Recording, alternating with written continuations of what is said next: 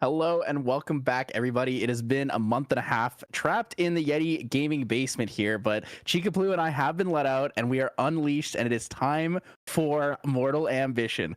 First week back, excited to see a lot of these decks. It is unranked, so I'm hoping that the jank is extra jank and we get horsing around a little bit. But yeah, it's great to have you, Mr. Chikaplu. Big shout out to Andy for letting us out of the basement. Oh yes, of course. Yeah, no, it's been quite the time. I've been knocking on the door for about a month and a half now, just like slamming on the door. He's won't let us out, but I'm very thankful to him for for letting me upstairs. I haven't eaten in a month, and I'm ready to eat some Mortal Ambition decks, yo. For sure, for sure. There's a lot of cool things coming out today. We have a little bit of some classics, a little bit of classic spins with the new Mortal Ambition side to it. But yeah, first match here is going to be Fire Jin versus Water Lorraine. We're going to be seeing the very expected decks here. So we're going to be seeing, surprisingly, not actually Fire Aggro Jin. I thought it was going to be like a I want to kill you on the first turn kind of Jin. But we are dabbling into the new cards. We do get to see some Exia. Full on Exia package here in this Jin deck. Really using that fire engine to turbo all the way to 3, and then really just like I'm gonna deal a bunch of damage to myself, and then I'm gonna deal a bunch of damage to you, and hopefully that gets the job done. Surprisingly, no Heavenly Guide though. I thought maybe this would be like one of the decks that potentially runs like 2 Heavenly Guides, the main or the side, to make sure that it can really get up to 3. Jin being that champion that kind of has better long-term value at level 3. I mean, especially with cards like Berserker Play, where you're able to just start drawing cards into memory once you do hit that. I kind of would have expected the deck to want to stabilize level 3 a little harder than it does. Yeah, I mean, mentioning Heavenly Guide is actually really interesting. I'm curious to hear your thoughts on sort of where Heavenly Guide sits compared to the other guides that we have in the format. Now we've got 3 guides. So, you know, in your opinion, how do they sort of compare against each other? Like, what decks want to use which guide at what point? You know, how do you feel about them? If your deck requires you to hit level 3 to stabilize, I think that Heavenly Guide is absolutely necessary in your deck. Or at least within the sideboard. And the reason for this is because if you don't hit level 3, being able to play Heavenly Guide instead of Banish 3 to level up is like significantly more valuable. There's like a small chance that you don't get any value out of it because your opponent doesn't go level 3 with a Dungeon Guide. But what it does is it allows you to kind of stay on pace and remain with that tempo that your opponent has. It doesn't let them get too far ahead compared to you. So for me, Heavenly Guide in level 3 stable focus decks, I think it's absolutely necessary. I think Heavenly Guide will be really good in things like Control Tenoris. I think it'll be really good in I think it's absolutely necessary in Merlin. And I think a lot of these like level 3 Jin decks probably want to use it. I don't think it's as important in decks like Kong Ming, where a lot of like your value gain is from your level 2. But it is the first week, so we'll have to kind of see how that goes. Yeah, no, that's a fair assessment. All that yapping and no mention of Academy Guide. She's not your favorite guide of the 3. Who? Wait, that card's who? Yeah, Oh yeah, I forgot. She's the new Ascent qualifier card, Poggers. Yeah, there you go. Promo card, perfect promo card. Yeah, true. For the next set, right? Not this one. No, I think it's upcoming. I think is it this one? Toronto is Ascent is Academy Guide. I believe it's Santa Clara. Santa Clara. Okay, Yeah. That makes sense. Yeah. Academy Guide. As much as I love this card, I think the card is too slow still for how the game plays. When when MRC came out, Academy Guide was like already too slow for the way the game was being played. People were like turbo killing each other. It was like second materialization kills, fairly consistency, or if you were playing like combo decks, it was like third materialization. Rye didn't stand a chance because of incap and stuff, so I can't see very many decks that like utilize the slower level up route and value gain of Academy Guide now. Yeah, that's fair. That's fair. Speaking of old decks, you know, you mentioned like Rye and Tony and stuff like that. What do you think, from an old champion perspective, got the most stuff out of Mortal Ambition here? Not the new champions, but just the old ones. Which one do you think is like the most buffed? DOA only? Just any champion that didn't come out this set, you know. Ooh, I almost want to say I almost still want to say it's Merlin. I think Merlin still got the most out of everything. It's I mean, always Merlin. Imperial Seal, Water Merlin is a viable kill now, and so does Wind Merlin. Like Wind Merlin used to be an allies deck. Like if you played Wind Merlin, it was a level 3 allies deck. Your kill conditions were maybe Tempest Downfall. Otherwise, like it was just Banner Knights, swing for face. Maybe your Prismatic Edge if the opponent's playing fire. Yeah. But like now you can just Razor Gale Calling, 3 visits. You have Imperial Seal for Fireball. Like there's just a lot more options. With the water side, you know, you have the you have Stratagem. Stratagem's a Stratagem of Myriad Ice is like a fantastic finisher that people are using. It is a reflexive trigger, so there is counterplay to it. But outside of that, like again, Imperial Seal, Fireball, and the other thing that was really cool is the addition of Tidal Lock. I think Tidal Lock is actually fantastic, and Sword Saint of Eventide as well. Yeah, very good for. We've got some gameplay going on right here. So we've got Water Lorraine. So this is a very allies heavy deck, but does feature the Spirit Ruler going all the way up to level 3, doing that whole thing, and a couple of Icebound Slams sneaking in there for some big damage. Opens the Lunette, very strong opener going first into just about anything in the format. Yep, Steve-O with the Dutch angle here. You're gonna see the slightly maybe 10 degrees off Spirit of Fire in the middle of the mat there. Steve-O is again playing the Fire Djinn with an Exia focus. Blue here looking towards the Water Mill package. So we have Fractal Rains plus Icebound Slimes, but we're leaning into a lot of these unique ally focused decks. So we see the Horse deck here. We have Aquia Stallion alongside the Juying Shadowmare. But the main thing that I think is really neat is we see Cao Cao, the Aspirant of Chaos, in this deck. Yeah, very powerful unique ally. Of course, like synergizing with the new horse, you could use those unique human allies to enable the ability to not have pride and have a very above rate ally. But also the unique allies are quite powerful on their own. There's a lot of cool things. Also, we see in this water deck, we see the Halakline Scout, which is basically the water poison dagger, also known as the water bubble mage for warrior. Very true. Yeah, so you can use that rested unit on enter, and then we'll have all of your other allies, I believe, deal +1 damage to rested units. So you can use it to push just a ton of damage if you have a very wide board, and you can definitely pop off using that. So Steve going in for the cremation ritual, definitely a riskier play, knowing you're playing against a water player. Another negate has been added here with Tidal Lock. So Tidal Lock, Cerulean Decree alongside the Frostbind is like a little bit on the riskier side, but Steve-O has no fear. He's gonna go in and just burn it up.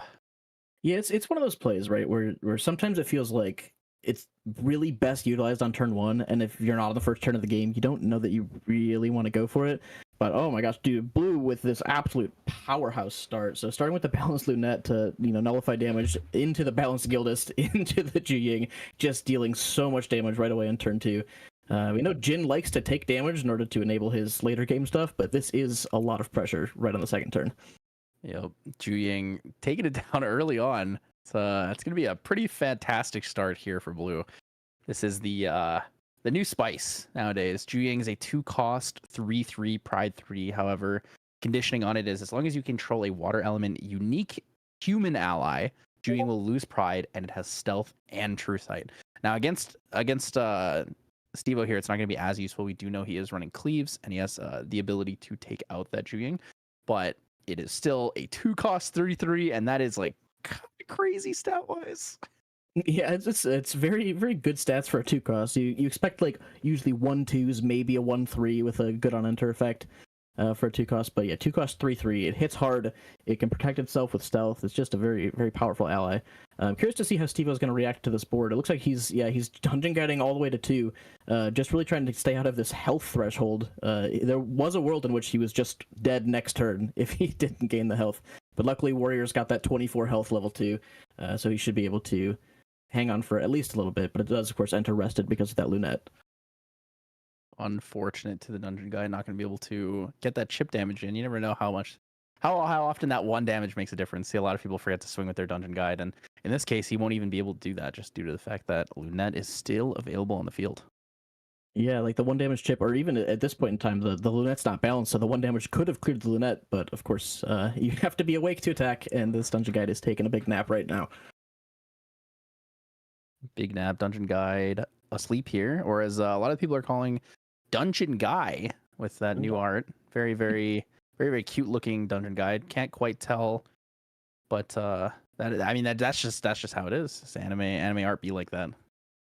Yep, Dungeon Guide enters rested. Hasty Messenger also enters rested, which is not the best way to get value out of your Hasty Messengers. Usually you like these guys dropping down and cycling cards immediately on the first turn.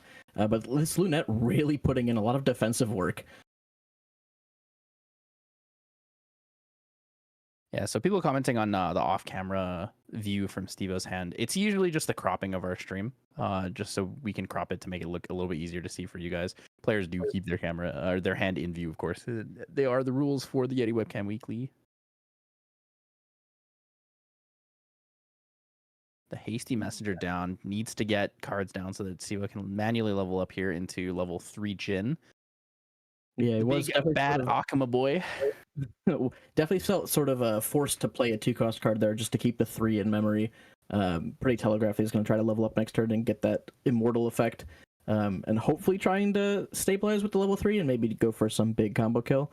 Of course, like, as a late game Jin, you're okay soaking in a bunch of damage because it does enable all your cards. You just have to be able to manage soaking too much damage so that you get to continue playing the game and stay alive. Of course, blue here going back up to a 7-card hand with the GCR from last turn. So does have the ability to rebalance the Gildas if he has a 3-cost card. And that is just a ton of damage coming through.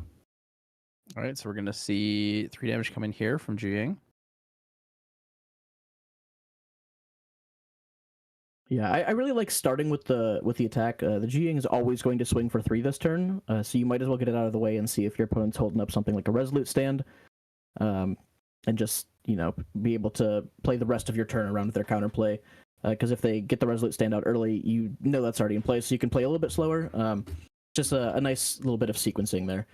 We do see 3 cards down, which does mean that this Gildas is likely to get rebalanced and swing in for another big chunk of damage. I can't tell what that is. That is the Aqueous Stallion. Oh, it's the other horse. Aqueous Stallion also very good. So Aqueous Stallion getting +3 as long as you have 4 water cards in your graveyard. Sadly, blue has no water cards in the graveyard, but being able to bounce the Gildas with that, it is worth the damage. Yep, it will just sit on the field and eventually it might get to that point where it's pretty big, but this turn it's just just a body, just a way to balance the Gildas. But this is a ton of damage coming through. He's going to be at 18. 19 with the sort of seeking swing. He is just 5 off of lethal. Unfortunately, does not have the push this turn. You see Steve-O going straight for that level up into 3. He says, "Give me this immortality now. I desperately need it." So let's see what he's got. This Lunette is still on the board. Probably going to be cleared off by this Dungeon Guide swing. Dungeon Guide 1 to face, it seems like. Just take the 1 to face. Yeah, maybe at this point he doesn't really care as much about removing the allies. Maybe not planning on playing any allies this turn. So just takes the 1 damage and passes. And because we've gone past the end phase here, Jin cannot die this turn because he has immortality. So this immortality is Jin's gimmick here. It's very fun. It's very fun to play around the concept of this. So fast interaction spells are fairly good to kill Jin off in these situations. Ally decks will have to kind of play around the fact that Jin does need to go through a full set of phases. He's going to get the materialization plus a recollection and a main phase. Yeah, it's definitely scary being an ally deck, especially something like this Water Allies. You typically don't have a lot of fast ping damage. You used to see a little bit of like Freezing Hail that's been in and out of lists. But the way you win the game is just by dealing incremental damage to your opponent. So you don't really have a good way of stopping them from just soaking all your damage and getting the +1 turn. So if Jin has the right cards in hand to capitalize off of being at, like 29, 30 health, it's really tough to play around, specifically with this Water Ally strategy. Interesting though, Steve-O, while he is able to, in a lot of cases, kind of play around the immortality available to him on his turn, he doesn't have any cards available in memory, and I believe he also doesn't have any floating memory. So going Berserker's Plate for the recollection step, take damage, draw card is not going to be available to him in this situation. So I'm really curious what he's going to go for. Most likely a Chalice of Blood. Yeah, you'd imagine it's like a Chalice of Blood angle here. Trying to look through his list now. He does play fast cures, so that would be like the perfect card to have up in this 3-card hand to just drop it, heal a little bit, and get that floating engrave to start the Berserker Plate value. If it's not exactly a fast cure, he might be in a little bit of trouble here. The +1 turn might not end up mattering too much. Looking in a little bit of a grim position here. So Jing in for 3. So last turn, we did see blue clear that hasty messenger. That's why we didn't have damage up to 19. Those 2 from the Sword of Seeking as well as the Lunette went into the hasty. He knows that Steva could be able to discard floating, so he wants to be able to control that. And I believe that is a Sword Saint Eventide. On it, sure we're going to be able to potentially mill a card should we wish to. Yeah, the nice thing about like this effect is that it's always powerful being able to look at the top card of your deck, even if you don't want to mill it. Like, obviously, it's very strong if you mill, say, like a floating memory, right? It's just giving you value. But knowing what you're going to draw next turn lets you telegraph or like build out your plays in a much stronger way. And then if it's a card that you don't need at this point in the game, you can just chuck it and hope that you're 1 card deeper into the deck, and that's relevant. Sword Saint of Eventide also has that if you have 4 or more water element cards in your graveyard, she gets a bonus damage. Not active here. However, not really super relevant. We're mostly just using her to get more bodies on the field and dig cards deeper into the deck. I'm actually surprised that blue chose not to mill that card. In a lot of cases here, most of his deck actually benefits from having water cards engraved. So Sword Saint herself, as well as the Aqueous Stallion, would be kind of relevant for this situation. Maybe he doesn't want to show what that card is, though. Yeah, there's potential that it's just a very good card for the next turn. Maybe it's like very relevant for this matchup specifically. Things that come to mind are something like Fracturize, maybe, where yes, it's floating memory, but if Jin does go for that breastplate, fracturizing it during the end phase is a great way to reduce him back to that 28 health threshold and causing him to die. Yeah, lots of potential options here. So the Chalice of Blood is going to come out. Gonna banish that, draw 2 cards. So blue needs to be careful here because he is on Spirit. Taking 14 damage on Jin's level 3 turn is very possible on its first materialization. A lot of cards here that can combo out for a big amount of damage. It is true. It's also very unlikely that he has 5 fast damage in this hand, given that he is the Water Eyes deck. So I don't think he's going to be able to finish the Jin off this turn, which means he has to play through this turn and the following turn. And once that Chalice of Blood has been popped, Jin has so many cards in the deck that are high value at this point in the game. We do see him finally clearing off that Lunette, which maybe shows that he's going to play another ally. We do see the Hasty Messenger, Clumsy Apprentice, taking 2 more, going to 25, drawing the card. He's playing like razor thin margins here. You never know if his opponent does happen to have something like like a Freezing Hail. Of course, it doesn't do it here, but if he's 1 damage higher, like your opponent can just pull something like that out of their pocket and really just like end your game here. So playing around really on a knife's edge. That's sort of what Jin does. You really want to like ride that line of being really close to lethal but not quite dead. And so seeing how well he can manage that is certainly interesting. One of the interesting things specifically with Jin and Xia as a concept is that if this becomes a more popular deck, Freezing Hail is going to come back a lot. Like, we're going to see a lot of people playing Freezing Hail again. We do see the Fracturize. This is on his own power cell, though, so this is sort of the ramping version of Fracturize that Water gets to play. Now that he's got that floating engrave, and he's still got 6 influence at the moment, he could use that floating to level up and go back up to 7 to rebalance the Gildas. Most likely going Lorraine level 1 here. Wants the HP margin. 5 extra health is like really, really relevant in this matchup. Knowing, what you can pop off with Xia. If you've played the starter decks at all, you know like what kind of damage you can pop together with things like Relentless Outburst, as well as just with Enrage. Mm-hmm. Yeah, Xia is holding on to a Song of Frost, right? Yeah, you'd think that that's one of those cards that he would absolutely. Maybe that was what was on the top of his deck that he chose not to mill last turn. Stuff like that is very, very powerful. Cerulean and Tidal Lock's always got to protect him. But, I mean, those are both pretty good answers. Tidal Lock will not be enabled for its bonuses due to the fact that there are not enough water cards available. Cerulean Decree is always still good, though. -3 to champion, negate a non-attack card. Yeah, the -3 is certainly good. Unfortunately, Jin often is attacking for, 10, 11, 12. So -3 doesn't feel as good when your opponent's smacking you for that much. Icebound Slam? Icebound Slam to me. This is one way to get those water cards into your graveyard, but this is also very scary because he's going no interaction for the following turn. Cerulean vanished. Oh my goodness. Okay, so 18 damage. How do you find 18 damage as Stevo this turn? You can clear the whole board too with allies, so it's like not that bad. Yeah, you could clear the whole board. I mean, he's at 35. He's Icebound slamming him with the Crystalline Longsword, I think.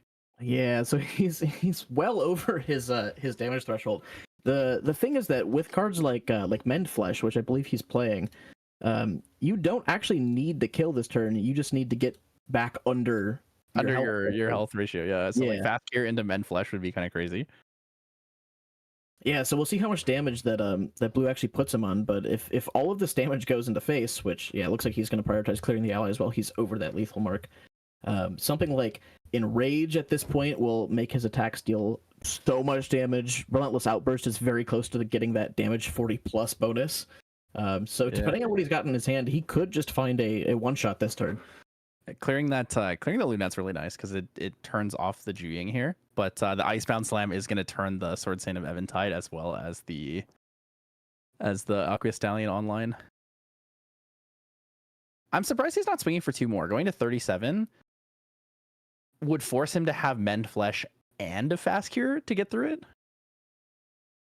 Yeah, you think. I think the worry is that if you keep pushing damage on him, it does get him. 37 would actually be 3 away from the 40 plus threshold. So the Berserker's Plate would give him that +3. He'd hit 40 in Recollection.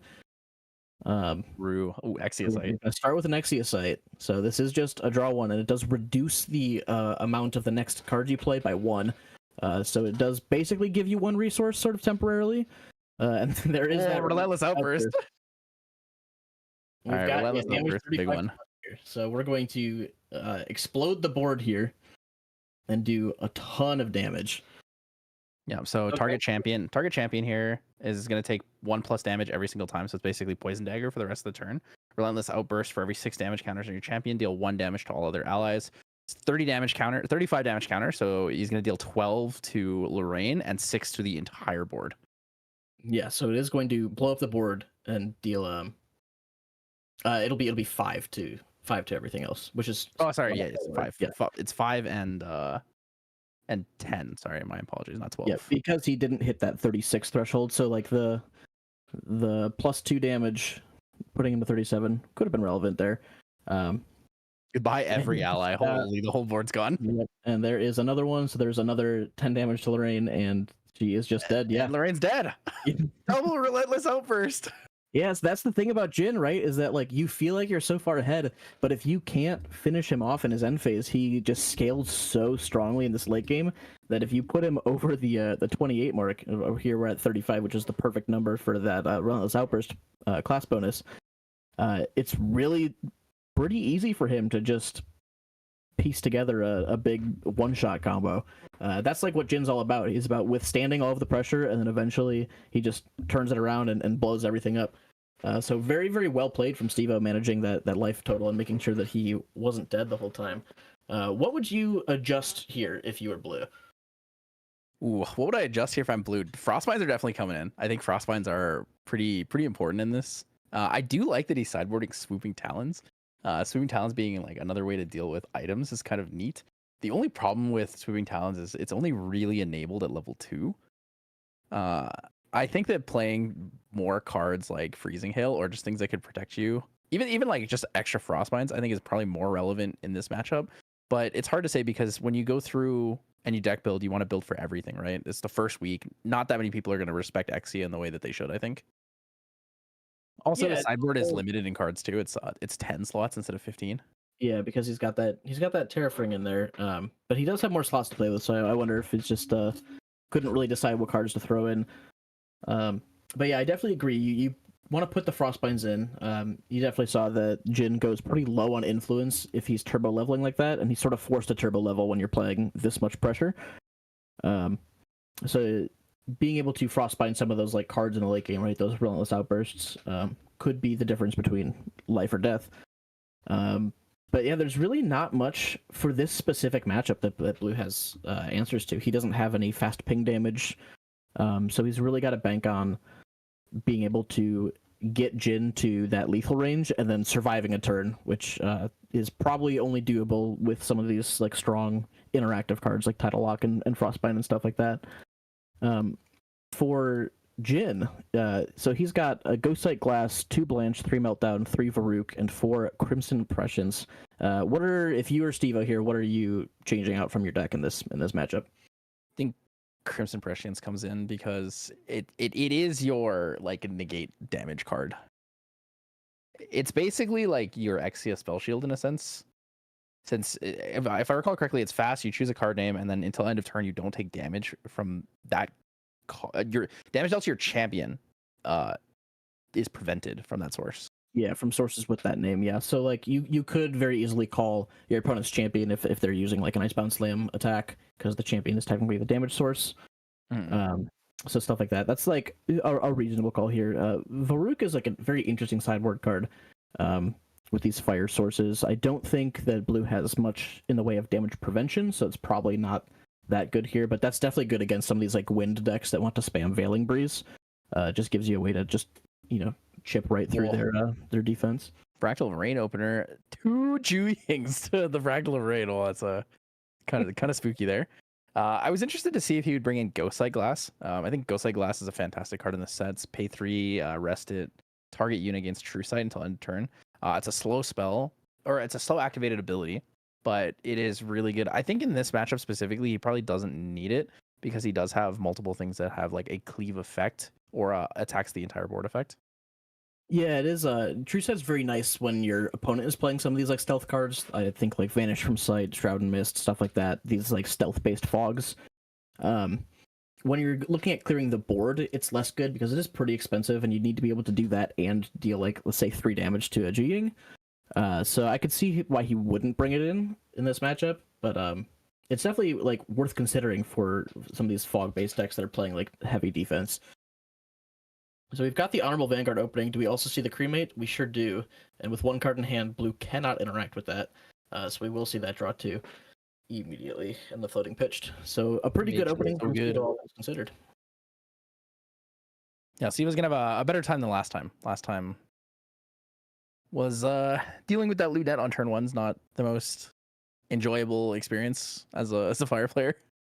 Yeah, right. You really want to be able to get some of this chip damage in. It makes your life easier in the late game. We'll see this first Fractal of Rain mill, and it will hit a Halocline Scout. So this is not Floating Memory, but it is a water card engrave, so that Aqueous Stallion is 1 card closer to getting its bonus damage. Unfortunately, just the 1 water card engrave, so this horse is mostly just decoration at this point in time. I do quite like that in this game we're going to see the Fractal Rain opener. It's always nice to see decks that use Fractal Rain play a game with and without it, so you can kind of understand how their game plan works based on what their opener is. A lot of the time when you see Fractal Rain plus Icebound Slam, yeah, here it is. You're going to see one or the other come out early on. There's the Icebound Slam paired in with the Fractal Rain, so that Aqueous Stallion's most likely going to be online here. I believe we only have a couple non-water cards. I think only the Gildas. Yeah, this is a 56 card water deck, I believe. That is a good mill. And we've milled, decent. Yeah, it's a decent. Milling the Juying, I think, is really important. Yeah, it's good here, right? Because we obviously saw that he imbued 2 of them, so he has 2 in hand. So you really don't need more of them. So yeah, seeing that going is fine. Also, this gives the Aqueous Stallion its bonus damage. And it is going to come in for 8 damage. So yeah, this is just 8. Aqueous Stallion's going to come in for 3. Is going to put Steve-O at 11. 11 while on Spirit is kind of scary. Yeah, I mean, if you are only 4 points away from dying this early, you might be forcing another like level 1 dungeon guide. Which, it never feels great to dungeon guide from level 1 to level 2, but in situations like this, you feel like you might have to, because of course you don't get your immortality until you are Exia. So you need to get all the way to level 3 to be immortal, and he is quite far away from that at this point. So we'll see what he's got for this. Obviously levels up to 1, gets the extra health. He has the floating, so it's basically free here. We'll see what he's got. What are the scarier things when you're playing these fire decks, especially Cremation Ritual focused fire decks? When you are playing against a deck that has an Icebound Slam, not having a shield mate, like not having Stalwart Shield Mate in your deck feels so painful because you don't really have a lot of ways to get around Icebound Slam, right? If you have an Underfire, you can do it on the declaration of the attack if you have no allies. Otherwise, you're kind of just put in this weird position where you have to take it, and they do get the mill opportunity. In this case for Steve-O, if Icebound Slam comes out on the next turn, the game could very well be over unless he has double Dungeon Guide. Yeah, it's true. Yeah, Icebound Slam is a very interesting card, right? It's like you don't need the extra damage to make it feel good. As long as you get the on-attack trigger and you get like one floating in your grave, you're feeling pretty good about it. And getting the extra damage is obviously a huge bonus. So at this point, Blue's got to be feeling pretty good about his position. If I mean, his lethal position next turn is fantastic, right? You level up into Lorraine 1, pull out Crystalline Longsword. You have +1 damage from that due to the water cards in your graveyard. If you Icebound Slam again, you're Icebound Slamming for 10, plus the Aqueous Stallion for 3. So you're putting Steve-O into like exact 24 lethal range. If he doesn't have an answer to that, so there's the fast cure. Well, so fast cure pre-recollection, Blue's influence is only 5 right now because of the fractal. So he actually didn't heal anything off of it. So he is just so Steve-O's at 8, and I think Blue's at 6 plus the fractal. Yeah, it looks like 6 plus the fractal. Yeah. So he didn't heal anything off of it, played a pre-recollection into a creative shock. So he's got 2 floating. But this is not a dungeon guide. I believe that's a Blazing Lunge targeting the Aqueous Stallion. So Blazing Lunge will come in for 4. Probably opts not to banish any cards. Doesn't need to have any combat damage dealt by this. Is unpreventable. Mm-hmm. It's not a bad position to be in, but also not a great position to be in, because if Blue does have an Icebound Slam in hand, the game is just over from here, unless Evo has something to stop the damage. Yeah, but you're still in this situation where one strong attack is just the end of the game, and even dropping a couple allies here is still quite good. Jin does have 2 floating engraves, so we've got a pretty easy level up next turn. Hopefully into a dungeon guide is what you'd hope if you're Steve-O in this position. And once you get to level 3, it's fairly easy to stabilize almost immediately, just because of that immortality effect. But yeah, so we will go ahead and see this level up. Probably grabs Crystalline Longsword. Yeah. Here we go. Does he have the Icebound Slam? Didn't feel confident in it when going for the materialization, so I'm not quite sure that he actually has it available to him. So we're going to see the mill trigger here. It's going to be a Tidal Lock. Probably would have been a nicer card to have in hand, but if he's just digging for the Icebound Slam. Yeah, hoping to find the lethal route this turn. He did not windmill slam it onto the field here against the 1 card in hand, so I have to imagine he does not have lethal this turn. So if you're Blue in this position and you don't have lethal this turn, what are you sort of trying to set up for? I think your best card is honestly Lunette right now, because Lunette's going to be balanced in this case. You can play the Lunette and then hold from there, or you could go for something like Lunette plus damage. Like you could put Lunette plus an Aqueous Stallion out again. Or Aqueous Stallion's 3 cost, so if you were to do that, you'd have to use your the fractal, but it could still be worthwhile. Yeah, so there's a Helicon Scout. So it's already rested. So his allies this turn are going to get +1 damage against rested units. Well, it is only Bubble Scout. Right? Yeah, Bubble Mage Scout, Poison Dagger Scout, Halo Clan Scout, always watching, whatever you want to call it. 3 more down for... And there's another Stallion. So this is going to be, a good chunk of damage again here. Comes in for 4. And the Scout will come in for another 1 because it only buffs other allies. Yeah, too bad Lorraine only comes in for 2 here instead of for 3, but still pretty good damage. Chipping Steve-O up to 18. He's going to level up. Yep, so this is, if you're Steve-O here, you're playing level 3 deck, you really hope you just have that clean level 2 with floating into Dungeon Guide into level 3. Doing that will get you pretty stable right away. He's playing pretty fast, which signals to me that he probably has it. That's like definitely your highest value play is just going straight to level 3, getting the immortality online. Your opponent has no cards up. He discarded an Ignite Fate. That's so confused because I thought he had a Blazing Lunge there in the banishment, but it's an Ignite Fate, so that's where his floating memory came from. Yeah, Ignite Fate, really powerful new fire card. It's one of the very few cards that is both fire element and non-class restrictive floating memory. And it also conveniently deals damage to both champions, which Jin loves. So it is 3 cost slow, so it's not quite as good as playing like a 2 cost fast, like a fast cure, but it is still very powerful. So we do see that Dungeon Guide into 3, into a Hasty Messenger, pitch another Ignite Fate, it looks like, so he does have that floating online for next turn if he wants to grab either a Shuang-Ji or a Berserker's Plate. And he's really set up now. So at this point, it's looking very difficult for Blue to come back here because, again, this deck doesn't really play any good way of dealing with Jin's immortality in the end phase. So you really just have to attack and hope that they can't kill you back on the crackback, which Jin, as we saw last game, has a pretty easy time of killing on the crackback. Yeah, it's unfortunate for blue to be in this position right now. If Steve does go for that Shang-Chi sacrifice, the on-enter effect is like impeccably good for him. He's going to take 5 unpreventable damage, draw cards, so he's going to get +1 from that. But the other aspect of this is that Shang-Chi sacrifice does get +1 power for every 5 damage counters on your champion. So if he goes to 23, it is going to be a 5 power weapon that he's going to be able to use to swing with. Yeah, very strong. We do see blue materializing that safeguard amulet, of course. So this is sort of directly against that relentless outburst kill that we saw in the last game.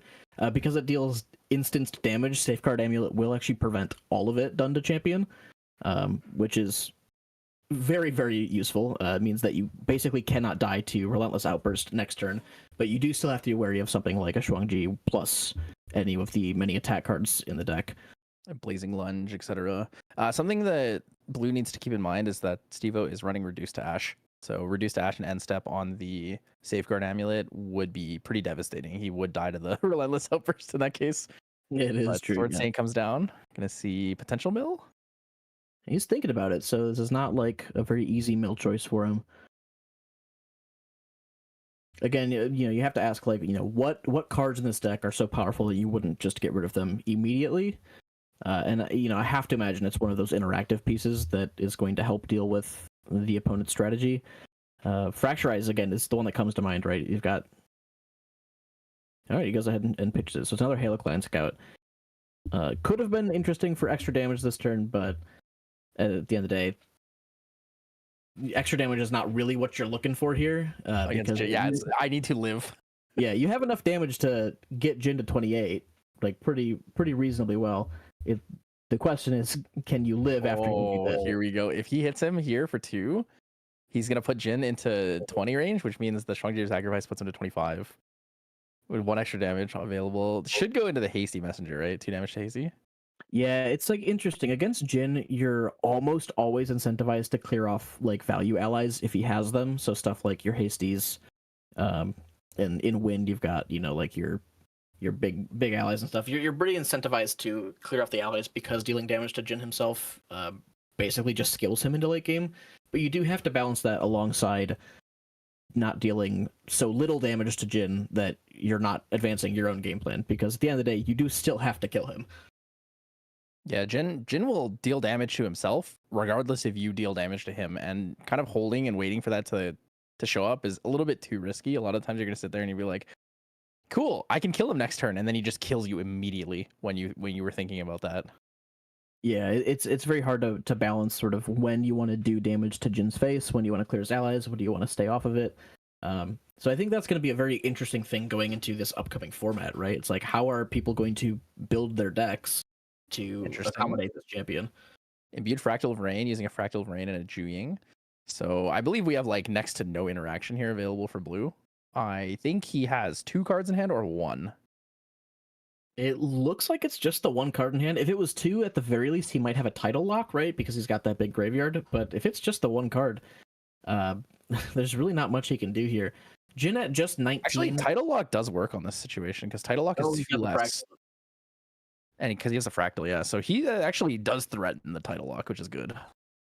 Yeah, if you're Jin here, I think you feel pretty safe to get either a Berserker Plate or a Shuangji. You're not really threatened to be killed this turn, so you're pretty free to materialize whatever you want, and you can basically guarantee that next turn you're going to be in Chalice range. So if you think about like how are you going to combo to finish off this game, you can potentially get your weapon this turn and then Chalice next turn. You do have to worry about either of those cards getting fracturized though, so either your weapon or your Berserker Plate both are at risk of being fracturized and losing their effects. So I think Chalice of Blood Raw by itself right now is all right too, because if he uses the... Okay, so we're going to go for the plate here. Berserker Plate, I mean, it's pretty safe, right? Gain +7 life, deal 3, and then draw a card from that. Yep, yes, and that's at the beginning of your recollection phase, right? So he'll get this turn, and he'll also get next turn, so this Berserker Plate is minimum drawing 2 cards. And because you're not at risk of dying this turn, if it gets fracturized, it's sort of the same as drawing 2 cards, because you'll have the fractal anyways. So we'll see where he goes from here. Creative Shock.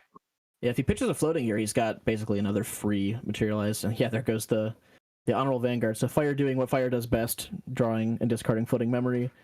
He's setting his late game up very well at this point. So we'll So see. something if Blue interesting has with some- a card that I think might be really relevant in this meta, maybe not specifically against this deck, but I think that Mandate of Honor is going to be something that sees a lot of play. Before it was always like Tithe Proclamation, right? We don't want someone drawing more than 3 cards in a turn. Now I think being able to use that unique ally plus the Mandate of Honor to stop people with influence of 8 of drawing more cards will force people to play more interaction on your turn. Yeah, and it'll keep the hand sizes down, right? It'll limit like the number of plays people have per turn, like maybe 1 card on my turn, 1 card on your turn, as opposed to some of these like late game level 3 decks are like playing like 5-6 cards a turn, and they're sort of just drawing and going crazy. So it is a good way of stopping some of that pressure. Scepter of Lumina. Interesting. No Dungeon Guide in the deck. He's gonna lose a card. He actually has no floating memory available to him. So influence is gonna go down even more. Especially after all that milling. I wonder. He does have the ability to use the 2 fractals to draw 2 immediately, if he wants. But I don't know if that's actually all that good. I think he's actually short because he only has 1 card available, right? One hand in memory. Yeah, so it's like fractal. I don't know. Scepter of Lumina is a very strange choice now. Yeah, it's one of those that like you're maybe using it to set up a lethal line, but again, without the dungeon guides, it is very strange. If he's got nothing in hand, it could be a last ditch effort to you pop it to draw 2 to find your title lock off the top. We will He's see doing it. He's pushing him. Yep. I mean, this is the thing, right? You have to push damage at some point, because Jin is just going to damage himself, and right now he's at that 35 health mark. It's like hard to get far enough to kill him from there. You've got the Safeguard Amulet, so you're pretty safe against Relentless Outburst at least. But yeah, even this 28 damage isn't lethal, right? Because of that trigger plate. The nice thing is, so he's holding cards in hand. He's got 4 cards available to him, 2 fractals, and the Safeguard Amulet. So like he's not too afraid of getting pushed by Relentless Outburst right now. Well, maybe he is. Lost in Thought for 0 and Frostborn Paladin. I mean, Intercept is better than nothing. If that's the route we're going, yeah, and it is. So we're going with that buff Frostborn Paladin. Jin does play a lot of cleaves naturally, just because he's a warrior deck. He does get class bonus on all the cleave cards. But if your opponent doesn't have, like a damage stim plus a cleave card, this does keep you in the game for another turn. He can't just smack you in the face with a Shuangji raw. He does have to find the cleave or remove your ally. So a decent defensive play, given that you don't have that many other options. And he does still have enough cards in hand to do like a title lock on the following turn. So the Frostborn's a pretty solid defensive play in this deck, which doesn't have a ton of defensive reactions. I feel like blue might be a little scared here, like unable to find like where that lethal comes through. I don't think we're gonna see him leveling up next turn. He's not gonna. What? Well, There's no way he just turned that sideways. He is going to not keep that intercept up by turning that Frostborn Paladin to the side. I think the idea here, right, is that if you get Jin to 33, the Berserker plate puts him to 36, because that is a mandatory damage effect. So if he cannot heal, he is dead in the end phase. 36 with Relentless Outburst is scary, though. Well, he's got that Safeguard Amulet on the field. It's true. Safeguard Amulet is available. I believe Stevo only influence of 3, so Reduce to Ash is not available in end step here. Correct. Yeah, he cannot reduce to ash in the end step. Chalice of Blood looking kind of scary right now, though, but does have a floating Shuangji of Sacrifice. Yeah, it could be Shuangji of Sacrifice with the Flame Sweep. Like that's a very powerful play. Well, yeah, there it is. So we're taking a ton of damage this turn. He's going to take 5 and draw a card from the Shuangji, and then he's going to take 3 from the Berserker plate, draw an additional card, and then he'll draw. So he's going to draw 3 cards this turn, and he's up to 41. 41 damage counters is crazy. So I think what he's hoping for here is something like an Enrage plus a Flame Sweep. Would give him a huge damage stim. Enrage would push him to 45, and then the Shuangji plus Sight. Exia Sight's a great start. This is still pre-rec. He does have to be careful if he's going to play another card. Okay, because that Exia Sight does just make the next card cost 1 less. So if you play a second Exia Sight, you are wasting your reduction. Here's a 1 cost Enrage. You ready? Yep. Let's see what he's got here. 1 cost Enrage, gain 11. So there's the Enrage. The 1 cost Enrage. Yeah, so it is going to deal 4 damage to himself, and then he's going to get +1 for every 4 damage. on himself. So this next attack is gonna be plus 11 at this point, and the Shuangji gets +1 for each 5, and he's got 45, so that's +9. The 20 So damage. just attacking raw is 21 damage with this Shuangji. And he bows out. He just tells him that, Shang-Chi of Sacrifice attack, 21 damage. Lorraine is gonna go down. And Exia is taking the first round here. And he's got the cleave anyway, so he is going right on. So this cleave is 2 + 11 + 9. Well, This is a 22 damage flame sweep. Jimmy Lee is foaming at the mouth seeing this. This is the deck he's always wanted to play. It's no longer the domains, it's Exia, brother. Yep. So this should just be a lethal swing. I can't imagine there's much that Blue has to stop. He swung even without the flame sweep, because if he gets lethal with it, then he can't title lock it, right? He has no answer. Yeah. And they are cleaning up. Okay, cool. So I was just making sure. He threw the flame sweep down afterwards. So I was wondering, if he cast that flame sweep and it got title locked, all of a sudden he loses the game, right? So you do want to make sure you're playing safe with Jhin, especially in these late game scenarios where you have a ton of damage on your champion, because if you miss sequence and your opponent's able to like frostbind or title lock one of your cards, and you go to your end phase with 45 damage counters on your champion, you are not long for this world. Exia, I love the concept of Exia. I love watching how Exia plays. Exia just feels like the deck that I've always wanted in this game, and I didn't realize it until I read, which card was it? It was it's the ally that's like a 3/6 and does bonus damage based on how you damage counters. I was like, this is so cool. Blade Sword. Yeah, Bloodborne Blade Sword. It's uncommon, I believe. It's also in the for 1 million. Yeah, he hits for a bunch of damage, and I do love the pincer that he puts on your opponent, right? It's like you play him down. If they're sort of going for that game plan where they don't want to deal damage to your face, then all of a sudden they can't really remove that ally with damage, because if they do, they're just hitting you anyways, right? But if they don't, you're swinging for like 4 or 5 damage every turn, and it's just a 6 health ally. Like, he's huge, right? So yeah, that's definitely a very fun card. What do you think about Exia that I thought was really cool? Sorry, go ahead. Yep. I was gonna say, like, what do you think about Steve-O's take on this, like, this fire sort of like all-in version of the deck? I think that's just the way you got to play it, right? Exia is the give and take. You walk the line to drag your opponent with you down the line. and you walk as close as you can to the line, and then you just grab them and toss them as far as you can over the line. Like, you are not killing your opponent unequal. You are overkilling your opponent so hard. The double relentless brought, I believe, Lorraine to 27. This with the flame sweep, cleave for 22. Like, yeah, you're really just pushing damage. You're going all in. And you're saying, please do not activate a Song of Frost, please. please do not Song of Frost me. Please do not interact with my big attack. Thank you.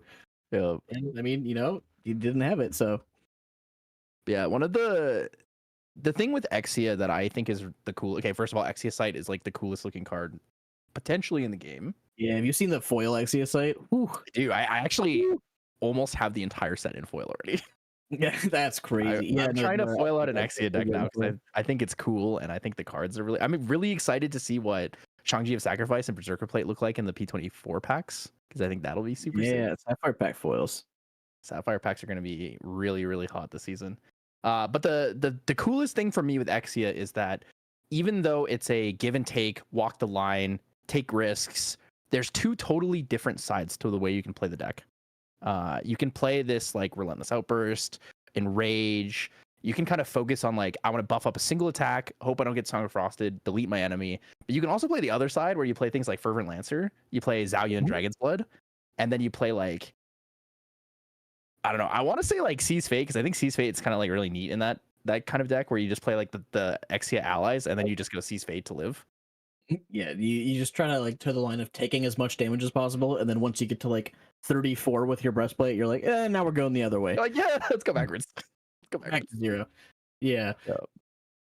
Yeah, no, it is interesting, right? Because the lower level Jins, right, level 1 and 2, synergize very well with playing, like an ally package. Like, you can get a lot of really good value out of even some of the worst allies. I think like stuff like in Wind, right? You think like Windmill Engineer is a card where her primary objective is to draw you a card and then be reclaimed. But with Jhin level 1, she can also swing for 2, which, you know, sometimes the extra 2 ping damage is huge, right? You know, you make this 1/1, all of a sudden she's a 2/1.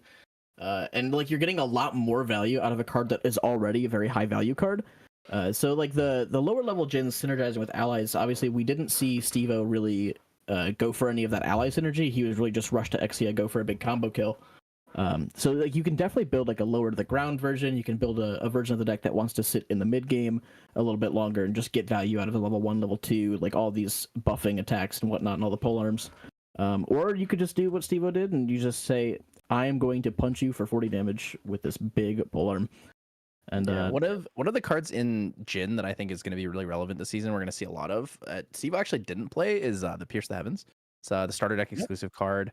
It is unblockable if you have Jin bonus, and I believe it does 5 damage if you leveled up. So if you leveled up, you get +2 damage and unblockable, which is kind of crazy, especially if you play it on like your level 3 or like level 2 into level 3 turn. Yeah, it feels very reminiscent of some of those older builds of like water allies that were doing like Scepter into Invigorated Slash, right? Stuff like that.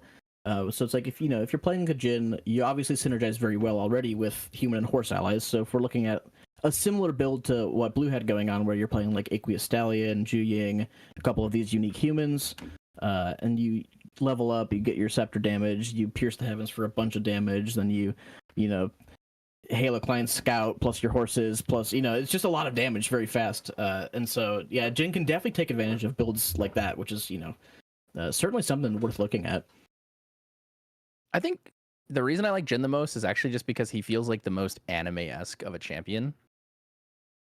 Sure. Okay. Yeah. The whole like I have immortality until my end phase just feels like so much more like fantasy anime focused than like all the other things the champions do. Like sure, Tenoris like summons domains, that's cool, summons swords. But then Jin is just like, whatever you do to me, I'm not gonna die until I'm ready to die.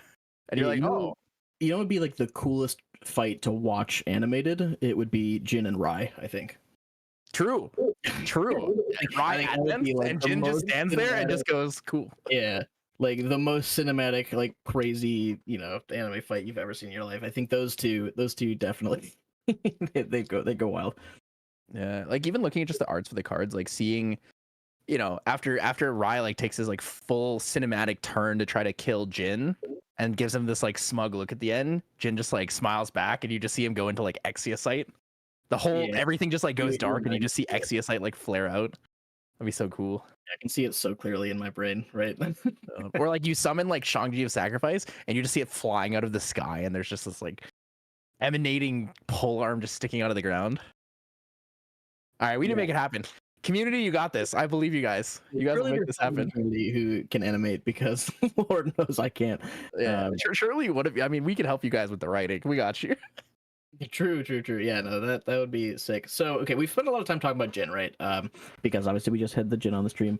I am curious as well, sort of your thoughts on Kongming as well, right? The other new champion of the set, Mage, Terra Mage, right? The first we've seen this combination. What do you think about her and her kit in general?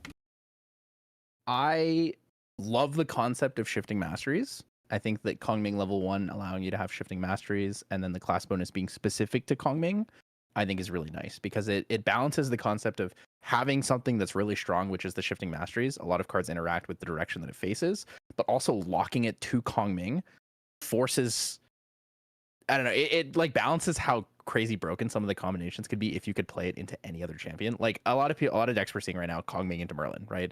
There's a lot of people who want to play water. We saw the Kongming starter deck has Coriolis Ward, which is fantastic if you're facing West, especially with I believe it's Ardent Cloud Striker. Yep, the other starter deck card. 6 if you're facing West. Yeah, so like those cards, great. Forcing you to have Kongming to use them, I think is even better because Merlin would just be insane. But going back to Kongming, talking about like the Terra side of it, I really like Kongming specifically because I think that the empower mechanic is really good and it's like way more balanced than like just raw level scaling before, Crystal of Empowerment, Erupting Rhapsody and such. Kongming feels like the deck where if you really, really, really like building around like 30% of a potential card pool for a character, you will be heavily rewarded if you are very good at it. Yeah. That makes sense. Yeah, I do. I really like Empower and how it feels. It sort of gives you this like RPG vibe of like upcasting a spell, right? You're like you can take your I think Cone of Frost is like a great example, right? It's like at a level 1 spell, it's a pretty okay damage spell. At a level 3 spell, it's even better. And then when it's a level 5 spell, you're like, oh, okay, this is like a very powerful card on its own. And that sort of thing, having those levels permanently enabled, it doesn't feel as like interesting and impactful to play. But using the Empower is a very like skillful sort of a way, especially when you have these like on-demand empowers, right? Like your mnemonic charms, where you really have to decide when you need to empower something versus when you don't need to. And as I do think there's a lot of room for skill expression in the Kongming deck, especially once you get to that level 3 and you're moving your currents around. I mean, the very obvious way to do it is just make sure you end your turn on North so that you can draw a card.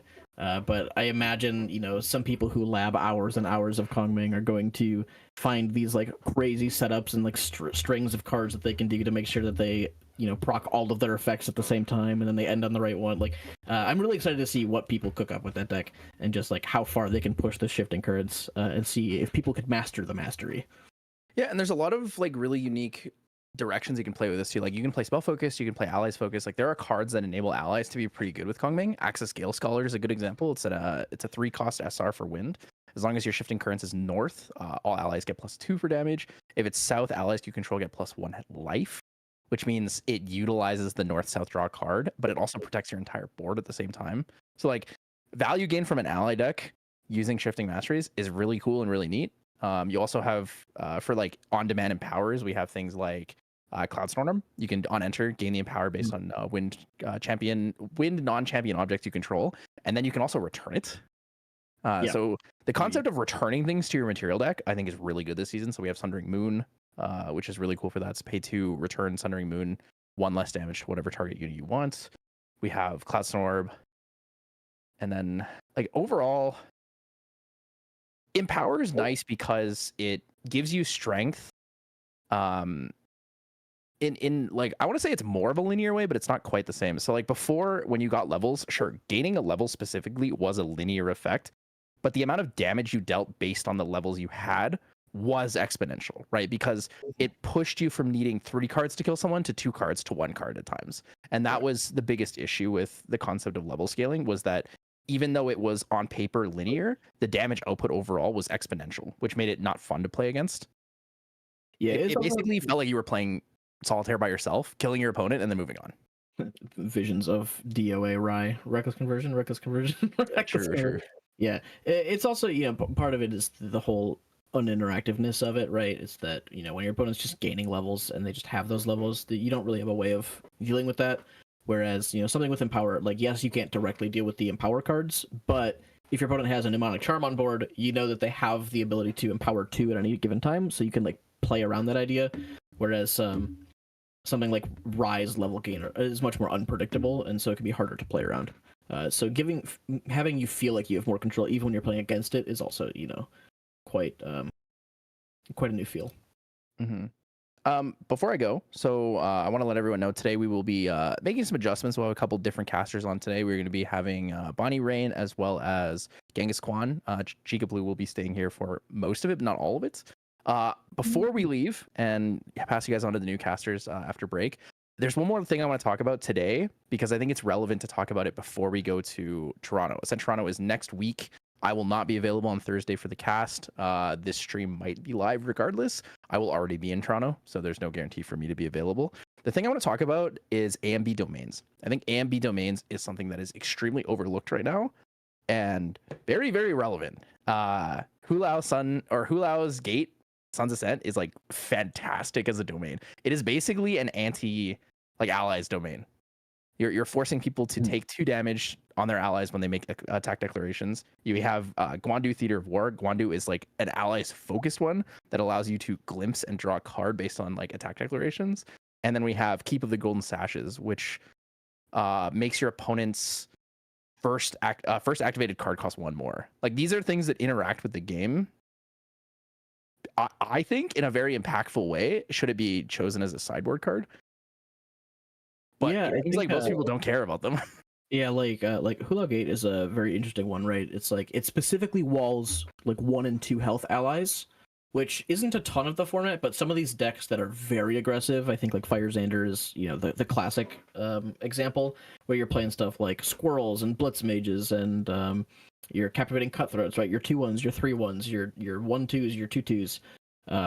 Just to try to push damage. It like really walls those strategies and just makes it so like you can't attack with anything. And so it's a very, very impactful, if anything, a sideboard card, right, against those like super loaded gun strategies. It won't be as impactful against like think your water allies where they're running like 2/3s over and over again, right? If everything's a 2/3, it pings itself for 2, whatever. It maybe makes it a little bit easier to clear off if you're retaliating with like a Clumsy Apprentice or something like that. But it's really good against those super low to the ground decks. And then Guandu is like a very interesting engine card for decks that don't really have engine, right? It's like a lot of these like very ally focused decks don't have the space to run draw cards. And Guandu is a very good way if you drop it early and you're able to facilitate getting those battle counters on it. It is Guandu just also balances Gildas on 7, which is crazy in my opinion. It is a 3-cost card at the end of the day, right? Yeah. It doesn't Even if you don't activate it 3 times to get the draw, if you activate it twice, you pay for the upkeep, but you also get to glimpse twice, which is like something you don't really find in allies decks. A lot of time you're not able to glimpse unless you're really playing like I think the only real allies glimpse deck is like robots and Wind Diana because of the bullet that allows you to glimpse. But like most of the time, Fairy Whispers is like the best you get. Not everyone runs it in their ally decks. I think now with current unique ally piles, I think that Fairy Whispers will get a little bit less value with the way people choose to play. Sure, yeah. I mean, Glimpse 1, especially a repeatable Glimpse 1, is very, very strong because even if you're not finding a card that you want in your hand, you can put it to the bottom and then you're 1 card deeper into your deck. And in a deck, especially like Wind Allies, right, where you're not really drawing a lot, you're not getting very far into your deck, being able to cycle out and filter out the cards that you don't need for a matchup is very powerful, and it gets you closer to your interactive pieces, right? Think, if you're against a level 3 deck and you don't have a Stifling Trap in your opening hand, you can, keep attacking, which is what you're doing anyways, and you glimpse, and eventually you see a Stifling Trap, you're like, all right, cool, I'll pop my GCR, now I've got a trap in hand, so I'm prepared for the Dungeon Guide, right? So it is a very interesting sort of consistency piece for some of these ally decks. It's because of its cost and its upkeep, you're probably not putting it in the super aggressive decks, right? It's like a more mid-rangey card where you want to get value out of it, and you're not just slamming all of your allies and going face every single turn, but you do want to make sure you can facilitate the upkeep cost, right? So you want to attack at least 2 times per turn, just so you can keep it on the field for as long as possible. Guandu also technically, like if you had a squirrel in hand, playing the squirrel to get the 3rd attack to activate like could just be value, right? Because you glimpse and you draw and you get the damage. If they kill your squirrel, it's like they've expended a card for it. So the overall like influence trade-off a lot of the time is going to be something that people have to take more consideration for. Because like before it's like I see ally, do I take the 2 damage or do I want the card? Now it's like, do I kill the ally so they don't draw a card, but then I'm down a card? It's like there's just one more step to it that I think makes it a little bit harder for people to figure out.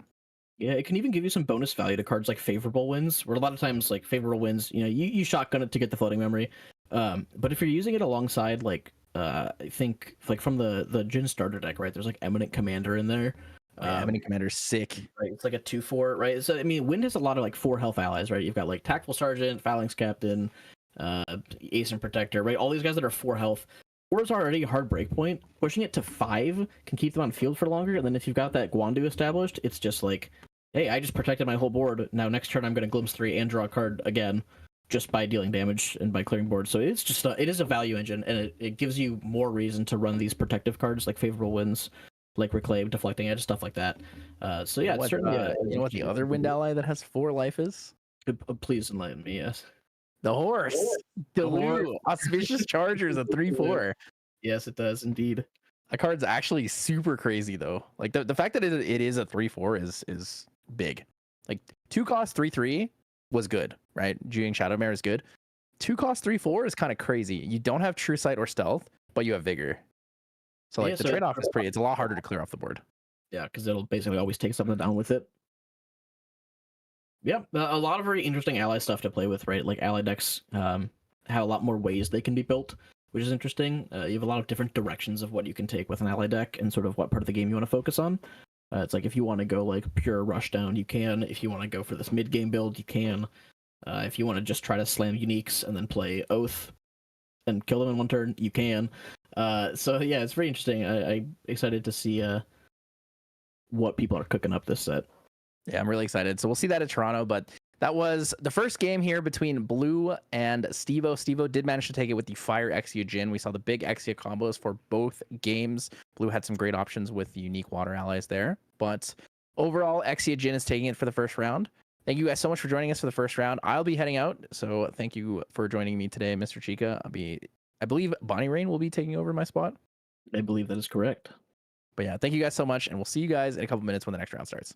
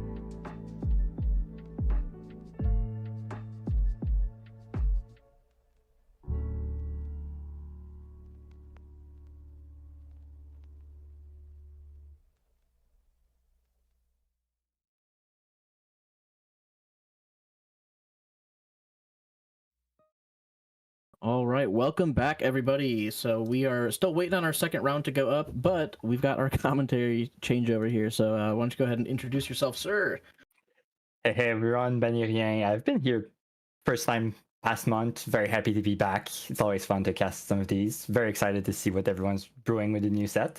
Hopefully some nice calming decks. It seems to be very much my playstyle. Big control player, so we'll see what everyone can brew with that. Yeah, I think we actually recently got the stats breakdown. So if that's ready, we can take a look at it. And it does look like people are definitely brewing Kongming engine. Sylvie obviously still on top of that silver pick, right? But yeah, 20% Kongming, so people obviously very excited about the new mage, and 16% Jin. So yeah, these new champions seeing a lot of play. It's the nice thing with an unranked event. Everyone feels free to just come in with all their wild brew and see what they can do. Yeah, you're really not sort of like held back by the fear of losing Elo or your CP, right? Something that I find particularly interesting about this breakdown is there's two things. Number one, Vanitas is on here as his own champion. Usually he's buried in with the other champs. And number two is that Tristan is not. What do you think about all that? Well, Vanitas, obviously, I think the Razor Gale Calling is something a lot of people saw and want to try to bring a new life into the champion. It's a very interesting card for different builds. There's also a couple of Arisana in the pool today. Maybe we'll see how they play about them. Maybe they'll go the really grindy way of trying to win just with Razor Gale Calling, or maybe it's that extra source of damage for the very aggressive push damage decks. Tristan, maybe she really fell out of favor. Maybe some people are just tired of her and decided to try something else. A lot of people trying to play those very slow control decks maybe are trying out Kongming instead. So maybe it's not that she's disappeared. It maybe just be a lull for 1 week. We'll see. Yeah, well, so speaking of some of these like interesting and lower play decks, actually, I see our matchup for the next round. So we're going to have a Water Kongming against a Fire Arisana. Both of these players won. We've got a full Astra package in the Arisana deck, as well as a let's see how many Terra Guards are in here. We have a couple, yeah. So we've got two full level 3 package decks. That seems very close to the starter deck, in fact. Yeah. The Mnemonic Charm was not in the starter deck, but apart from that, it's very, very close. The Frostbind is new. Obviously, a couple of changes in the material. No, not even any changes in the material deck. That's the starter deck package. Yeah, I mean, so the starter deck is fairly decent on its own, right? It's nothing quite like the Recollection decks, but it certainly does play. For the starter decks, it's among the better ones, right? Yeah, and there's a couple of, like you said, commons and stuff subbed in here, right? The Mnemonic Charm is a very good card in any mage deck, and Frostbind, of course, is just a staple water card. So curious to see, what do you think about this matchup, this Water Mage versus the Fire Cleric? It's very interesting. One thing about the Kongming starter deck is that it has healing. So if the game plan of Arisana is to go with Cosmic Bolt, they don't have to count to 25, but to a fairly higher number. They might need 1 or 2 extra bolts, especially with counter spells in the Kongming deck. Yep, it does have the Polaris in there, so it does have the ability to generate a whole bunch of Cosmic Bolts if it's needed. And against a deck that recovers, sometimes it feels pretty necessary to get those extra bolts in there. The Polaris 2 is less useful because obviously Kongming is not a big allies deck, so it's never going to be a big board wipe. Yeah, it is true. Yeah, Kongming is not super super in on those allies, but she does have a couple of like very solid allies, right? I think the Hydro Guard Retainer comes to mind. Yes, the Hydro Guard is the main value engine, which also will be a downside because I see Arisana as Fire is running the Gloamspire. Kongming is a deck that draws a lot, so Arisana might get a lot of value out of that instead of trading cards. Yeah, I do really like this Gloamspire in these like Serene decks. We saw it a lot at Worlds with the Rye decks that were playing Serene, playing Gloamspire, and it's just such good value. Especially, it helps you level up so much without losing too much, just because it's drawing a card every single turn. And usually against these decks that draw a lot, and a lot of the decks right now in the format draw a whole bunch, you can really just Gloamspire every turn with no downside. Looks like he did just Glimpse 6 bottom. I think he bottomed 2 or 3 and then passed. So as the Serene deck, you're really hoping for like a Creative Shock floating opener. since he didn't open the Gloamspire, he's really hoping for that like positive value play. But interesting to see what he's going against here. See what If Kong you are- starts with. Yeah, as I say, if you're the Mnemonic Kong, what are you Charm. looking Very for? safe play. Yeah, Charm is I'll- a great start. What else? would You you obviously want the retainer early because it'll be your main value engine. And it's great at blocking all those small ping damage to start if I'm pretty sure Arisana runs the hasty messenger. Yeah, Hydro Guard Kill the certainly. Mnemonic Yeah, Charm. 1/4 body also is just like hard to get rid of, right? It's He's just very, very he's a hard. big guy, and Arisana's not a deck that really puts on a lot of like damage-based pressure at any point in the game. So if you stick 1 or 2 Hydro Guards onto the field, there's potential that they could draw, like 3-4 cards over the course of the level up. We do see that Creative Chef floating memory, immediately banish it for level 1. Yep, so nice +1 in value there, the Creative Shock into the floating. Level 1, he gets the 2 gathers. Not sure where he's keeping Probably track of. just on the side, yeah. It's somewhere in there. Into the Gloamspire. Find that Gloamspire, and his opponent, since he did play 2 cards that drew into memory, is already above that influence threshold. So yeah, immediately getting value for himself and not for his opponent. And this Gloamspire has a potential to draw maybe like 4 or 5 cards. And Kongming's a pretty slow deck, so the longer the game goes, the more value Gloamspire gets, which is very nice. It is a very slow deck, but I still think Kongming in this matchup is probably the faster deck in big quotes. It's the one that will try to push with damage with like leeching bolts and stuff. Yeah, I can definitely see that. Yeah, she has the ability to push a lot of damage fast, even if she doesn't seem like she would. So we will go ahead and see that level up right away. Not with a floating, but because the Mnemonic Charm's drew into memory, it's basically the same as playing a floating memory card. There's still 2 cards in there that are, well, from drawing from the Mnemonic Charm, so maybe he'll discard something that he didn't want to. What is that? It's a corner of the screen. Hard to tell from the angle. Looks like it was maybe one of the I think that might be the ally that gets the Yoshia, the ally that gets its toughness when you're east. I think it's that one. That makes the most sense to me because it does look like a norm card. But yeah, not too big of a loss here. Like you really just don't want to banish your win cons here because you have so many of them. So it's doing pretty fine. We'll see what he plays this turn. Obviously, a Hydro Guard is like very, very good early because you could get the draw value immediately. Mm-hmm. And that's the Hydro Guard. Yeah. We'll get a card at end of turn. It's also the card that combos the best with the Choreo Sword that I saw OnceInLuv mentioned earlier. Yeah, it is true. Because is hard to deal with, but when you can protect for 2 and not go a card down, it's even better. Yep, and then we go to West the end phase. We draw the card off Hydro Guard. Yeah, so the thing about this Arisana deck, right, is that she really doesn't have great options to deal 4 damage to an ally. So this Hydro Guard probably sticks on the field for 2-3 turns, depending on, Probably until she pops the Cauldron. Yeah, and, that's at least 2 turns away because it will enter rested due to its class bonus if he goes into it in the main phase. Mm-hmm.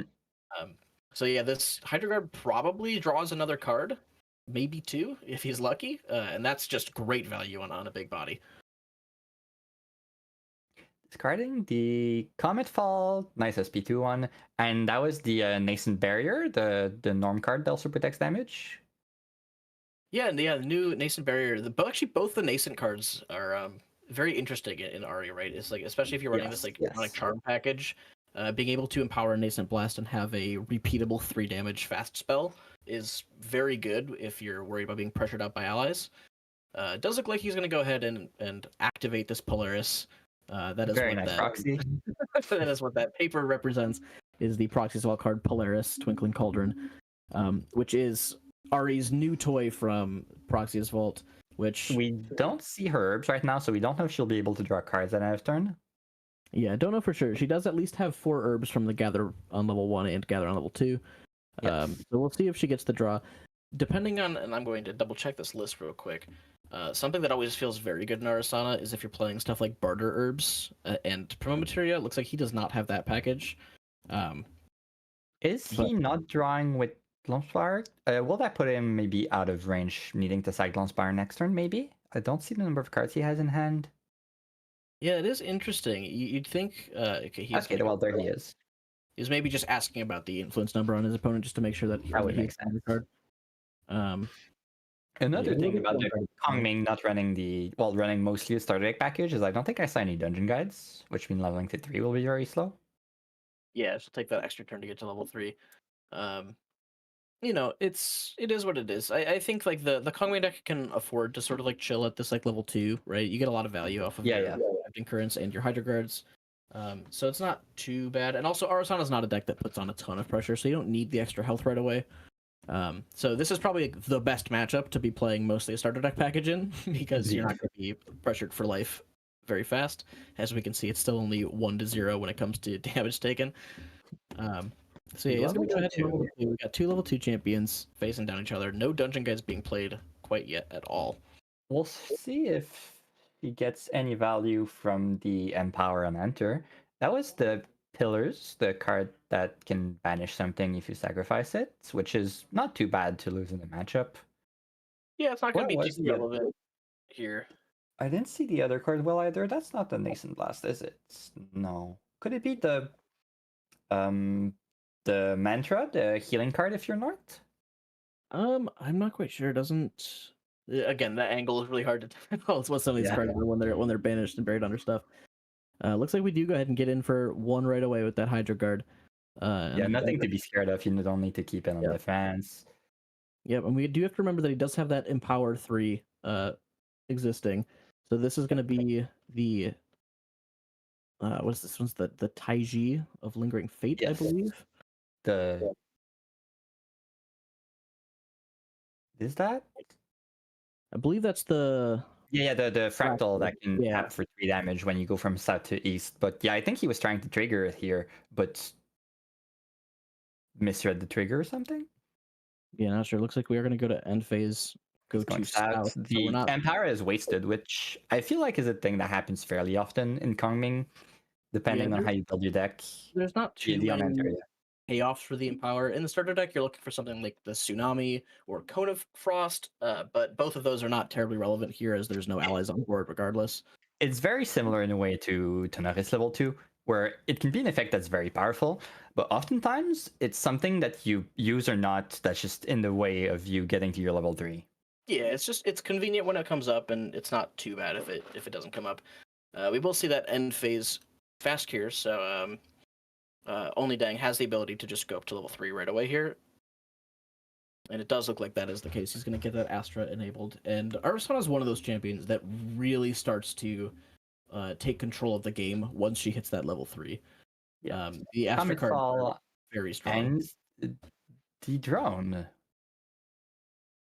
Yeah, so we'll see if we have any like pre-recollection plays for like fast glimpses. No, Astra's not anything here. Yeah, so I feel like, you know, if I'm in this situation, something that I might even end up doing is just resting the Gloomspire, drawing the card, and then passing. A lot of your Astra cards are pretty reactive. You don't really need to, you know, be super proactive and try to like push damage very fast.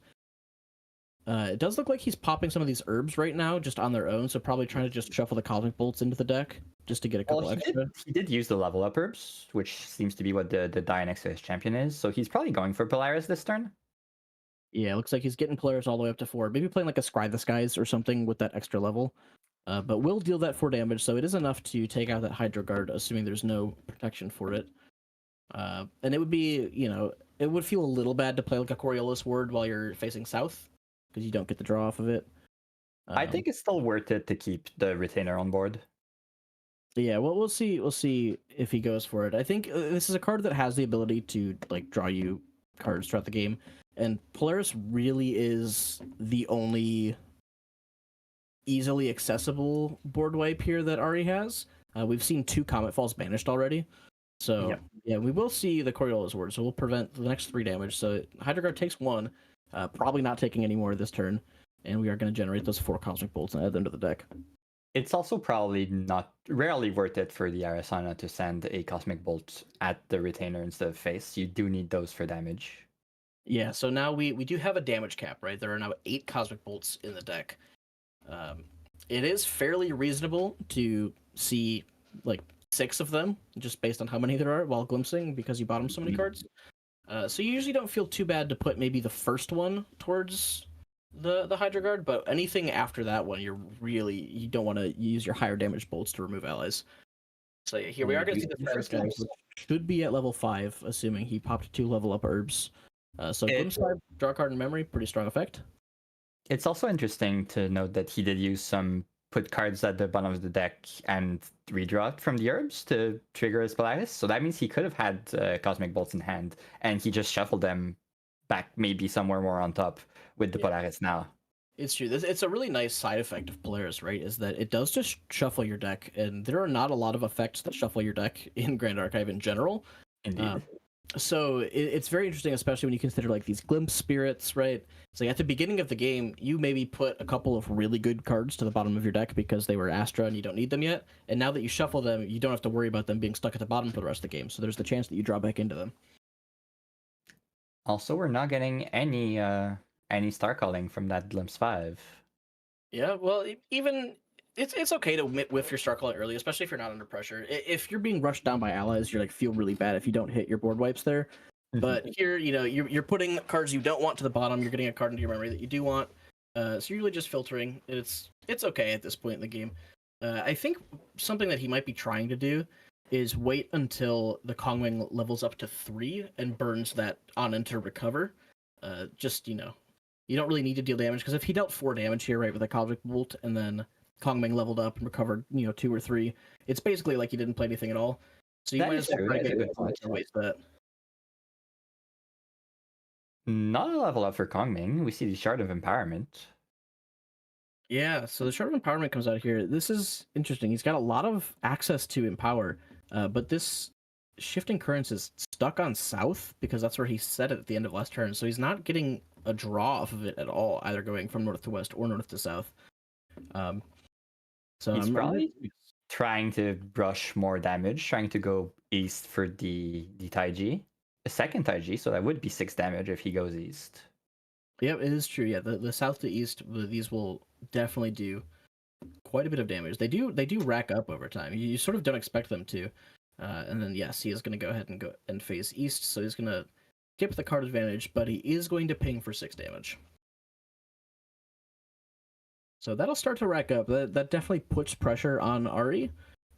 She can't super sit back and just do nothing and wait while the Kongming player is, continuously pinging for 6. The Astroscope is pretty much always the first materialization you get as level 3 Ari. We see another Comet Fall go. Yep, yeah, the Astroscope's so good. It helps with consistency, it helps your star calls. It's just such a great card.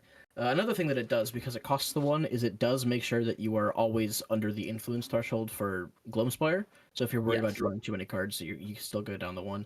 So we are going to star call this Lunar Seer. Only costs the 1, chooses not to do the free star call from Astral Zenith because he has the extra cards in hand. Yeah, no reason to use it and recollect. Does immediately go for the Lunar Seer's ability to glimpse 2. Finds the first Cosmic Bolt. So this one's coming in for 4 damage, I believe, because I don't think he's banished 1 yet.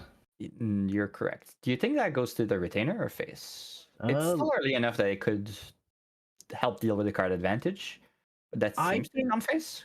If it's me in this situation, I think I put the first one at the Retainer. I think that's correct. But that has gone face. Yeah, it looks like it went face. I couldn't see for sure if he paid for it with I think he had 2 cards left in hand, so I think he could have paid for it. But depending on whether or not you're using your Astral Zenith ability again in the turn, it doesn't make a huge difference if he's not glimpsing anymore. I didn't see him pay for it, so I think he used Arisana's ability. Sure. Yeah, so then he goes, go ahead, taps the rests the Gloamspire there, draws the card in memory, and passes the turn. Level up for Kongming. So with Kongming level 3's ability, we'll be able to see a lot of card drawn with the Hydro Guard's ability. Yeah, so it'll be easy to pivot from north to west because she can move the Shifting Currents to an adjacent direction. It'll also be very easy to move from south to east because you can just play a spell card and you can pivot that direction. So something that you could try to see, depending on how many cards you have and how many spells you have access to, is you could see like a spell going from north to west, drawing the card off Hydra Guard Retainer, another spell going back to north, and then you go to your end phase, go south, draw a card, and then your first spell you play then can rest your Taijis to ping for 6 damage. It's a whole sequencing nightmare for for Kong. Parasite will start to accrue a lot of value. It's often the best thing to do with your Materialize, because not only it draws you a card, but it gets you another trigger that lets you shift the currents. However, we're going south now, so it seems we're not going for the card draw. We're going purely for damage every turn. Seems to be it looks like the strategy. Oh, we've got another Parasite. Ooh. Yeah, he is just going to go straight southeast, southeast. Maybe the idea is that the faster you can do this before your opponent stabilizes, maybe just gets you enough damage to kill. He does also have all of these Empower sitting on the board, so stuff like these the Cone of Frost, he can play those at level 5 very consistently. He's got 3 Empower too. Even Leeching Bolt could be a big burst of damage. There's essentially 6 damage waiting on the board. Oh, and that was all pre-recollection. All right, so now we're into the main phase. So I think one thing to note though about the Taiji is that it does rest them, so you can't use them as reservable fractals for playing additional cards this turn. Extra damage. You do technically lose the 2 resources, but the 3 damage is usually worth the one cost for 3 damage is something that any Firesander would play any day. Oh, absolutely. So it does kind of look like the turn was maybe just attack 1 with the retainer. I think he's trying to consider whether or not he's going to play another card. Yeah, he's thinking about something else because he didn't change the shifting currents at his turn yet. You'd really hope to play a spell card here if you can. To go to north, that way you can either go end face south or end face west. I think technically end face south is better because it sets up your Taijis for next turn a little bit easier. Yes. It looks like he's eyeing up banishing the Shard of Empowerment, so maybe he has something like a Leeching Bolt in hand or something else that wants the... Or Cone of Frost, yes. Two banishes, so that has to be 3 banishes. That has to be a Leeching Bolt. Yeah, so this spell is going to activate at +6 level. What do you think about going... Ooh! Planner Abyss! Oh! That is... cast it at level 9.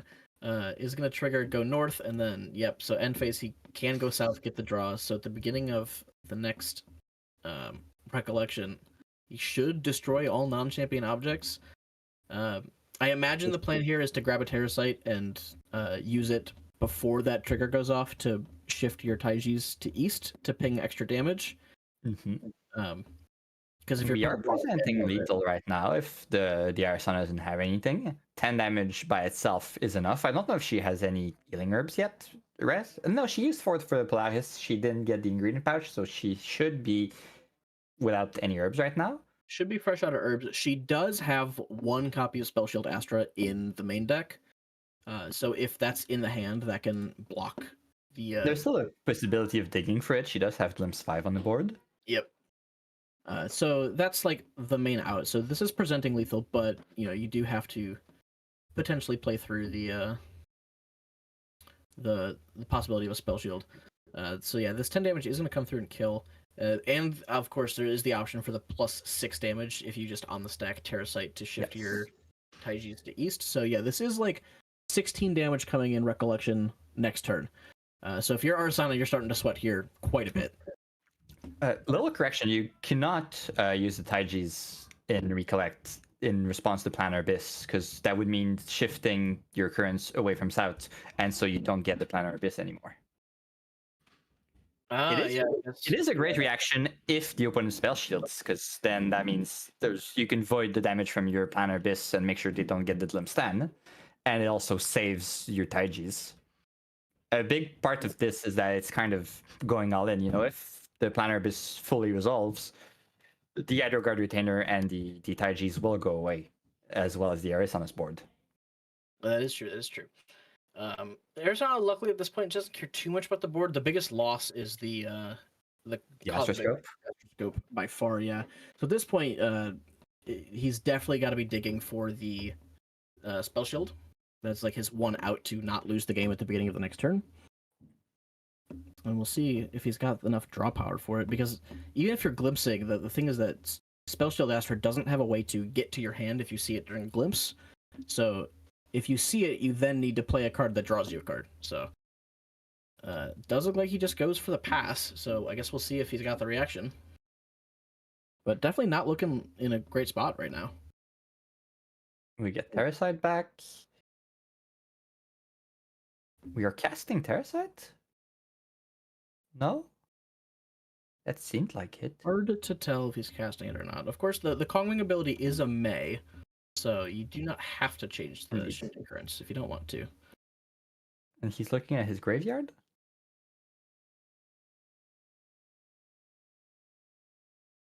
And we are going to Spell Shield here, yep. So he is going to block the incoming 10 damage and then glimpse 10. Assuming there's no reaction to this. Which I think the only card in hand is that Terracite, so there's not... There is the other one that he drew end of turn from yes. coming level 2's ability. Random end of turn card. But even then... I guess what you would do if you had it here is you would use your Taijis to Leeching Bolt to pop the Spell Shield.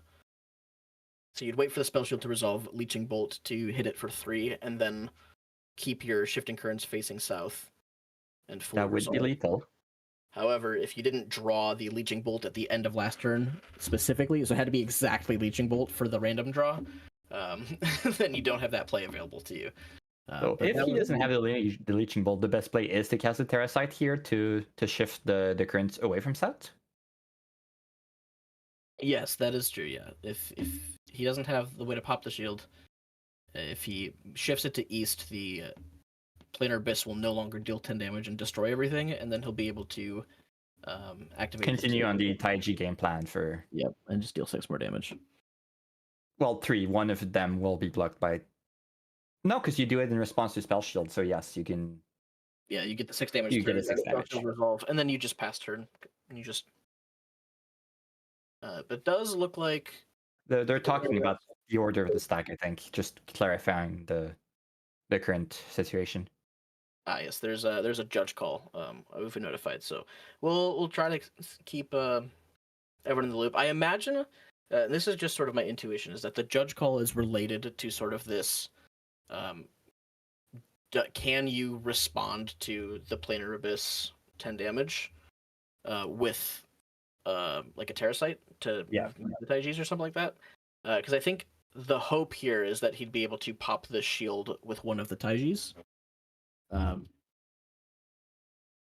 But is like, does the 10 damage go onto the stack as its own thing, or does it just check again on resolution? I think that's what I imagine that the judge. Pretty sure that's oh well. There's the Leeching Bolt, like you said. He got very lucky with his sub deck. Well, that also completely nullifies the entire conversation. Of course, not running any Astro Seal, is she? Yeah. Bill, we can check the list here. It is running a fairly heavy Astra lineup, but it does not look like there are seals. No seal indeed. Not even any in the sideboard. Yeah, so there's should be no reaction to this. This should just be 3 damage into the shield and then 10 damage. Oh, I see. So he's doing all of it. So shifted to east, but he still has the Terracite in hand. Well, no, he used the 2. Yeah, he still has the Terracite inside. He paid the 2 Taiji to cast. Yeah, the 2 Taijis paid it, and then Terracite's going to move it back to south to get the 10 damage back on the board. So the Glimpse 3 will happen, and then 10 damage will come through, and then that will be lethal. Astrocyte to dig for something. I don't think there's anything left in the... He does only run the 1 copy of Spell Shield Astra, so there's nothing to dig for here. There's not like another card. Let's have a Nascent Barrier. No, he has way too many cards to fast gear. Yeah, the other option is Nascent Barrier. Is going to prevent... Oh yes. And there it is. A foil wanted that. Very nice looking foil. So this will glimpse 3 after preventing 4 damage, because he's only level 3. So he will still take 6 damage from the... The important part is it's not lethal. That's all you need sometimes. Yep. This stack is getting quite messy because there's there's the Nascent Barrier, there's the Spell Shield Astra, so he's going to glimpse in between these cards resolving, but should be safe at least for this turn. And with the Taijis tapped already, doesn't have to worry about the extra 6 damage coming through during the middle of the turn. Well, if he casts that in response, in fact, the barrier will be blocking the full damage from the Leeching Bolt, and then the Special Astra will be able to prevent the damage from the Planar Abyss. Yeah, that should. Yeah, assuming that everything is stacked correctly, then yes, the nascent barrier would block the Leeching Bolt, and then the 10 damage would come through into the spell shield. So he would glimpse 3 and then glimpse 10, and be able to set up his top decks and hope to go for a lethal push next turn.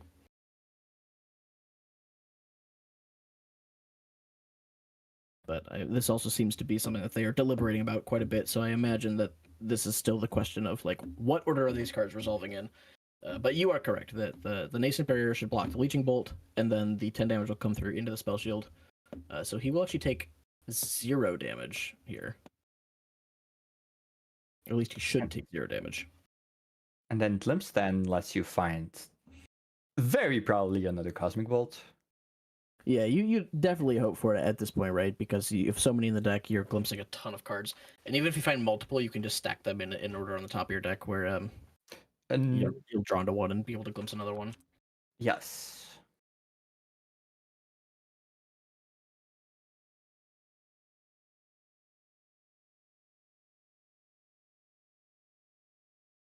Now, with the way that Planar Abyss is worded, all non-champion objects will still be destroyed at the as it resolves, because the only part about shifting currents facing south is the 10 damage. So once this resolves, the Astroscope will be gone, the Glimpse will be gone, the Lunar Seer will be gone, as well as these Taijis. So the board will be completely wiped. We'll be starting fresh, but he will not take any damage this turn, or at least before Recollection. Oh yeah, the Disrail is not part of the facing south. I hadn't noticed that part.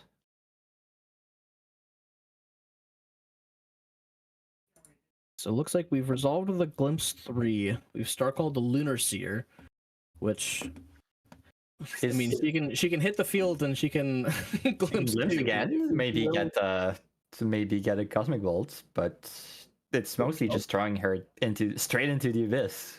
Yep, just throwing her on the field only so that she can immediately perish to the Planar Abyss. Why is the wind moving again? Or are we like mid-resolution of the triggers and that's why it's moving? Maybe. Yeah. Well, now west? So I'm not unsure. I'm not sure what happened with the wind there. I want to say he Terracited, put it north, and then went end phased west because it was on east already. But this Planar Abyss is still in the field, so oh yes, there is still the end of. Well, there's still pre-recollection, I believe. So yeah, I'm not sure. There's still pre-recollection. Everything's getting destroyed. How did you go west? Got it east to west, yeah. Because with Kongming's ability, you can only move it to an adjacent direction, so you can't go all the way across. But it seemed like he drew an extra card, so I wonder if he was able to get it to north and then to west is sort of where my head's at, but not quite sure. But we are full board reset here, so he's going to drop another Mnemonic Charm.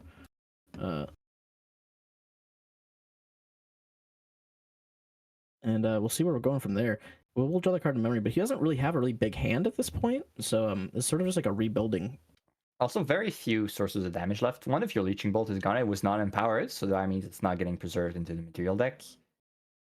Yeah, so you're down 1 Leeching Bolt, which is like recurring your Leeching Bolts is like the main way that this deck wins the games. We'll see this Orb of Glitter, so this is another, glimpse 1 every single turn. This is the beautiful invite card version.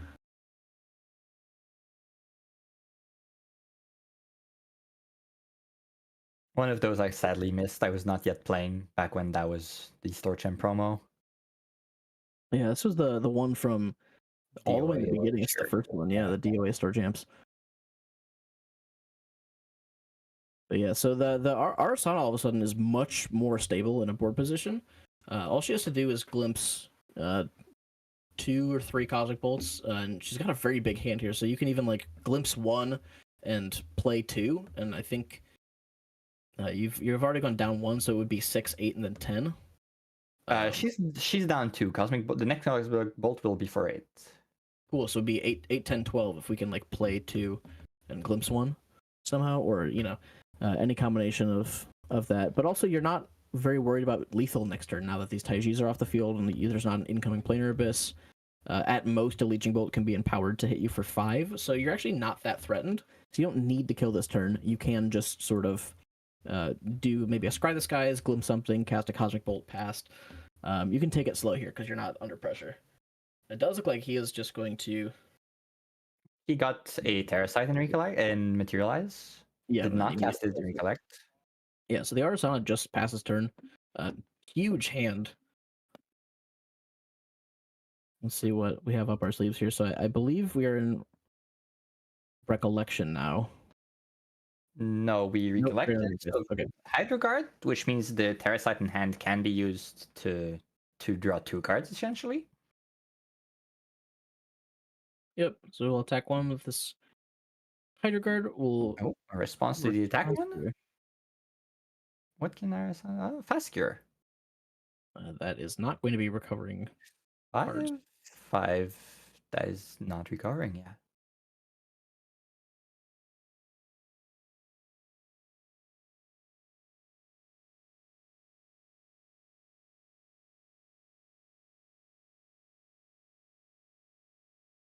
Or is it 5 to 6? Oh, 5 to 6, okay. There's a response to that. I wonder if this is a Leeching Bolt here for the Empower to get it into your material deck and keep the influences the same. So this would be a 5 damage bolt if it is the case. So that is a 5 damage bolt. So, yeah, 5 damage for there's the one from Retainer. Arisana will be at 17 by the end of this. Still away from like even 2 bolts. And we'll see the Astrocyte. So this will keep him on 5 influence. So unless he has another card, like another Fast Cure to play or something like that. But yeah, so this bolt accomplishes 2 things. It will deal 5 damage, and it'll also stop the Fast Cure from recovering. Oh yeah, and then the 1 damage will come through, right? So that should be 6 total damage. He should not recover any damage from the Fast Cure, and then he will continue. Unfortunately, it was his entire hand, so he doesn't get to continue extending his turn. But end phase, you could move either south or west and get the draw. I think, again, in this situation, you probably want to go west for the draw because you can Terracite yourself back to north. When you're south, you can't Terracite to north. And since they both draw you 1 card to hand, there's not really much of a difference. Landers seem to have missed that, going south. Yep, still a draw. South could be good if you have another Taiji in hand. It's true, because then you could play the Taiji and then move to east. But yeah, I think playing around with the shifting currents is certainly going to be something that Kongwing players learn over time. Yes. Is very sort of complicated in making sure it's always the right direction for your future plays. You sort of have to think, 2-3 turns ahead and think about what cards you're going to activate. We will see this Scry the Skies find a Cosmic Bolt. So we are going to start this like powerful Cosmic Bolt train coming in. And this is like a potential lethal turn, right? Like if you Star Call the 1 and potentially play 1, you're doing a lot of damage. He's got 4 in hand, so does have enough to cast 1 if he wants it. But again, doesn't have to push because he's not under... Well, I guess at this point you are maybe under... There's the Leeching Bolt coming back and 1 from Retainer, so you're 1 damage away. 1 if damage Kongwing has anything. Yeah, if there's any way to empower at all, this Leeching Bolt will... Or even play an ally and do 2 damage. Yep, so we'll start with the... 1 from Retainer. If there's something like a Resolute Stand just to block this damage.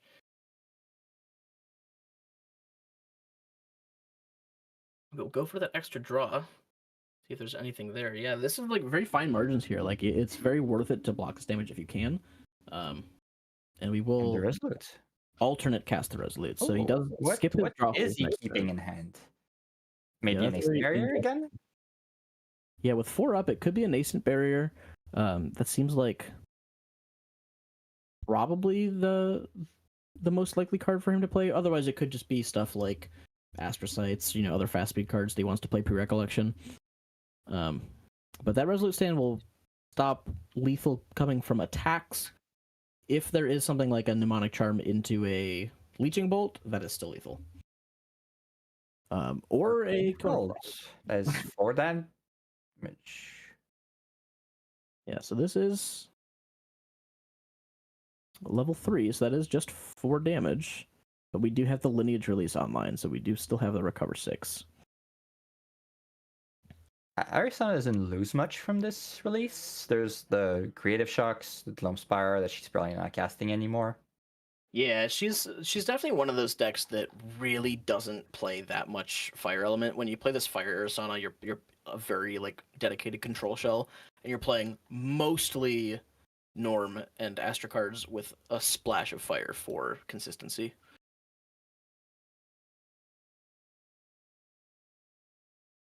So we'll see. It looks to me like this is a game that Arisana should take now in this late game. I think you're one Cosmic Bolt away from just ending the game. Last one should be coming in for 10. Parasites go east? Yeah, it's Terrasite to east. I wonder what the plan is here. Something else to go north so you can draw a card at the end of turn. Yeah, that's probably the idea, right? You need to go east, then you can go north, and then end phase to west or south. Unempowered Leeching Bolt. So that one also goes to the graveyard. Yeah, that's losing more damage potential, but you need to rush and not care about your future turns. Yep, so we're 22 damage taken. We're gonna go south, end phase, draw the card. Again, I think west is probably where you want to be going, just because it's easier to pivot around back to north. But 22, and he's only got 3 cards. 3 cards in hand. So there's a world in which it's like a Coriolis ward angle. That'll prevent 4, so that'll force it to be 2. There's a world in which this is the last Leeching Bolt, and he's just waiting for the Arisana to tap out. That is true. It could be one more. Because he did recover the 2 off of the Leeching Bolt too, it is no longer one Cosmic Bolt away from lethal. You do force the second one. So, you know, your opponent doesn't have a ton of cards in hand to play, but they do have the Glimpse 1 from the Orb of Glitter. They do have the draw 1 from the Orb of Glitter. Yep. And several glimpses available with the Foresight and maybe like a Scry the Skies or something. Looks like we didn't see anything off the Foresight, but we are going to instantly Starcall that Lunar Seer. Probably use her pre-recollection as well. Yep. Digging from across well, the bolt. So no. About it actually.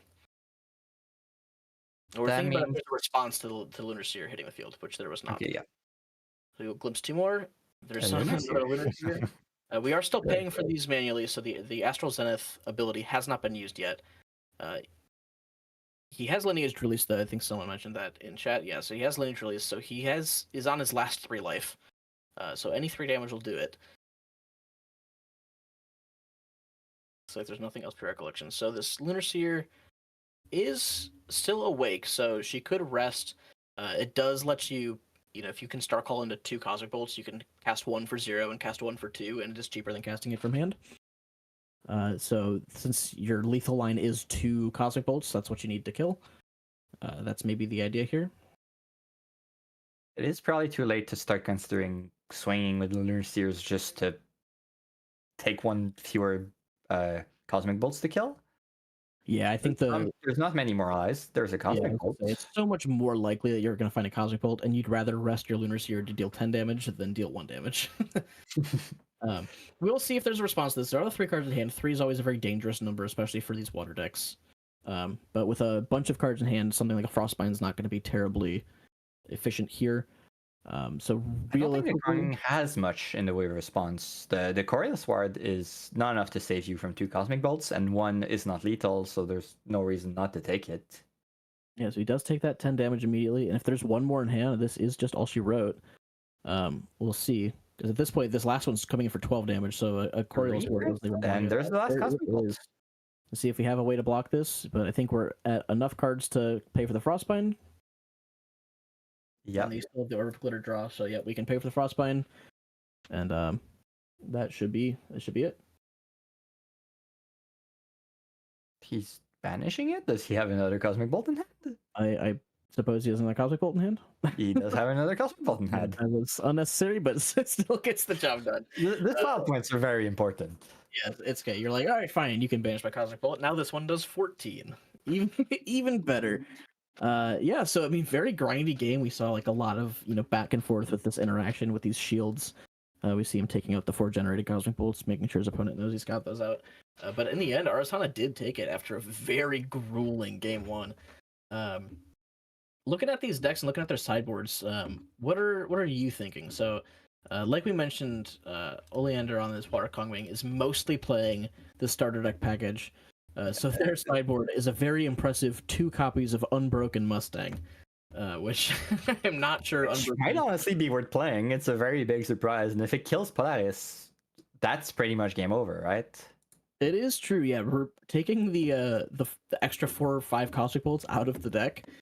Is very relevant, so you might consider playing the Unbroken Mustang in hopes that you find it on the when they activate the Polaris and it enters rested. Arisana will clearly put in the extra spell shield Astras. Yeah, certainly. Yeah, so Probably putting in the Blanche. Clearly putting in the Viridian Protective Trinket. Yeah, so Arisana has quite a good sideboard for this matchup, and given how grindy this first game was, it's hard to imagine that this second game even ends, especially with all these sideboard options, right? There's like the trinket. Yeah, unless someone gets very, very lucky, but yeah, it's probably not ending. Yeah, the one thing about Water Kongming is that she doesn't really have the ability to just burst damage out very fast. I think like, a good example of like a Fire Mage deck that can do that, you think back to like Worlds with like Fire Merlin, where yeah, you can play this long game and gain levels and like go for fireballs, but also you can just drop like hasty flame room and just like swing for 6, swing for 7, just keep pushing damage. But unfortunately, yeah, the Kongming doesn't really have the same level of damage push.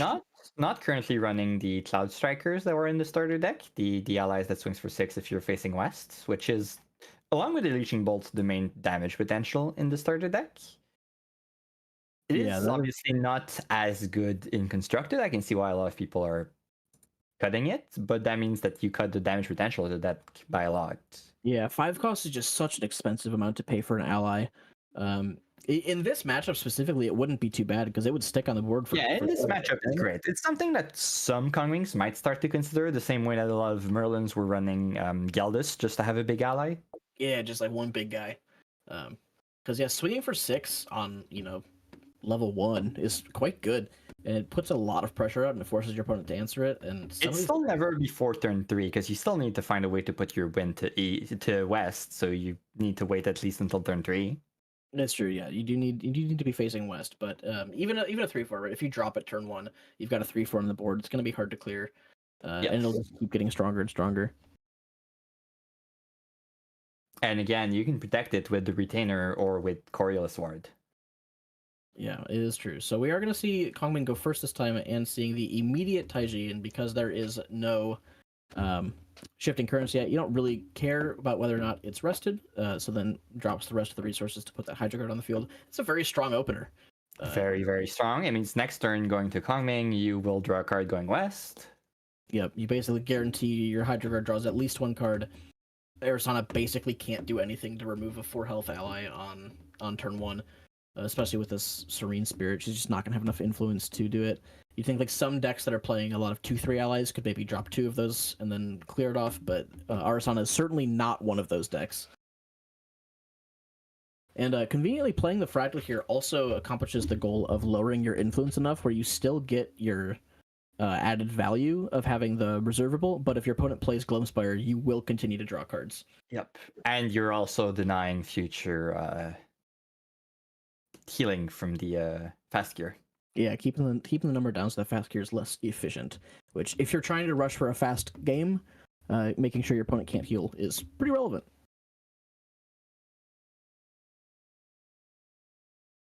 No turn 1 play, which probably means a creative shock. Yeah, we did see him only bottom 1 card, which leads me to believe that this hand is fairly strong. If you keep 5 cards, you have to imagine it's 5 pretty decent cards. I imagine there's like a Dungeon Guide in there, probably a Creative Shock plus a floating, maybe something else you want to play on like turn 1 or turn 2. But yeah, so we will immediately see the level up into 1. So yeah, this Hydra Guard's guaranteed to draw a card in the end phase. And you don't really care about the taunt, so he'll probably still get in for that little bit of chip damage over and over again, one at a time. That is not Frostbind, is it? That is the Frostbind that he managed to level up.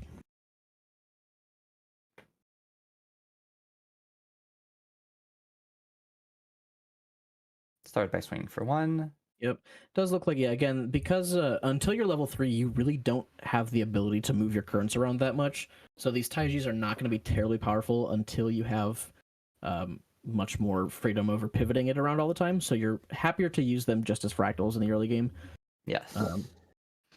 We get the ally that empowers when it swings and your current is facing north. Else, it's still a 3-cost 2/3. Everyone loves playing those. Yeah, But it's probably not enough card to use the Empower here. It's purely for having an ally. yeah. So this is Spirited Neophyte. Is this card? Yeah. So on attack, if you're north, Empower 2. So it doesn't We even have do the use the Empower. Ooh, great play. The Rising Tide gets the cast at. It's drawn at. Well, you draw a card at the end of turn from the trigger from your retainer. You now have 3 cards. You can use 2 of those to cast the Rising Tide, and you do get the card from hit from. Yeah, that's right. And you don't let the Empower get away. So this is very efficient use of all the cards. Rising Tide is such a powerful card. It is just a +1 resource on its own. Yeah, +1 is very rare in the game. Yeah, it's so good for these water mage decks, especially because they're historically have been like lacking on ways to get to level 3. And so this is just such a good card. It combos so well with like the Mnemonic Charms and these other Empower 2 options. Because once you get to level 1, you just pop your Empower 2, and then you have a card that draws a card and is floating. So it's just a very good resource play. Yes. So Krina should discard an Astrocyte. No floating always hurts a bit here, especially since he did not do anything with his hand. He discarded a Dungeon Guide to level up. Yeah, putting the Dungeon Guide face down implies to me that he's got multiple, which is a little unfortunate. Which means he probably drew one first turn, because there's no way you're keeping 2 Dungeon Guides from your glimpse. Yeah, I bet you he had 1 Dungeon Guide, and then he bottomed 1 card and drew another Dungeon Guide, which, a little unfortunate, especially after you're doing your glimpse stuff, but not too bad. Missing the floating discard's actually like the biggest struggle there, right? Yes. We use the float from the Rising Tides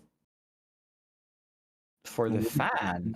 Fan of 7 Dead. So this is one of the best ways to pivot your Currents around before level 3, because you can just banish it to change it to any direction. Yes. So if you're really looking for these like north to west plays or these south to east plays, and you're having a hard time pivoting it more than once per turn, the fan is a great way to do that. It's a great way. It's like a great extender in the late game too. So it's really never bad to play. And because it draws a card on enter, it's always a good use of excess floating. So we'll just chuck it to go to north. Yeah, it lets him get the Empower. I don't know if he casting something off of this. Maybe another Rising Tide if he's lucky. Yeah, it would be very strong to cast another Rising Tide here. You get the Empower to cast another Rising Tide, and then end phase go west, draw the card again.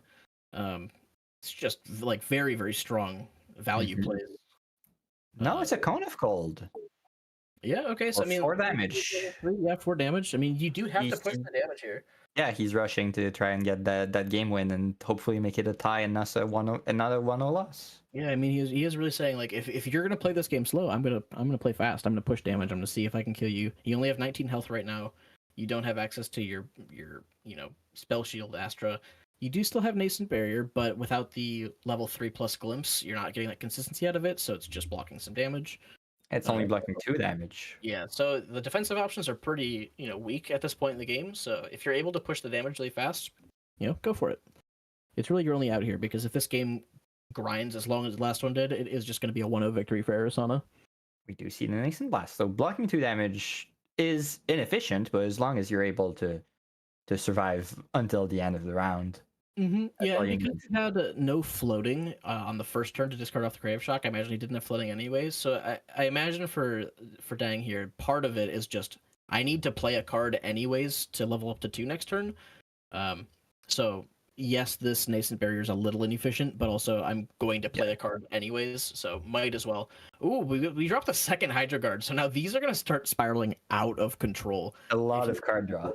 Yeah, just going from north to west, drawing 2 every single time. It just, if you don't have a fast way to get rid of these retainers, they are going to just snowball the card advantage for Kongming. So this is a very powerful position. A lot of good allies on board, a lot of good card advantage on board. You're pretty happy to just stay level 1, level 2.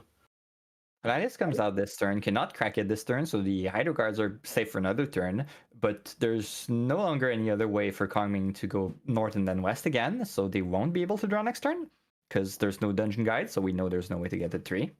Yeah, so there's no way to pivot it 2 times in 1 turn. Did use that fan already, but used the fan to draw 2 cards and empower 2. So, a fairly good use of the fan. Not going to get immediate value out of the Hydro Guards again next turn, so they might go down to the Polaris on the following turn before they get value again. But they'll at least get in for a little bit of damage. However, the Polaris entered tapped, getting it main phase, which obviously is good of a value, getting an extra materialized, but we know that Oleander has the Unbroken Mustang. Maybe there's a chance he's destroying Polaris this turn. It is true. If the Mustang comes out this turn, it'll be the coolest thing I think I've ever seen. It's the proof that playing horses is good. Yes, if the Unbroken Mustang comes out and pops this Polaris right now, it's, what, if I was Arisana, I would just scoop. I know it would lose me the set, but you deserve it at that point. So we discard another Taiji and a Mnemonic Charge to level up to 2? Yeah, so we do have this Empower 3 available to us. We'll see what we can do with it. Is just going to start by going for the attacks. Yeah, these Hydro Guards, the taunt isn't helping you much, so you might as well get in for the ping damage. And we aren't going to have a way to get to north, so yeah, this is just a 2-3 at this point in time. So we'll see if it racks up very fast. 1, 2. Yeah, a Cone of Frost here would be very, very strong. This is a Magus Disciple. So it is going to give the +1 level and on death draw card. So if the Polaris gets popped, you are at least getting a card out of it. Currently can cast a spell at level 6. Because he's still got that Empower 3 from the Kongming level 2. Just waiting to be used. We are rewinding.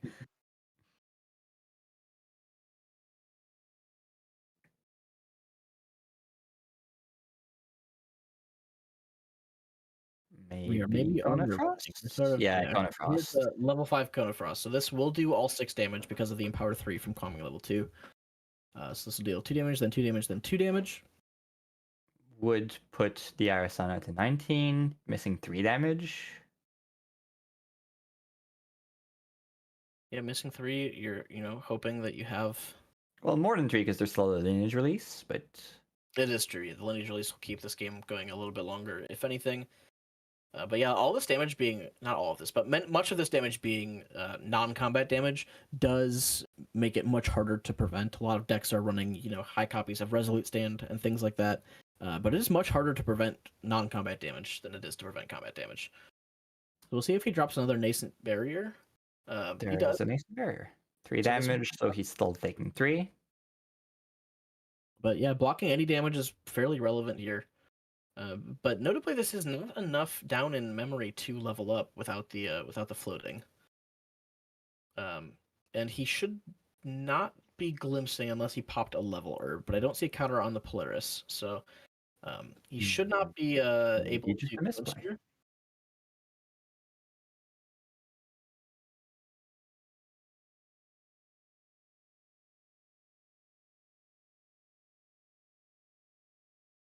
I'm going to assume that a level herb was popped there and the Polaris trigger was missed. Because that is a level 3+ bonus there on the Nascent Barrier to glimpse.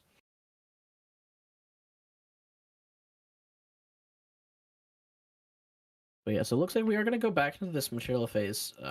You don't have enough down in memory to level up because you just paid the 2 for the Nascent Barrier. So yeah, we are, just going to go for the ring here. Okay, it is the one. Yeah. Okay, yeah. Okay. All is well. But yeah, so this ring here means that you are still only at 22 health for the coming turns. So he is going to full send this Polaris, just sacrificing all the herbs, get to 4, wipe the board. It is pretty required. There's really few ways you survive if you don't wipe the board right here. Yeah, I definitely agree. I think you need to clear the allies this turn. Also because the Hydro Guards threaten to draw 2 next turn. If you don't clear them now.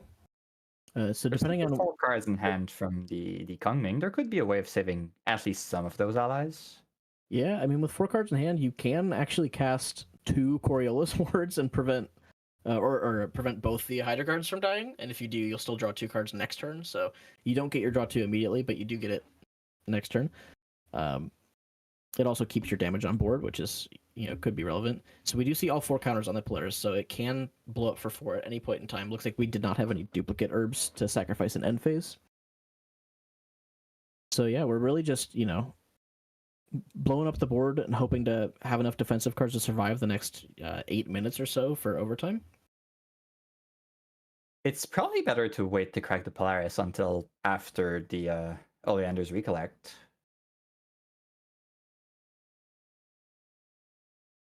Yeah, it's always interesting, right? It's like when you're not Astra quite yet, you don't really want to put Cosmic Bolts into your deck because if you draw one the next turn, it doesn't feel very good. Yeah.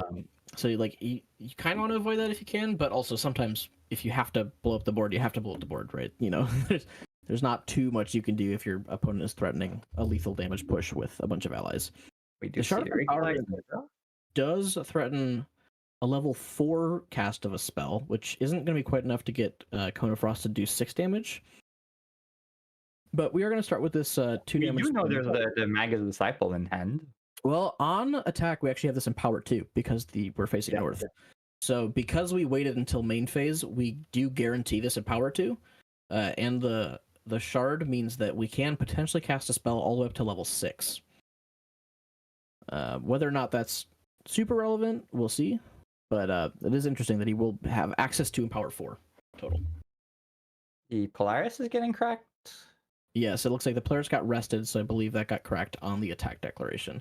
Which is the right thing to do. You don't want to let that 2 damage through for no reason. Yeah, you don't want the 2 damage to come through. But it looks like we are going to go with this Coriolis word, like I was sort of talking about. So we're not going to get the Oh, but it's saving the it's not saving the retainer. Interestingly enough. Yeah, so that Coriolis word actually does eat up the. No, it does not eat up because we have the on attack and power was still on the stack once we resolved the Coriolis word. Yes. So we resolved the word and then we resolved the on attack trigger. So we do still have Empower 2. Assuming you do that right. There are ways where you can do that so that you can always, as the Arisana player, lets the Empower trigger resolve and then crack the Polaris, but it's some of those small interactions that you are not really natural to do. Yep. As people get more and more used to how Empower works, that's something that we'll see. You wait for the Empower trigger to resolve. That way, that if they cast a spell like Coriolis Word, they do have to eat their own Empower, and they don't get to use it for an offensive spell. But it looks like program will block 1 damage, but also let Arisana level up next turn. Yeah, so that's super relevant. Just getting that extra health is sort of the biggest thing. We do have an effective 9 damage taken because of the Serene Spirit, which has not been released yet. But yeah, so we still have Empower 2, so we'll see what we can cast if we're going to cast something at level 4. Looks like we're going for a 3-cost card here. That is just going to be a Rising Tide, so this is going to get... Yeah, it's 2 costs because 1 was paid for the ward. Yes, that's correct. Yeah, so we will just get that ramp effect. So he's basically threatening to level up next turn, but it's not lethal or anything, but we'll get the end phase draw. So we're chilling here. You're definitely not dying, but it is going to be harder and harder to push for lethal. And then we see another reprogram hit in end phase, it looks like. So 2 floating and 1 card from memory. Getting that extra life here. I think this level up almost renders it unwinnable for Kongming from here. I don't think in 16 and 2 turns is very hard to push. Yeah, especially if getting to level 3 is gonna eat 2 of your cards from hand, so you're gonna have a 4-card hand maximum. You need to cast Leeching Bolt several times in order to deal 16 damage. Two Leeching Bolt is not enough. Yeah, you have 2 turns. Yep, you need to empower the heck out of your Leeching Bolts, and then hope that your opponent doesn't have either a barrier or a spell shield. So I think at this point they are just playing it out.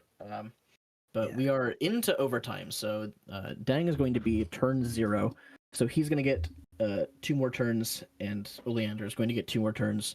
And if neither of them finds lethal, then Dang will win this set 1-0.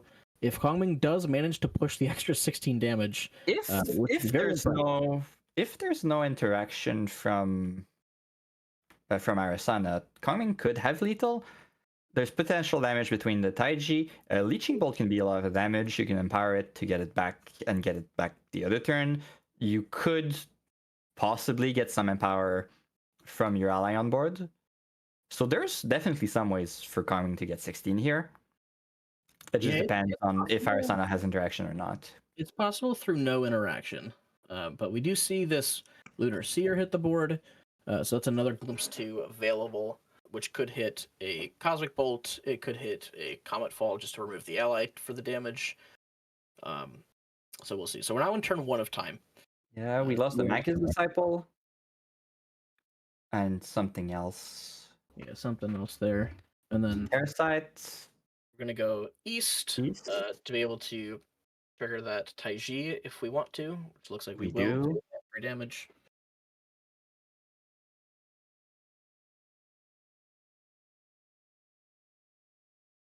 And then we will proceed. Yeah, so we're now back in the main phase. So the since we're not north, this is not an on-attack and power 2. So we are going to go ahead and lineage release here. So we're going to be put to 14 by the end of this. Still need to find 11 damage over the next 2 turns. Isn't impossible. So you get you crack your shard, you empower the Leeching Bolt that you possibly have in hand. That's 5 damage. You go north, lets you draw a card and have turn going back south. Do you go back south or do you keep the north for the empower next turn? I think you go back south. It's a tough question. This is going to be Comical. That's 6 damage. Yep. So we're going back up to 20. And the interesting thing about Cone of Frost too, right? Because it's instant damage, it's actually stronger against something like a Spell Shield Astra. Because Spell Shield Astra would only block the first 2 damage from Cone of Frost because it blocks the next damage. So Cone still gets through some of those shield effects because it's instanced. It is, however, worse against, say, Nascent Barrier. Yes. Yeah. Or like a Safeguard Amulet, right? Yes. So we do draw. So we have lethal on board next turn. You can get the Terraside back to trigger the Taiji in Recollect and swing for 2 with your ally. It will really depend what Arisana can find. Yeah, it does. It does fully depend on if there's a Spell Shield or a Nascent Barrier or not. Basically, any single form of interaction probably stops the lethal push. We're also getting close to the end of overtime, so we're near the 4th minute. So there is a chance that even this one Arisana turn doesn't finish, because I think is actually still in end phase of his opponent's turn, where he rested the Lunar Seer. That seems correct. He does go to materialize. I think you just get a Safeguard Amulet and you can't lose, right? Yeah, I think Safeguard absolutely. It basically stops most of the damage from Kongming isn't fast. The only one that is Leeching Bolt. And I mean, you can do some shenanigans with the Taiji, but it's unlikely here. Cosmic Bolt kills the ally here, right? It does, yeah. The first 4 damage to kill the ally is quite good. There is a world in which like Coriolis Ward can protect it, but that does eat cards from hand, and it does force you west to draw a card, which kind of messes with your Recollection Taiji plan. But it did look like he just put that damage face, so I guess he wasn't really prioritizing killing off the ally. I think he's just assuming if you respond to materialization with the Safeguard Amulet, then you can't Terrasite Prereq, stuff like that. But we are now... It's going to be a Nascent Blast, not empowered.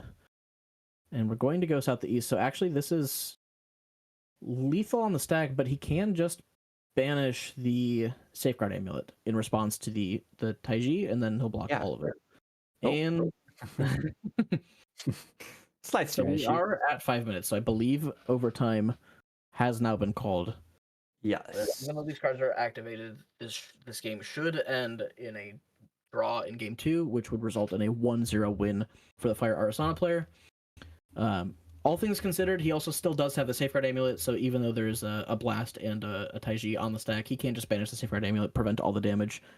So he's not actually in threat of dying here. And there's a Blanche too. And there's a Blanche too, yeah. So all sorts of protection, and additionally, we're past overtime, so this game is officially It's done. over. Yes, there is nothing he can do here, considering that the overtime is done. First and foremost, the overtime is done. So I imagine. Oh, they probably got an extension from the judge caller earlier. Let's see. I can go snoop on the channels.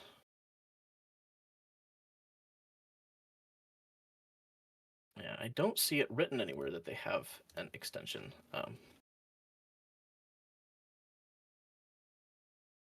So they are. If they do, they can continue playing though. So I guess we'll just keep talking until they stop playing, and we'll see what happens.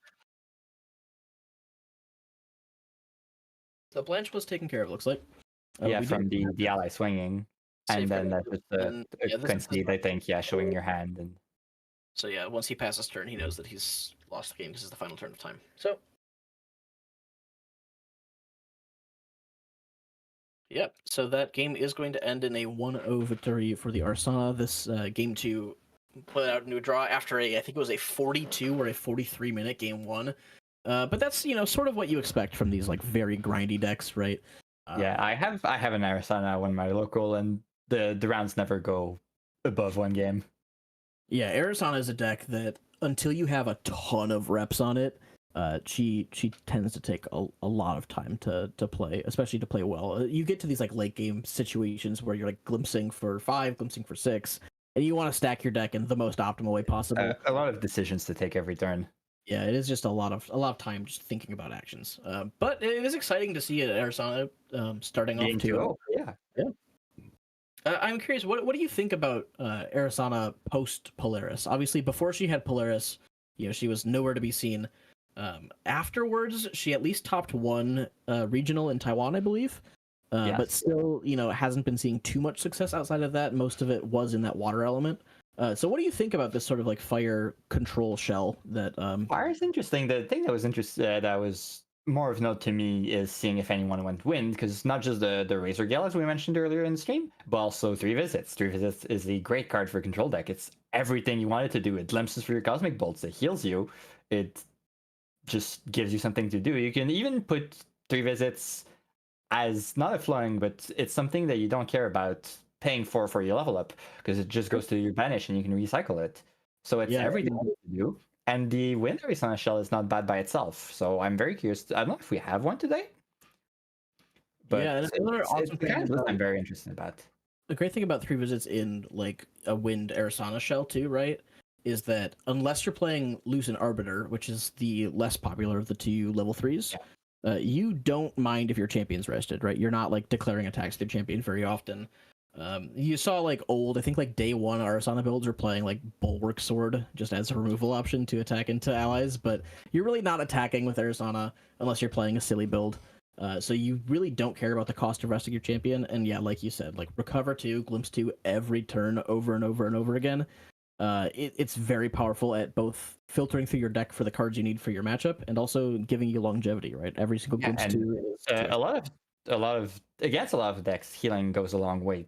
Sometimes it's not great if you're playing against a board like Wind Allies that stacks up a board.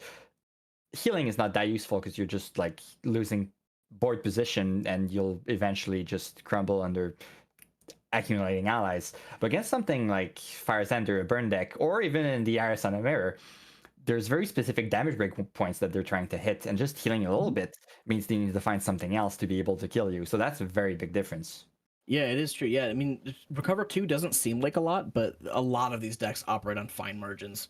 I think, like you said, Firezander is one of those decks that usually if it kills you by like 1 point over, right? Like just get there.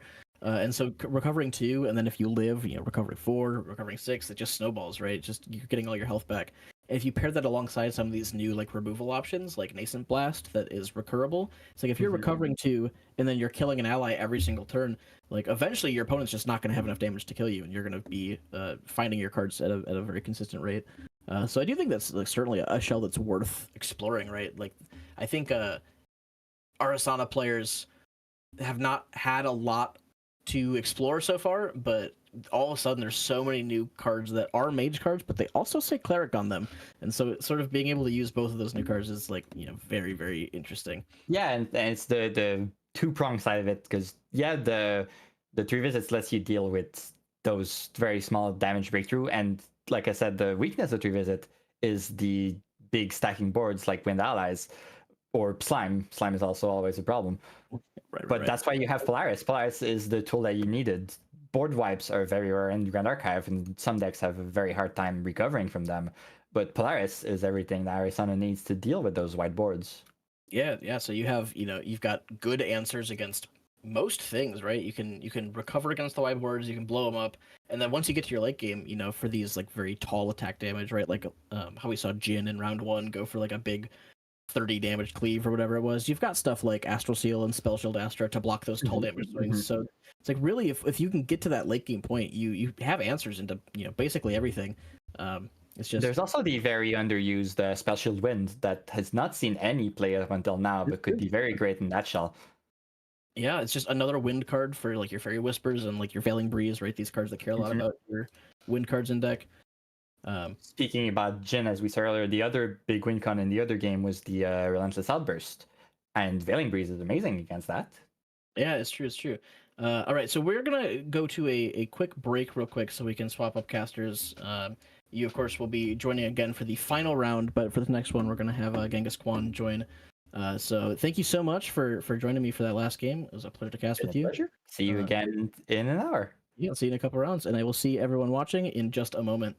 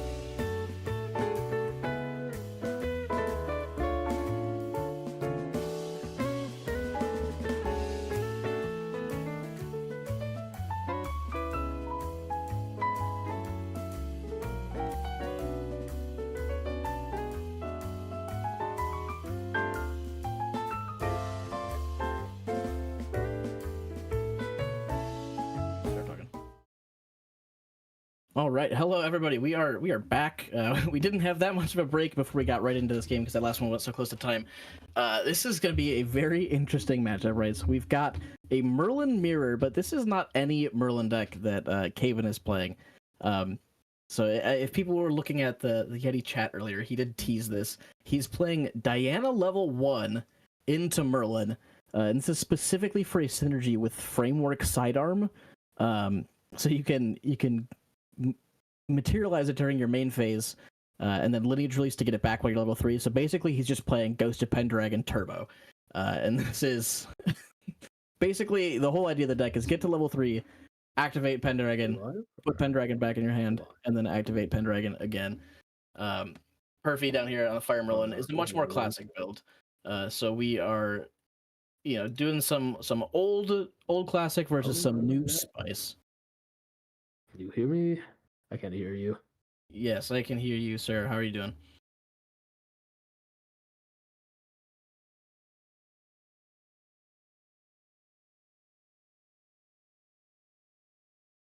All right, so guys, look like Perfy's dropping that hasty messenger early. So he's doing this classic sort of like fire early game cycle, right?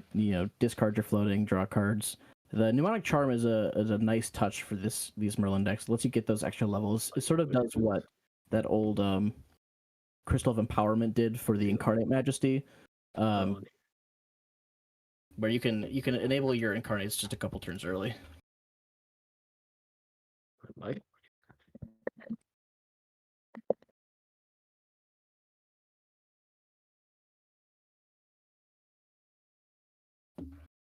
Yeah, these guys are playing surprisingly quick here, but of course, so Gaben goes into his first spice. So he's got this Diana. While you are a ranger, you need to use your class bonus to pay 3 to materialize Framework Sidearm. So this is a very silly play that Gaben's been hyping up. He loves Wind Merlin, and of course now he has the option of a finisher with Imperial Seal, and Fireball is the big option there. So now that this deck has a win con, a thing about Wind Merlin has been for a long time is that you can play the game for a long time, but you can't close a game out. And so the idea here being, if you Imperial Seal into your Fireball, you can still finish the game while playing Wind Merlin, but you get all of the benefits of playing Wind Merlin during the game. So you get like your Veiling Breezes, you get to Pendragon and Disorienting Wind. You get to do all sorts of stuff and just gain a ton of value. Good.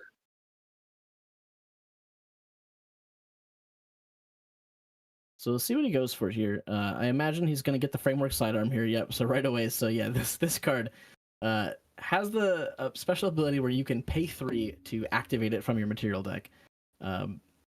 Which the whole reason you do this is just so that you can Pendragon it back later. That's the point of this card.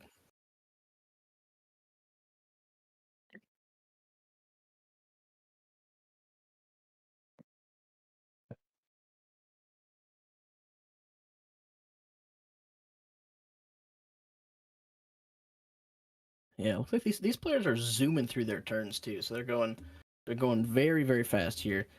The Merlin is not a particularly complicated deck, right? What she does what she does. She gets to level 3 and she starts drawing a bunch of cards.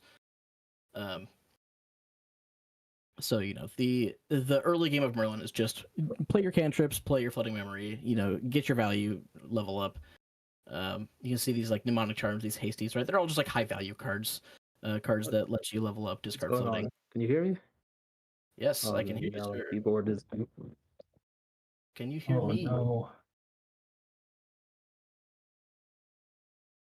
All right, and back to the game we go. Hello? Hello. Oh, no, this is bad. This is so bad. Oh.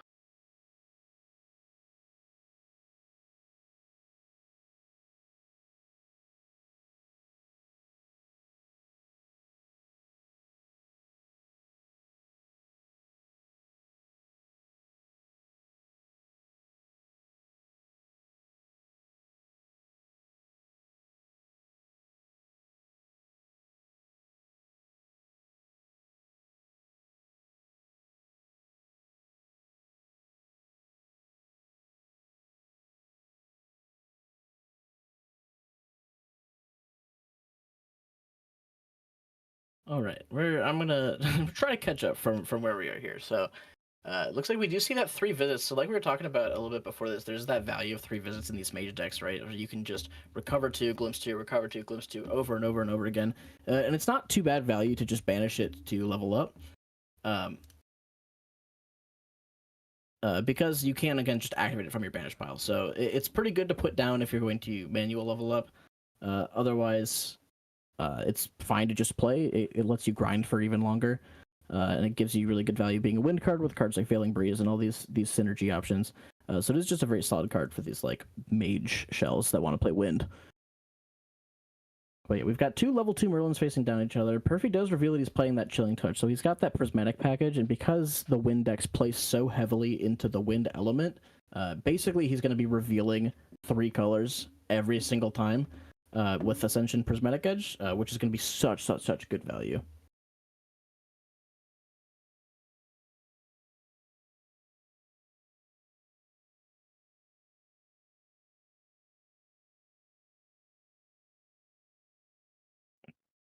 So we'll see. The real Merlin mirror stuff starts happening once you hit level 3. Looks like we go ahead and play Fairy Whispers, reveal that card, draw it. We're just playing value cards. Once we get to level 3, this game really starts to take off. Both these players will be scaling in levels. We'll get access to these fireballs and these like Veiling Breezes for tons of damage prevention. And we will play this cyclical breeze. This is, so we can get back either this Fairy Whispers if we want it, or any number of wind spells. I think Fairy Whispers is probably the best card in his graveyard at this time, or actually, it is the only target in his graveyard at this time. So Merlin does have the option across the field to rest herself to banish it, but because it's not floating, she won't get the level counter, and she's probably prioritizing getting rid of that own floating in her graveyard so that she can get the level. So when she goes up to level 3, has the instant draw, the instant value there.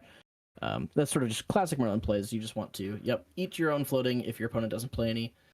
And because the opposing Merlin is already rested because of the 3 visits, you're not really worried about there being the Merlin war of who activates their level 2 ability first.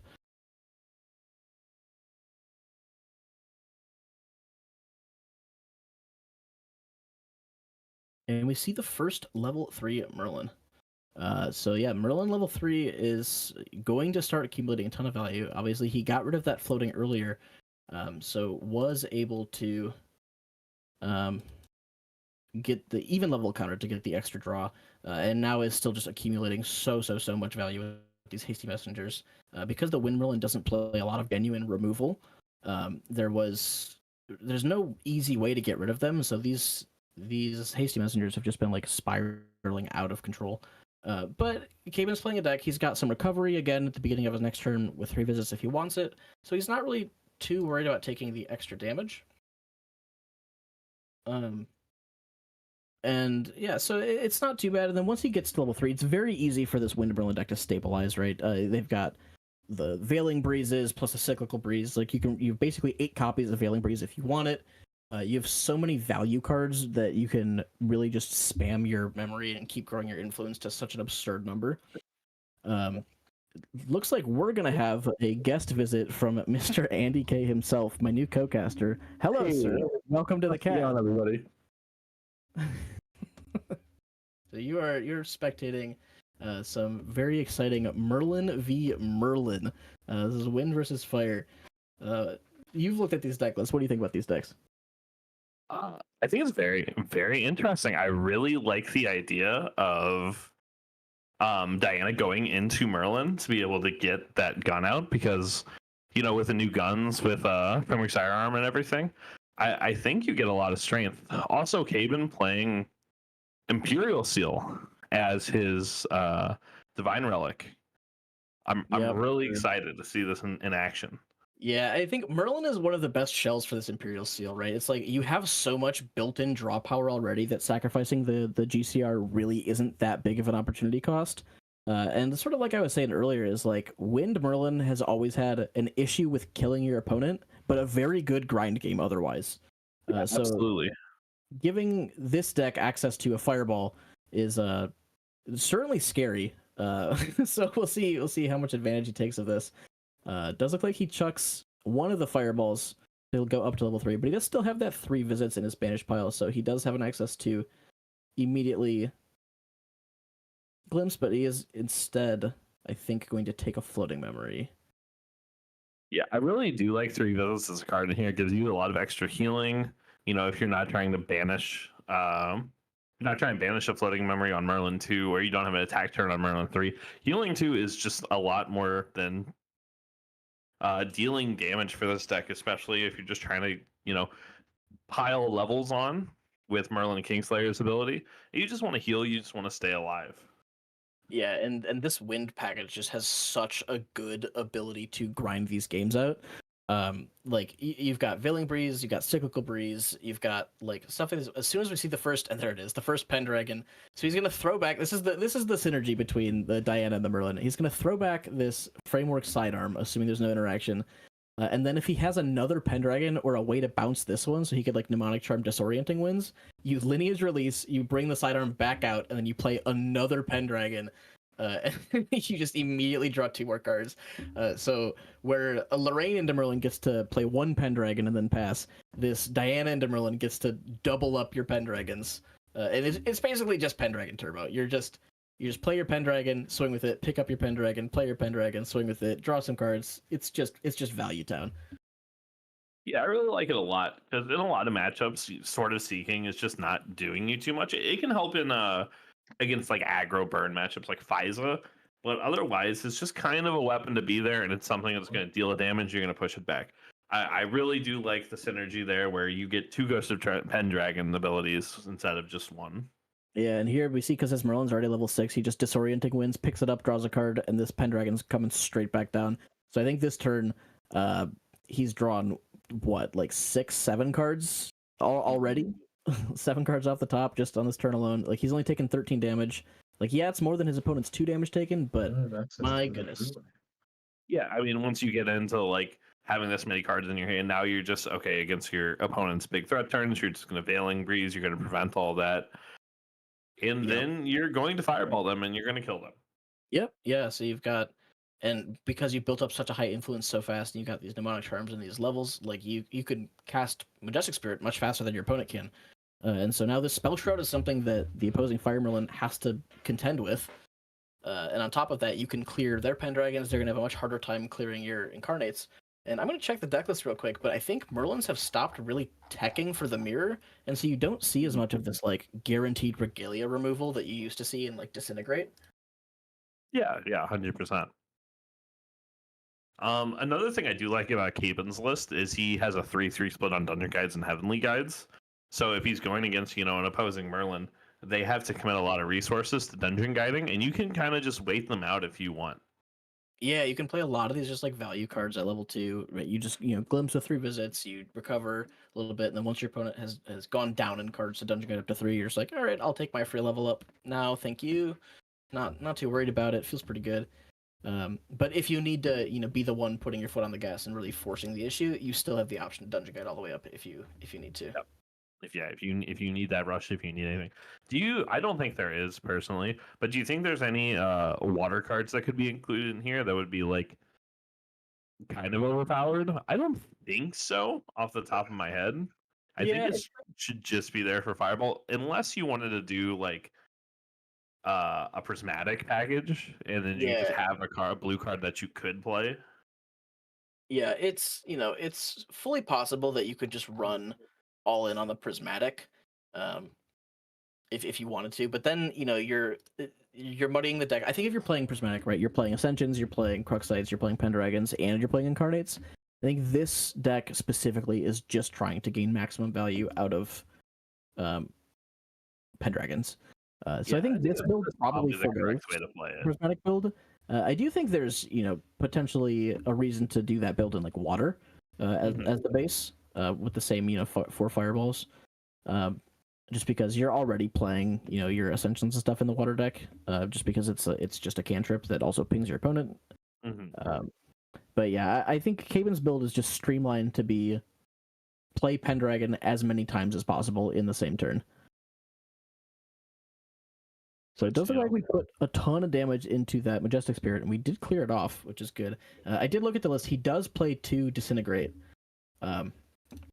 Okay, nice. So does have the option to kill the Majestic Spirit, which is nice. Like it is like not every Merlin is actually playing that right now because they're so teched out for like slimes and other stuff like this. But they are in the side, so this first game, if this Majestic Spirit keeps hitting the board, it is going to take a lot of resources to get rid of. Yeah, so we're gonna see that reclaim for that Ghost of Pendragon coming back. You know, just trying to get as many cards in his hand as he can. Yeah, it's just like this one Pendragon hits the field, draws 2, Disorienting Winds, bounces it, draws, hits the field, draws 2, Reclaim it, hits the field, draws 2. Like, he is just draws so many cards. And this the Tome of Sorcery is sort of like a replacement for Drawnblade, where on enter it draws a card for 1. It has the ability to empower 1 if you rest it, and then you can still just put it back into the material deck with Pendragon. So you do get a little bit of extra value out of it if you're trying to play like, you know, another Incarnate Majesty, stuff like that. You see his opponent thumbs down the the Empower 1 as he puts it back in the screen. So this this same Pendragon is now on its 6th card drawn. Really just turboing through the deck, and it makes these Veiling Breezes so powerful and so hard to deal with. Yeah, I agree. So I know we're talking about a lot about Capen's list right now, just because it's new, it's flashy. Perfy's playing a pretty standard Fire Merlin from what I'm seeing. If you're Perfy here, what do you think your strategy is to get into this game over all these Veiling Breezes and this additional draw power your opponent has? Yeah, so I think this first game is almost, it's like almost past the point of coming back at this point. You still, because you have fireballs and they're fast, you do always have the option to wait until they activate the Veiling Breeze and try to like fireball them like 3 times on the stack. That's sort of like your best hope to win. I think for a game 2 adjustment, something that I'd like to see is him forcing the levels maybe a little faster and trying to go for these ascension loops, keeping Capen's influence down and keeping him off the level ups. Because once he gets up to level 3, it's going to be hard to stop this like value engine from Pendragon. Like, because you're fire, you don't have Stifling Trap, you don't have like Fracturize or a way to stop the Regalia from being removed from the field. So it's like, really, I think you have to go on the front foot and try to rip resources away from your opponent before they have the ability to pop off like this. But once you're in this late game, it's just going to be Veiling Breeze, Cyclical Breeze, Pendragon, Reclaim. It's like, it's going to be so hard to deal with this insane amount of value. Unless you can find like a cheeky moment to do some fireballs all at the same time. Yeah, I think you're kind of hoping as Perfy to be able to ascension away something like really, really powerful, like maybe you rip a Veiling, maybe you rip a Fireball, and trying to be able to almost like possibly deck him from there. But yeah, it's tough. Like, I think you need to get in like a really good board state and you need to get kind of lucky. But I don't know. As long as your opponent has the Veiling Breezes, I think you just kind of need to play as if they don't have the Veiling Breezes. And once you see that lethal line, try to just take it. Yeah, you really just need to force it. And then I do think like part of it is trying to bait the Veiling, and then, you know, you like Fireball once, they Veil, and then you Fireball 3 more times. Mm-hmm. And, you know, hope they don't play a second one or third one. Yeah. But because of the Cyclical Breezes giving the Veilings like the ability to go back to hand, and because it's just such an efficient card, you have to work your way through potentially 8 Veiling Breezes. He's already gone through 1 Cyclical, 1 Veiling, but because of how many cards this Merlin deck is seeing, like, she's going to have it. You can't just say, oh, you're not going to have Veiling Breeze this turn. Like, you know she'll have it, so you just have to force them to play it and try to kill them on the stack and hope that you catch them slipping. Yeah, I think also a big thing to talk about here is sort of a disadvantage that current Fire Merlins have right now, where the meta is unknown, so you don't know what you need to sideboard. Where, you know, maybe after Toronto you get you get a better idea of the meta. Let's say Caven's like this really well. All of a sudden you start siding in Varooks, and maybe this matchup becomes like a lot better, or you start siding in. You have more options. Where if you're just playing last format into this format, you're going to struggle a little bit just naturally. Mm-hmm. Yeah, I definitely see damage prevention being much more common this format than it was in the past. You see like these water Kongming decks, and also now like water mage is seeing a little bit of play just in general, and they're playing like Coriolis Ward and Water Barrier and stuff like that. And you've got these wind decks that are really just abusing Veiling Breeze. So yeah, I definitely see like Varrook is potentially a very strong card that just shows up and says, if your only defensive option is preventing my damage, I'm just going to shut that down.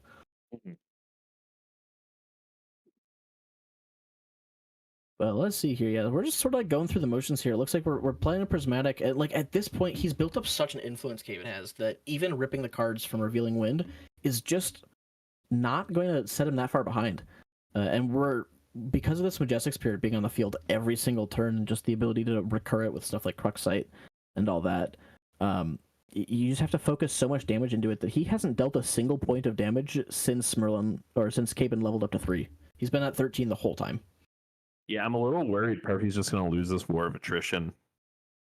I think it's just going to be hard, especially if like once one of those Majestic Spirits stick, being able to hit lethal there is just going to be incredibly difficult. Mm-hmm. Yeah, you only have so many copies of these like Ascensions, and it's going to be harder and harder to remove it, especially pre-board. Like post sideboard, you've got the Disintegrate, so you've got 2 like guaranteed, anti Majestic Spirit cards. But here, yeah, he's bopping down allies, right? So he's gonna at least try to like force the issue. But then, yeah, Caven still has these 3 visits. So that's actually another thing is that 3 visits is a very weird card in the way it works, and just playing it in your deck means that you cannot deck out. Because resting your champion is not part of the cost, you can declare the activation of 3 visits and then have it fizzle, and it'll still go to the zone that it would have gone to if it resolved. So you can't deck out as long as you have that card in your deck, because you just play it and then you can activate it from your graveyard and your banishment, and it'll just go to your bottom of your deck. Very key interaction. Very interesting. I wouldn't have considered that. Yeah, so we see Caven go for this Imperial Seal, enabling all the basic elements. You have to imagine, yep, this is the Fireball train. Opponent has no response to it, so this is just probably 3 fireballs, 4 fireballs, however many he has in his hand. And yeah, we're scooping it up going to game 2. So yeah, Caven taking that pretty convincingly. It looked like he was under a lot of pressure early on, but then once he was able to hit level 3, he just stabilized so quickly, and there was just nothing Perfy could do about it. Yeah, and I like, we were talking about sideboarding where, Fire Merlin can put in like Disintegrates and stuff. Caven plays more incapacitated in his sideboard. I'm not sure this matchup's going to get easier for Perfy post side. Yeah, I mean, so looking at it, if you're Perfy, right? So let's look at the sideboards real quick while they're siding. You've got an additional Crux Sight, additional Majesty, a Reprogram, a Resolute, 2 Fast Cure, 2 Scry, 2 Purge and Flames, and 2 Disintegrate. Of those cards, what do you think you'd be putting in if you're in Perfy's situation here? I mean, I think you have to put in the Disintegrates for 100%. The Majestic Spirits.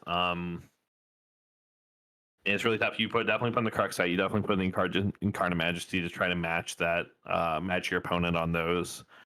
But other than that, I mean, I could see a world where maybe I haven't looked too close at his actually main board, but I could see you putting in like Fast Cures and Reprograms just possibly to help you get to level 2, 3 without Dungeon Guiding to deny that Heavenly Guide value. But that's also really rough just because you're going against Merlin and they can banish your floating memory. Yeah, right. It's like you don't really want to rely on floating memory to level up because Merlin will just eat it.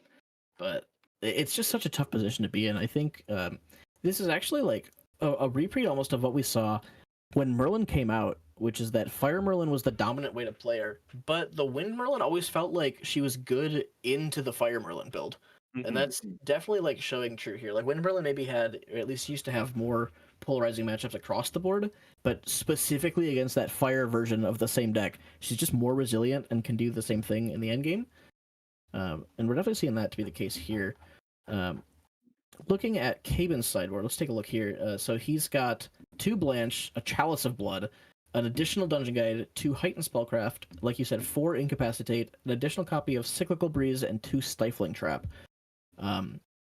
Most of these cards could come in, and I wouldn't feel bad about them. It's like the crazy thing. It's like you could maybe put all of these cards in, and it would be totally fine, right? Like your Stifles are obviously good. At slowing down your opponent if you think they're going to go for this like rush into Ascension looping you.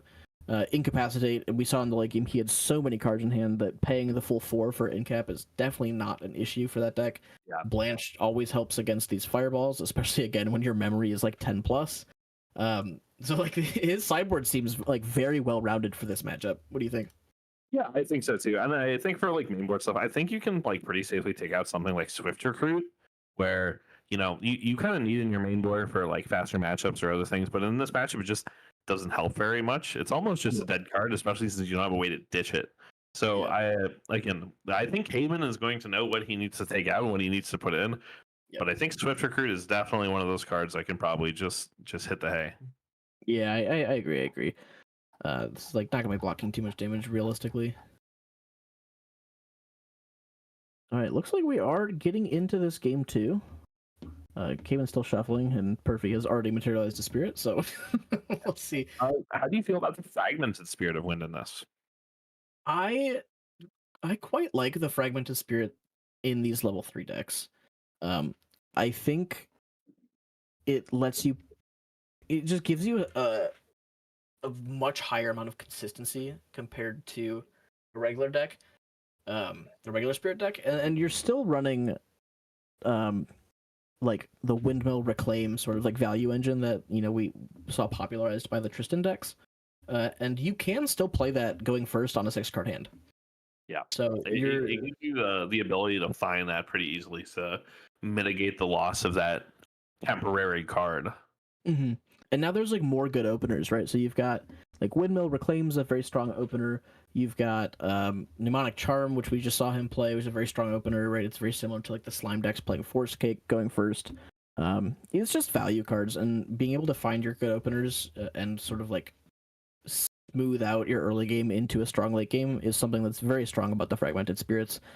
Also with Merlin specifically, because you can eat a floating memory to get the level cutter on level 2, you can actually pop that Spirit Fragment a turn earlier than you would be able to in most decks to get the draw.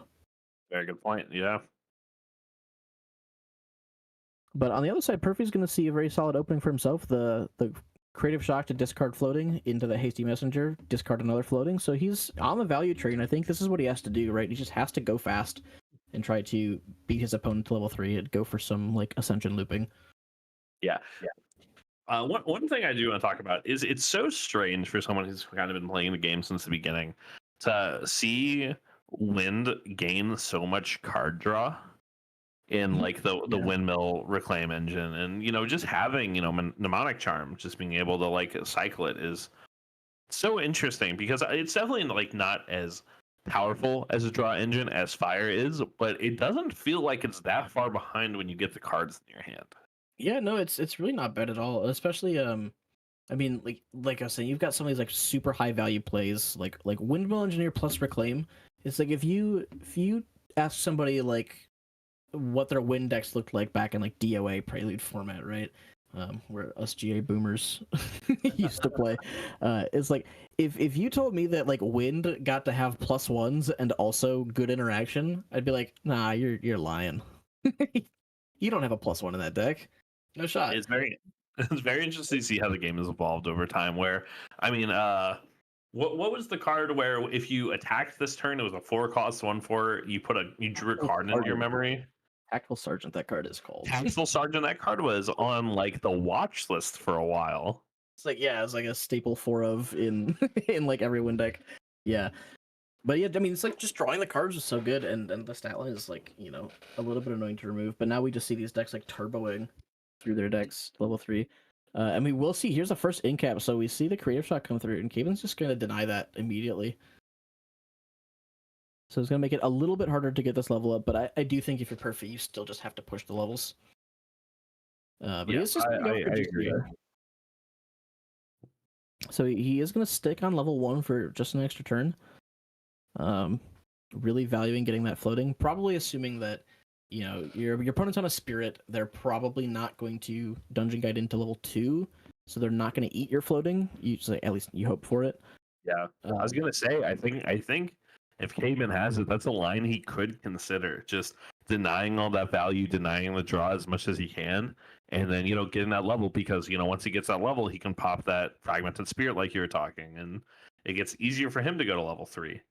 Yeah, kind of forces Perfy into dungeon guiding at some point, which is kind of what Caven wants. Which activates the Heavenly Guide ability to get the extra value. Yeah, it's really interesting. And then this Wind Merlin list, right? It's like if you can get ahead of the tempo and really like sort of be the one on the front foot pushing your own advantage in a deck that typically plays from behind, you're just going to be in such a strong position.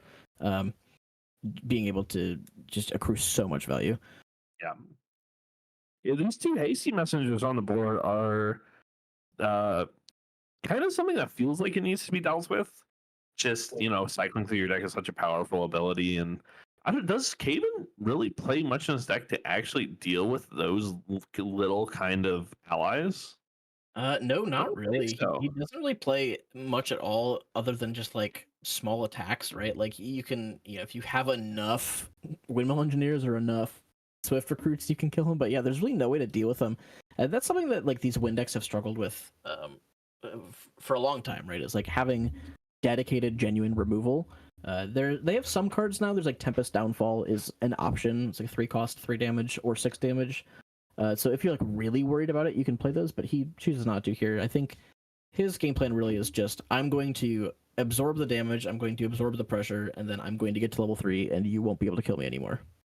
All right, perfect goes to level 2 here. Again, with those 2 hasty messengers, it's possible Perfy might be able to load his graveyard with floating memory to where, you give your opponent a level, one gets 8, but it's possible it's just not enough. But we're going to see him discard a Crux site, so never mind on that line. Yeah, not having the extra floating in hand to discard, or perhaps just not wanting to discard floating, knowing that Caven's likely to level up to 2 next turn, does discard an incap of his own. I'm curious to see what Caven goes for if he banishes at all. You still do get value out of banishing stuff like Crux site from your opponent's graveyard, just because they lose the ability to recycle it. But we're also seeing this Ventus starting to gain a bunch of value. So Ventus is a fairly underplayed card at the moment, just because Wind Mage has not been, very, very popular. But it gains refinement counters every time you activate a Wind Element Mage spell. And then it has an ability where you can rest it and you can remove a refinement counter from it to put an Enlightenment counter on your champion, or you can rest it and remove 3 refinement counters to suppress an ally. And so basically, as long as you activate 1 spell per turn, it represents every 3 turns you get a draw. Yeah, and that's, again, like, his deck is all about draw. It's all about making sure you can find your cards, like your Failing Breezes and your Fireballs, to make sure that you win the game when you need to win the game. Yeah, there's just like such a high level of consistency. And like when all these wind spells that you're activating draw you cards, right? Like Fairy Whispers adds a card to your hand, Disorienting Winds draws you a card. It's like getting a draw every 3rd turn basically means that you're just gaining free value by playing the cards that you were already going to play to just, advance your board state. So we saw Caven materialize Backup Charger, activated, get that draw. He's going to windmill, he's going to imbue that, just continuously getting draw. But he is stuck at level 1 right now. I wonder if Caven has something like multiple Heavenly Guides in his hand, just hoping his opponent Dungeon Guides up. But I don't think that's going to happen at this point, with Perfy also having a ton of cards in his hand. I think we're going to see a manual level either this turn or next turn. Yeah, so we are going to Disorienting Winds this Windmill Engineer back to hand. So again, we're just getting so much value, right? This Windmill Engineer drew a card to memory, Disorienting Winds draws a card to hand, puts a refinement counter on, which means he does have access to another draw with his Ventus. So he's drawn 3 cards this turn. And he's really just, it's just value. It's just value upon value upon value. And when your opponent isn't pressuring you this much, like, you're fine to just chill at these lower levels. He's not putting any floating into his graveyard. He's just going the cantrip route, which is something that I think it's like a difficult concept to understand, I think, for like newer GA players, is that drawing a card is the same as playing a floating memory in terms of like overall and like card advantage. And so you can still do these level ups where you're not going too card negative, but you're not giving your opponent the opportunity to eat your floating to level up. Yeah, which forces them to either eat their own floating or just not go to level 3 on an even level turn, which is the worst thing to do when you're Merlin. Yeah, we're going to see that level up at the end of the Caven's turn. We saw Perfy ditch 2 floating memory cards with Creative Shock, and I believe it was Reprogram was the other card he played. Now we're Merlin 3. We're going to start gaining more value. We're going to start pressuring. And this, I think, is kind of what Perfy wants to do. His game plan for this is he wants to get to 3 before, Caven does. Start getting value, start dealing damage, little chips here and there, and then hopefully draw into a couple fireballs where he can just win the game. Yeah, I think he really has to like prioritize trying to like kill his opponent before Caben sort of gets out of this range and becomes really safe. The problem is even at level 1, like these Veiling Breezes are still live, right? So as soon as Caben's a little bit threatened, as long as he's been playing cards, and again, most of his cards will draw him a card anyway, so it's not too bad to just play your cards. He'll still be able to Veiling for like 3, 4, 5 even, and prevent a ton of this damage even before he's level 3. I apologize. I thought Caben had more cards in his hand. Maybe he has more in his memory that I'm seeing, but it kind of just looks like one from this angle. They gotta be stacked, right? Surely they gotta be stacked, because last turn he played a Windmill Engineer and then he played a Disorienting Winds, and he's only level 1, so it would have been... There should be 6 cards in his memory. Okay, yeah, that makes maybe more sense. I could have sworn he had like a bunch of cards in there. Yeah, so I think his total influence is 12, which is wild. And something like you've been talking about trying to get value out of this Heavenly Guide. Perfy did manually level up to 3, so Heavenly Guide does not work here. So he does have to Dungeon Guide in order to push all the way up to level 3 if he wants it. One thing I'm a little surprised by, Perfy discarded that Hasty Messenger with the Hasty Messenger instead of just playing it, because Caben's kind of shown in his deck doesn't have a way to deal with little things. Mhm. And just being able to get that one chip damage here and there, and also cycling through your fireballs. I'm interested to see what else is in his hand to where he didn't want to play another Hasty Messenger. Yeah, right. I mean, like getting deeper into your deck is always good. At this point, especially like these Fire Merlin builds, you end up with a lot of, I don't want to say dead cards, but cards that aren't, particularly useful. Stuff like your Stalwart Shieldmates, your Reprograms, your Fast Cures, all these like random floating that you use to level up. It's like you get to this point in the game, you're not really using them anymore. So it's like you might as well just pitch them, cycle through your deck, and try to find your Fireballs, your Ascensions, your Cruxites, your Pendragons, all these like high value end game cards. Like the faster you find those, the more you'll be forcing the issue. Caben doing a classic DOA turn 1 here on turn like 15 of Swift Recruit Pass. What do you think about this, Mr. GA Boomer? It's bringing me back. It's a new art though, so I'm still a little scared, but You're still a little nervous about it. I don't know what's going on over here. I do think the new art for Swift Recruit actually looks stunning. It's very, very good. I agree. Okay, so we're gonna see prereqs Cruxite. Yeah, so we get back that Cruxite that we pitched like 10 turns ago, with like a Hasty Messenger. So we are gonna get the value out of it. I was actually curious that I was gonna say I'm surprised Caven didn't rest. Didn't try to eat it. I wonder if he's planning on eating a floating or something, playing like a Reclaim, or maybe the Swift Recruit. The idea is that it dies and then he eats it immediately. Could be. Yeah, because if that's the goal, I mean, if the Swift Recruit dies, he does have an easy path to level 3, right? To in memory the Swift Recruit as floating, if he wants it. But if he wasn't going to eat the floating, I am curious to see why he wouldn't have tried to banish a Cruxite from his opponent's graveyard. Something a little scary here is Caven only has 5 health left. Yep. He's pretty low, and like this is a Fire Merlin that has a sword on the field and lots of cards in hand. So like Ascensions and Fireballs are certainly very live plays right now. Mm-hmm. Ascension would ping for 3. It would banish a card. It might draw a card depending on if he's got a water card down there. And then a single Fireball is enough to do it. And Caven's memory is pretty small. Yeah. So here's that first Ascension coming through. Yeah, I also believe because Fireball's hitting for 7 with a mnemonic, or 8 with a mnemonic charm. Oh my god, can't say it.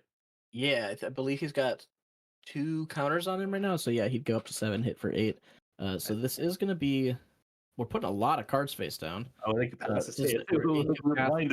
Yeah, very good. So Caven, understanding that Ascension is Perfy's best path to victory, holds up enough cards to make sure that you incapacitate the Ascension, and because it returns the sword for cost, the sword leaves the board, so you're not at risk of another Ascension or like a Pendragon or anything as follow-up. So it's a very strong play to stop that Ascension from going off. I see Perfy counting levels here, so it's possible. I mean, I'm a little surprised he doesn't have, because Caven has, I believe, 2 in his hands, so it'd be just enough. I think we're going to see a Fireball here. Yeah, we're going to see. That is Thunderclap, I believe. No, that Heightened Spellcraft, actually. Oh, and Heightened Spellcraft into Fireball. So that's another Empower 3. So he empowered 5 and Caven scooped it up. He didn't have the Veiling in hand to stop that from happening. So this is going to be going 1-1 into game 3. Yeah. So, what did you think about Perfy's adjustments in that game? Sort of. What do you think about why that game ended a little bit differently than the first one? I think it's really good. I think Haven might have taken too coy of a line, and I think we're starting to see a little bit of the flaw in Caven's deck right now is not being able to deal with those hasty messengers. I think that was a really, really big point in that match where Perfy was able to get ahead with his advantage there. I think I would have liked to see Caven be a little more aggressive leveling, but also, it's Caven. I don't know how much I can really speak to his strategy or my strategy over his. But I think Perfy did everything he was supposed to, where he leveled fairly aggressively. He was able to, deal damage early, and then had just an explosive turn at the very end to get there. Yeah, no, I definitely agree. I think the level up, the line to level up was interesting from Caven. I do think, going for like the backup charger into the windmill disorienting play, like he's going for a lot of these value plays. But if you don't have the prevention in hand, sitting at 22 health or sitting at 20 health if you're Lorraine level 1, or I guess in his case he's Diana level 1, so 19 health, right, is it's dangerous. Like that's not a lot of health, and this like we were talking about, this chip damage from these hasty messengers adds up over time. It's like 1 damage, 2 damage a turn. If he drops some flame runes, it's like 4 damage a turn, and you can't kill these. You don't play board wipes. So unless you're going through your veiling super early, which you also don't want to do that, yeah, it's tough. So I definitely think the level up was maybe a little bit slow on Capen's end. Probably just was playing a little bit safer than he needed to. So I am curious to see how he adjusts. I think he'll just probably try to force the issue. I think he might have been playing a little bit too hard into this like Heavenly Guide value angle. Maybe didn't have it, but it did seem like he was really trying to bait his opponent to playing a Dungeon Guide. And Perfy just did not take that bait. He did not want to play the Dungeon Guide. But we're going to get into this game 3. We're both playing a little bit fast now, so we got 20 minutes left, and this is a matchup that can go long if if they don't draw the right cards in the right order here. Yeah, I believe the first game was like 25, 28 minutes. I could be plus or minus a couple minutes there, but that last game was pretty quick, thankfully. So I'm hoping we see a set that's finishes. I mean, also like real talk. Here's another card. Just getting that Flame Rune Swordsman in play. I don't think Haven's going to be able to kill it. Yeah, no, I think that Flame Rune is just going to stick until Haven gets to level 3. He's going to go for that Ventus as the first materialization. So again, going for this value angle of just like gaining these refinement counters for playing like your Fairy Whispers, gaining your Lightning counters, going for the draws. We'll see what he reveals off the Fairy Whispers here. Most of the deck is win, so it's probably like almost impossible for him to whiff a Fairy Whispers. But he does see the here there. Yeah, I believe he's at 14 non-win card. No, that's wrong. 14, 16, 23 non-win cards. So it's still like it could happen, but it could happen. But like it's one of those situations where like it feels really bad if it does happen, and you're like, well, I guess 3% of the time I whiff. Oh well. You technically have to get 4 in a row unless there's a card you really don't want to send to the bottom. Mm-hmm. Yeah, we'll see the Cyclical Breeze grab back the Fairy Whisper. So again, these are all plays that are like influence neutral, or eventually positive with this like Ventus that's ticking up slowly over time. But Perfy is doing the same thing where he's just like going to force damage with this like Flame Rune. He's drawn a bunch of cards here, so if he has like a Hasties here, he can start getting the value by discarding the floating and still pushing all this damage face. It's like Caben, if he doesn't level up fast enough, he is just going to end up taking too much damage. Yeah. I'm going to cycle back just a little bit to Cyclical Breeze. I love Cyclical Breeze. I think this is like one of the first cards in Grand Archive that actually pull like a non-ally out of your graveyard. It might be the first. I think there's like 2 in this set.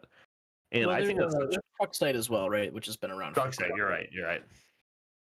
But that's such an incredibly powerful ability that I think that card's going to be just like almost somewhat of a staple in some part of the meta for probably until it rotates out, if that ever happens. Yeah, it's one of those cards, right, where it because it grabs a wind element spell, As long as there's good wind element spells in the game, it's going to be worth considering. Just even if you're playing like one or two of it, just as your fifth and sixth copies of in this instance it's Veiling Breeze, but it could be any number of things, and just like over time, the more good wind spells that are I think it's just wind element spell. The more good wind spells that get printed, like Cyclical Breeze can just always be like, if you're deck building and you're like, man, I wish I just had 3 more copies of Fairy Whispers. And you're like, there's like no card I want to play, but I do want to play 3 more Fairy Whispers. Now you can, right? Really just helps with the consistency of the gameplay there. Mm-hmm. So we see Windmill Engineer from Caven. It's gonna ping in for 1. Yeah, we'll see if he has the ability. It looks like that. Yeah, the ability to kill a flamer. Yeah, so if there's another windmill here or something else. That Swift recruit, maybe. No, he just passes. Okay, so I wonder if he maybe thought about going for an additional ally, but wanted to prefer to keep cards up in hand. Yeah. These decks that go for these fireball. Yeah. Ooh. Yeah, 1 fireball down. That's actually, if you're Caven, you're pretty happy to see that. Yeah. Talk about Heavenly Guide for a second. I was very on the fence about the card when I first saw it, because it's like, how often is this going to come up? When it doesn't work, it's just a dead card. But I think the threat of Heavenly Guide is enough to make some really intricate gameplay of like, will they, won't they? Like, just the threat. I think is going to be really, really cool for something like this, where it's like 2 Merlin decks going up against each other, 2 level 3 decks going up against each other. Yeah, right. It's like if you know your opponent's on Heavenly Guide, which is going to be true in like day 2 of Ascents, right? Because that's open deck list to an extent. So if you know your opponent's on Heavenly Guide, it's like, do you really want to go negative to level up if it's just going to give your opponent a free level up? And then it's like, are you now playing slower because you don't want to give them free value? It's just, I agree. It's this big like, will they, won't they? Like, who's gonna sort of like push the button first? Do you ever get into a scenario where you side out your dungeon guides, assuming that you're just not going to play them anyways, right? It's like, is that the world we're getting into in level 3 mirrors? It's very, very interesting. I think a lot of the skill in these matchups is going to come to like knowing when it's the right time to dungeon guide, like knowing when you can afford the dungeon guide if your opponent has the Heavenly Guide, because they still have to have it. They always still have to have it. You always have to take that into account to like with some percentages and stuff. But like you said, it's like in some matches, maybe you just side out your dungeon guides to put in 3 more cards that help that matchup and just say, hey, I'm just going to level to 3 every time. Yeah, so this is really interesting. We see Caven imbuing the Windmill Engineer with 2 copies of 3 visits. Something that was mentioned earlier in the last round, because we were talking a little bit about like the potential of like a Wind Cleric, Wind Mage. 3 visits is actually a very interesting and fine card to banish to level up, because you can still instantly activate it from your banish pile. So even if you put it down to pay for like a memory cost, like a Fairy Whispers or something, you can banish it to level up, and then you still immediately get to Glimpse 2 and Recover 2 as long as you've got that class bonus enabled. So like it's not quite floating, and it's not quite a draw from like a card advantage perspective, but it is still like something that gives you value out of being banished, where most cards give you no value out of being banished. So Caven throwing those down into his memory is like, I'm probably going to level up, but if I banish one of these 2 cards, I don't mind too much. Yeah, that's a very good point on that, where it's one of the few cards in this game where you still get value when you banish it for leveling up. Very, very cool mechanic just to keep in mind for everybody. Yeah, so we do see Perfy going in for that dungeon guide. So this time he's saying, I am just going to force the issue. I'm going to dungeon guide as fast as I can. We'll see if Caven's got like the Heavenly Guides, because this is one of those situations where Heavenly Guide is very good value here. If you just level it to Heavenly to 3, like you're super happy. But if Perfy's starting to do some like Ascension shenanigans or like Pendragons, right? Like these always feel good to play as soon as you enable Crux. Crux is one of those elements that like actually gets a lot of value as soon as you enable the element, where there's some elements that are a little bit slower, they don't get instant value. I think like Astra, like Terra, right? It's like you take a little bit of turns to like come online when you have those elements, but Crux is like you go to level 3, you draw a card, you play Pendragon, you're off to the races. Mm-hmm. Yeah, and this is just another one of those games where Perfy getting to 3 while Caven's at level 1, and I think Caven's just in a a really tough spot here if he doesn't have that Heavenly Guide in his hand. Yeah, I think he's in a situation where he's sort of forced to level up. I think not leveling up would be very risky. There's certainly, not to say that it's correct or incorrect, but it's certainly risky to stay on level 1 at this point in time. You're only 10 damage off of lethal. Your opponent's already enabled Crux. They're going to be drawing like several cards next turn. Pretty healthy amount of influence. Allies on board. It's like if you are not...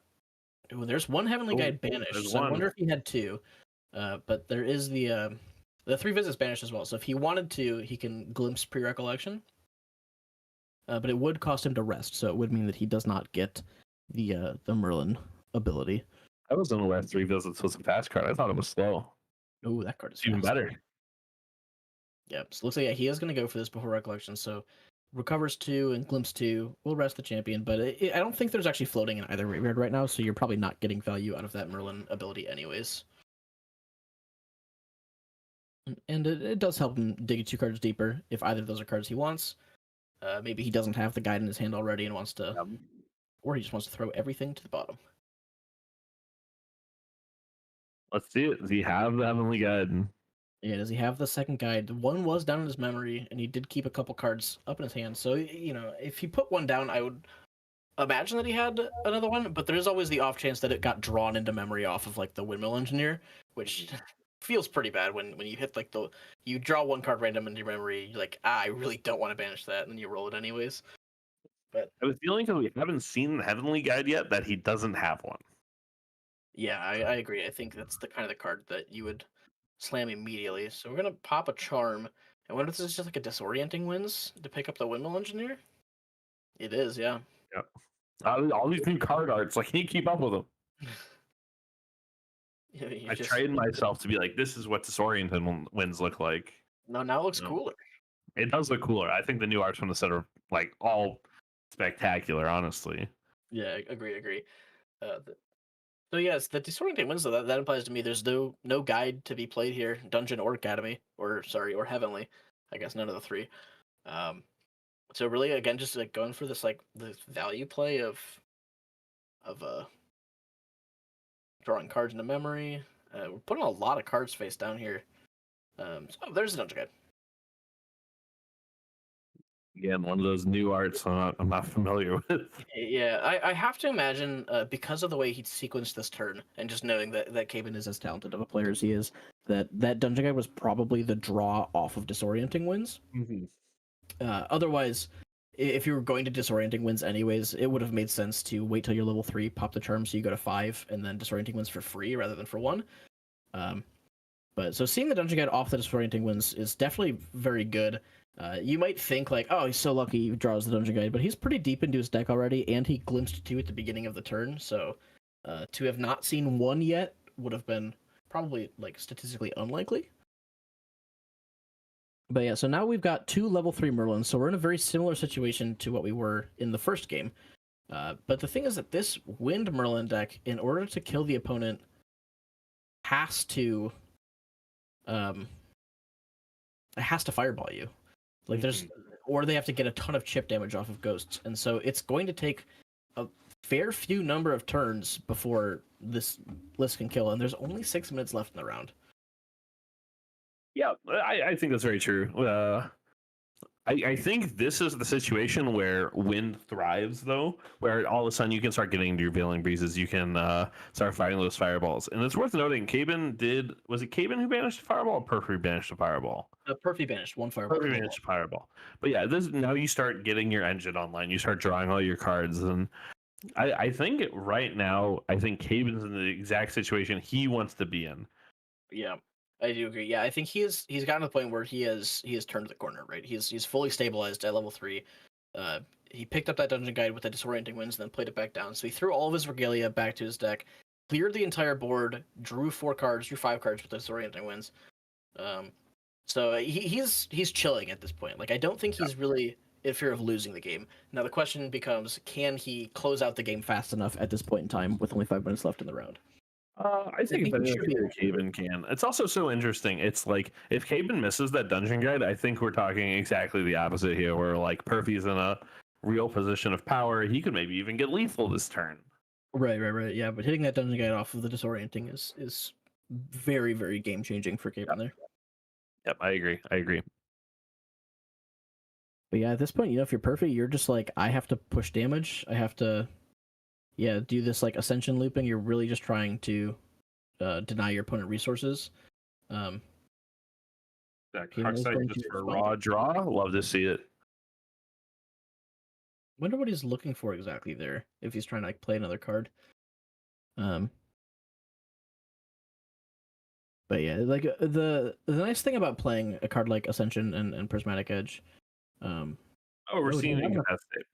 Okay, we do have enough cards to incapacity. I wasn't sure how many cards he still had in hand after all that, but I guess drawing as many as he do. We'll see if we have like the incapacity. Incapacitate. Yeah, this looks like a oh. Oh no, it's a creative shock. A creative shock here is. He just put 4 because he was hoping it would be the hope it would be the incap. It chucks a favorable wins. Ascension gets incapped, and then there's another charm. Yep. Not my charm. Okay.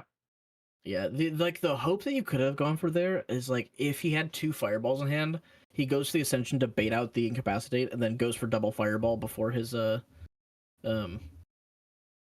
before Kevin had a chance to respond there with like a Veiling Breeze, but he's not high enough leveled for that to be lethal. Unfortunately.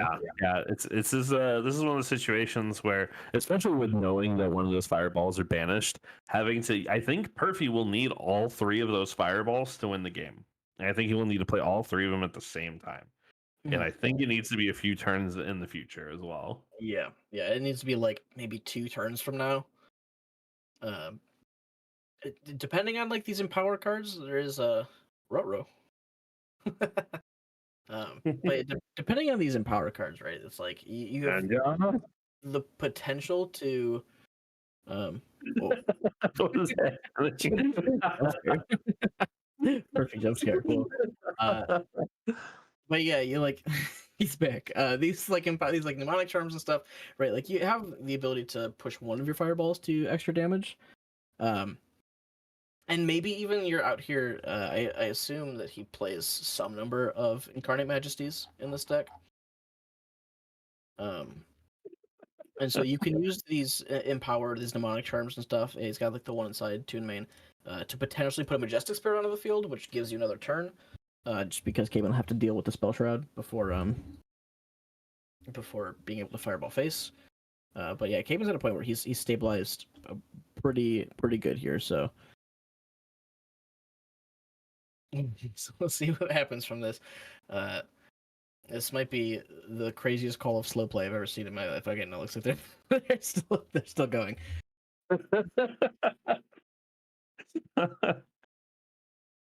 Oh, that was funny. We have fun here. We have a good time. Yeah, we're good. We're chill. We're all back. I'm so distracted right now. I can't. Yeah, that's the play, right? You're like, Cabe is in such a good position. I know what I'll do. I'll just turn on all the cameras and flicker between them, and hopefully he gets so distracted he forgets to kill me. In my head, that wasn't even Perfy. That was just someone random. It's just a spectator. Yeah, it's just some guy. Even better, yeah. Accidentally throw Mitch up there. True, yeah, that would throw me off if I was trying to concentrate on winning the game and I saw Mitch. I'd just be so distracted. I wouldn't know what to do. But Caven's a professional, so he would not get distracted by a picture of Mitch. But yeah, time's ticking down. I just don't think either of them are going to be able to get enough damage on the board in time. Caven's going to need 3 fireballs here, I believe. Close. Yeah, he's going to need 3 fireballs, but also in order to play those 3 fireballs, he needs another materialization, right? He needs to get the Imperial Seal. So that is the one thing that Perfy has over this Wind Merlin deck, is that if you you can play the fireballs without needing a materialization phase for it. So you can just play them. You can just send your fireballs. But Caven is at 10. He is at 10. It's not impossible. This is one of those where it's like, I think if you're Perfy, like if you have the fireballs, you play as if he doesn't have the Veiling in his hand. Yeah, right. You just hope that he hasn't drawn it yet. And if you have, a potential push for lethal, you go for it. Because again, the way the prizing structure works in this, like, a draw is basically a loss, right? You're playing for undefeated, and so you really don't want to go for this draws. Like, there's no reason to play out for a draw. Finally does resolve an Ascension. Not that many win cards in that memory. It looks like. No, not too many, but enough to banish one of them, and we're gonna start dealing damage with this prismatic edge. Was this a +2 turn for Merlin? No, looks like he's on odd level counters here, so he's got 3 level counters on him. 16, 19. Oh, It's this gonna is be close. close. There's no veiling, but and Cayman hasn't gone for it yet, and so I imagine if you're going to veil this turn, you go for it right away, right? Oh, we see the Pendragon coming through. yeah. I think this is Caven showing that he doesn't have veiling. Yeah, so there's a world, right? You swing here, go to 19, and then you can Mnemonic Charm plus Fireball for 9 is exactly 28 through no damage prevention. I see the fireball in his hand. Yeah, if he's got it and there's no veiling, this might just be like the lethal line here. I mean, I don't think there's another line you can really take because you're not worried about dying. I don't think you're worried about dying. Yeah, And no, if probably you don't not. hit it here, I think it's game over. Right. It's like either a game or a draw. There's oh gosh, yeah, it's tough. It doesn't look like he wants to go for it. Maybe he was waiting for. This is actually the prime opportunity right here. Opponent played Scout the Land. No cards in hand. We're still and we're healing. Okay. So opponent Caben did have the ability to not die to that fireball in some capacity. I am seeing that they do have a time extension of 2 minutes because of the webcam issues and the jump scares. So it didn't quite work if that was the goal. We will see. Here's the Imperial Seal and a pre-recollection fireball, looks like. So if Caben just has 4 fireballs, Perfy doesn't have cards in his deck that stop that. He doesn't have the power of Veiling Breeze, the defensive cards like that. He does have a Blanche, quite good here. Kinda does. So that Blanche is going to wall, was that 6 damage, I believe? Was how many were in the memory there? Yeah. And that Fireball was only coming in for 6. So full wall of Fireball, I think. That's just getting rid of a fireball. It's huge. Yeah, well, and because Caben's on this Imperial Seal deck, he only gets 1 turn where he can use these Fireballs. Yeah, this is the only turn he has very access to it. So this Pendragon has to clear this Blanche, and if he's got something like Resolute in hand and can block the damage, then like these Fireballs become dead, and all of a sudden, there's like no real win con for Caben. Yeah, I think we're gonna see maybe an Incarnate Majesty here, just playing the cards out of your hand that will make you not lose this game. Yep. I mean, we're gonna clear over the Blanche. We can clear over the Pendragon too with the Majestic Spirit, or we're just dealing attack damage face.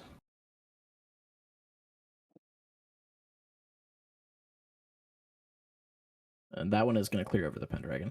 But yeah, I mean, that Blanche was so incredibly well timed. I think that's probably what he was going for, right? It's like he was like, well, I can't kill through interaction. I get like 1 or 2 more turns, maybe, if I can live. And this Blanche should let me live 100% of the time. And now he's got the even level turn. We saw that he had a Fireball in hand.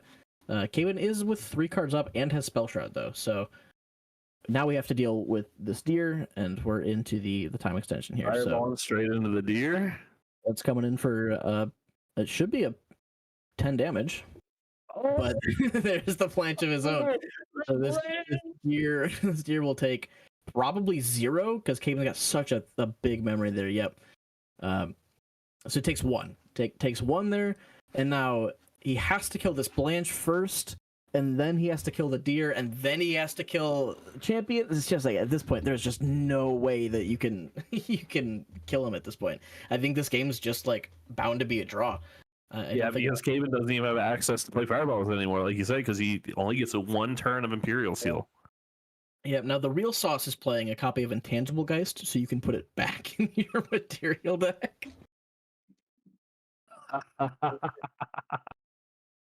That's funny. Yeah, I'm just saying, it gives you another turn next turn. But I think this game is just like they both had the perfect defensive cards to be able to counter each other at the perfect time, and there's really no doing that. That's like the fragility of these like Imperial Steel Merlin decks, right? It's like it's very cool that you get access to Fireball in the off element decks, and it definitely gives them much more of a way to play the game than they used to have. But you do get it for one turn, so if your opponent interacts with your cards, like you're kind of, you're out of luck, right? Mm-hmm. So we're gonna clear over this. He had played this game very, very, very well. Yes, I agree. I think it's unfortunate that like ties are not good. If this was like a round at an ascent, right, you'd be very happy about getting a draw out of this game. But I do think he piloted the matchup probably as well as he could have with the cards he had in deck. I think his deck isn't really well built to deal with this matchup, just because it's not something that's very relevant to the meta. But yeah, I think we're getting things that Perfy conceded. But no, I think Perfy should be pretty happy with how he played. I think he piloted that fantastically. Yeah, I agree. I think it's a very like interesting matchup, right? This Wind Merlin deck has a lot of lines of play. It definitely looked. I mean, it was very strong, right? In what it was doing, but at the end of the day, yeah, like the Fire Merlin is still just like such an inevitable deck, and they can use the Norm interaction very, very, very well. Mm-hmm. I think we're gonna go to a brief break here while we figure out sort of what's going on commentary side. So I just want to say thank you so much for hopping in and joining me, Mr. Andy. It was a pleasure having the reunion live on the stream. I was really happy to be able to jump in and cast again, even though I'm not the most versed. I hope I was able to give some decent insight and have some decent commentary. But thank you. I don't even know what Disorienting Winds looks like. Ozo alert. Thank you so much. We're going to cut to a break here, and we will see you all watching shortly. We'll be back in just a few minutes.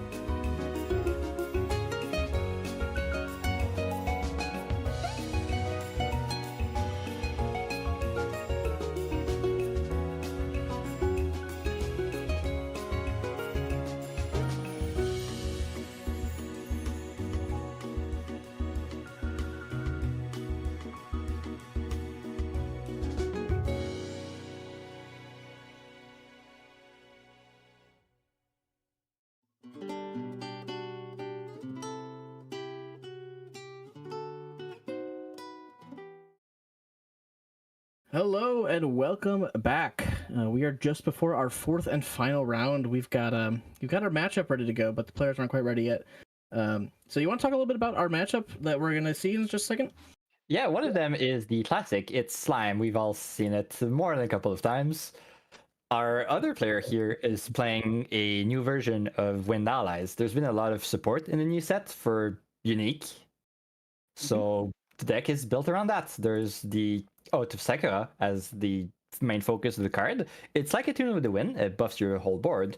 But if you have only 3 allies and they're all unique, it gives them all +2 attack. So that's a +9 damage on your board. It can come in for an insane amount of damage and clears out the game by itself. There's some very interesting tech in there. There's Parsonet that hasn't seen play in a while, but I always love the card. There's Percy, Relentless Raptor, and some cards to trigger distant. So we'll see what they're able to do with that. Yeah, I mean this unique allies list, right? Like the main synergy is that you've got the new horse Dilu, right? There's a 2-cost 3/4 with Pride 3, but if you control a wind element human unique ally, it loses Pride and gains Vigor. And so even though some of these cards like Parsonet are maybe they don't see as much play because they're not as individually powerful as some of the other wind allies, because they enable such this like big powerful ally. So early on, it makes him worth playing on their own, right? And of course, you've got like you're saying, the Oath of the Sakura, which has the potential to just do a ton of damage. But even worst case scenario, it's Attune with the Winds, which a lot of the Wind Ally decks are playing anyways. Yeah, Attune is always a great card. Yeah, looking across the board, got the Slime Sylvie. Like you said, it's the classic. And the classic start. You have Cake, you have Blissful Calling, card neutral plays. You get it for Storm Slime. It's all going to be useful in a couple of turns. Yep. So just so classic. I was looking through this list, and he plays no new cards in the main deck and has exactly 1 new card in the sideboard, which is a copy of Orb of Sealing. What do you think about that card, Orb of Sealing? Orb of Sealing, I was very hyped about it when it was revealed. I've been a little colder on it as I've done some early playtesting. It seems just a little too slow for what it does. Like for a control deck, if you're trying to get to level 3, you can't really get it early, and you banish maybe 2 cards, and then it's not enough in an impact. And if you're aggro, well, it's probably not doing enough, and there's too many ways to deal with it. Like, if it did not have the Unleave, I think it would have been at a fine power level still, but we'll see how it shapes up in the meta. Maybe it'll find a use. Yeah, that's fair. That's fair. So like we were talking about just a second ago, looks like Pavani does drop this Dilu immediately on the second turn. And because Parsonet is a unique wind element human ally, Dilu has no pride, so it swings in for 3. Parsonet does have a rest ability, which can potentially give other allies you control stealth. So leaving her up is you lose 1 damage, but you do gain the ability to protect your board, which is really good. You also always still glimpse. That could be relevant. Yeah, true. You do always get to glimpse 1. We did unfortunately miss the trigger for Vigor in the end phase. This Dilu should be awake and chilling, as it were, but it is not at the moment. We'll see if that comes back to bite him, or if he remembers. It doesn't look like he's going to remember at all. It's just something to remember. It seems like it'll be relevant here, but yeah. Yeah, it shouldn't be. It's important to remember all your triggers. But yeah, Pair with a counter on it from Sylvie level 1 is something that Dilu cannot kill by itself. Yeah, it is true. And then if you swing in with the Parsonet first, it'll retaliate and die, and your Dilu will have pride again. So if you want to clear this bear, which you might or you might not, because it does have flooding, you will have to attack both of your allies and do it, and you'll lose the Parsonet guaranteed. I think the right play is not killing it. You do want to push phase damage as much as you want against Sylvie, and you're not really ruining their game plan if you give them a floating memory. So. Mm-hmm. Yeah, so this turn has a lot of potential actually. With a 7-card hand or an 8-card hand with the GCR, you do have the ability to play a 3-cost unique ally and then immediately 3-cost Oath of the Sakura, and you'll push a lot of damage if you do that face. 13 damage? That puts Sylvie at 16? Yeah. No, So 18. I forgot to count the 2 from say. so there's the purse. If there's an oath in hand, this is going to be a very very powerful. And there it is. Yeah. So the Oath of Soccer are going to put a buff counter on all of these allies, and because he controls exactly 3 allies, and because they are all unique, each of them gets +2 until end of turn. So this Purse is swinging in for 4, Dilu's swinging in for 5, and Purse is swinging in for 4 as well. So if we are worried about clearing off the bear, you definitely can now, but I do think that this damage is all going face. Yeah, I think it's all going face. It puts Sylvie in a very precarious position, and Sylvie can't really clear off the board, so there's very few lines of play. You think Sylvie would need to go like Dungeon Guide's Lustrous Slime to maybe have a chance of surviving? Oh, he is clearing the bear. Interesting. Yeah, so the reason that you clear off the bear there is because Sylvie does get the draw on level 2 if you have an animal and another draw if you have a beast. And because of the 3-card hand, she might have the ability to fast activate a baby green slime during recollection phase. So if you leave the bear there, there's a potential that you get to draw 2. So yeah, but it's still influence neutral because they don't draw 1, but they do get the floating memory to pay off the level 2, so it's neutral influence there. Yep, it's neutral altogether. I think something that you always have to be worried about when you're playing against Sylvie is that the further she gets into her deck, the closer to the next Storm Slime she gets. True, true. Oh, and we banish Storm Slime from the level up. Interesting. Speaking of the devil, I think Sylvie might be thinking that we do see the fast baby green there for the cake and the card on level up. So to make the point, I think Sylvie is thinking that maybe Storm Slime is not the way to win because there's a lot of pressure coming. So it's not too bad to put the Storm Slime down because there's something else you might want to play instead. Yeah, especially against these ally decks, right? It's like they stay at such a low life total that you don't need the huge burst damage from Storm Slime. Like, sure, it can kill them in one hit, but you're just as well off attacking for 5 with an Ethereal Slime or just playing like a big taunt Lustrous Slime, something like that. Because they stay at such a low life total, so you don't need to combo them into Oblivion the same way that you need to like play 2-3 Storm Slimes against like a Merlin deck, for instance. Yeah, it's okay to lose 1. You're not too mad about losing the first Storm Slime. But yeah, I still think that Dungeon Guide to Lustrous is pretty much the only winning line for Sylvie here if they have the card. Yeah, if they have the ability to do it. It does look like we're still pre-recollection here. No, for sure. I think they're thinking about paying 3 for something. They recollect after on. So there's certainly cards in the memory, and there's nothing new on the board. So something is happening here.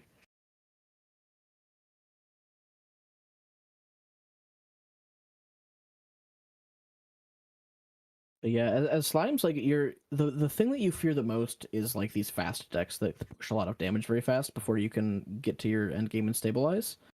And these allies right now, they're just so big, they're so hard to remove off the field. Right? You've got a 4/5 horse with vigor. You've got the 2/4 Parsonet and the 2/4 purse as well. Like 4 damage is a pretty tough breakpoint to hit. You're going to need to put a lot of damage into it, and the more damage you put into these allies, the less damage you're going face.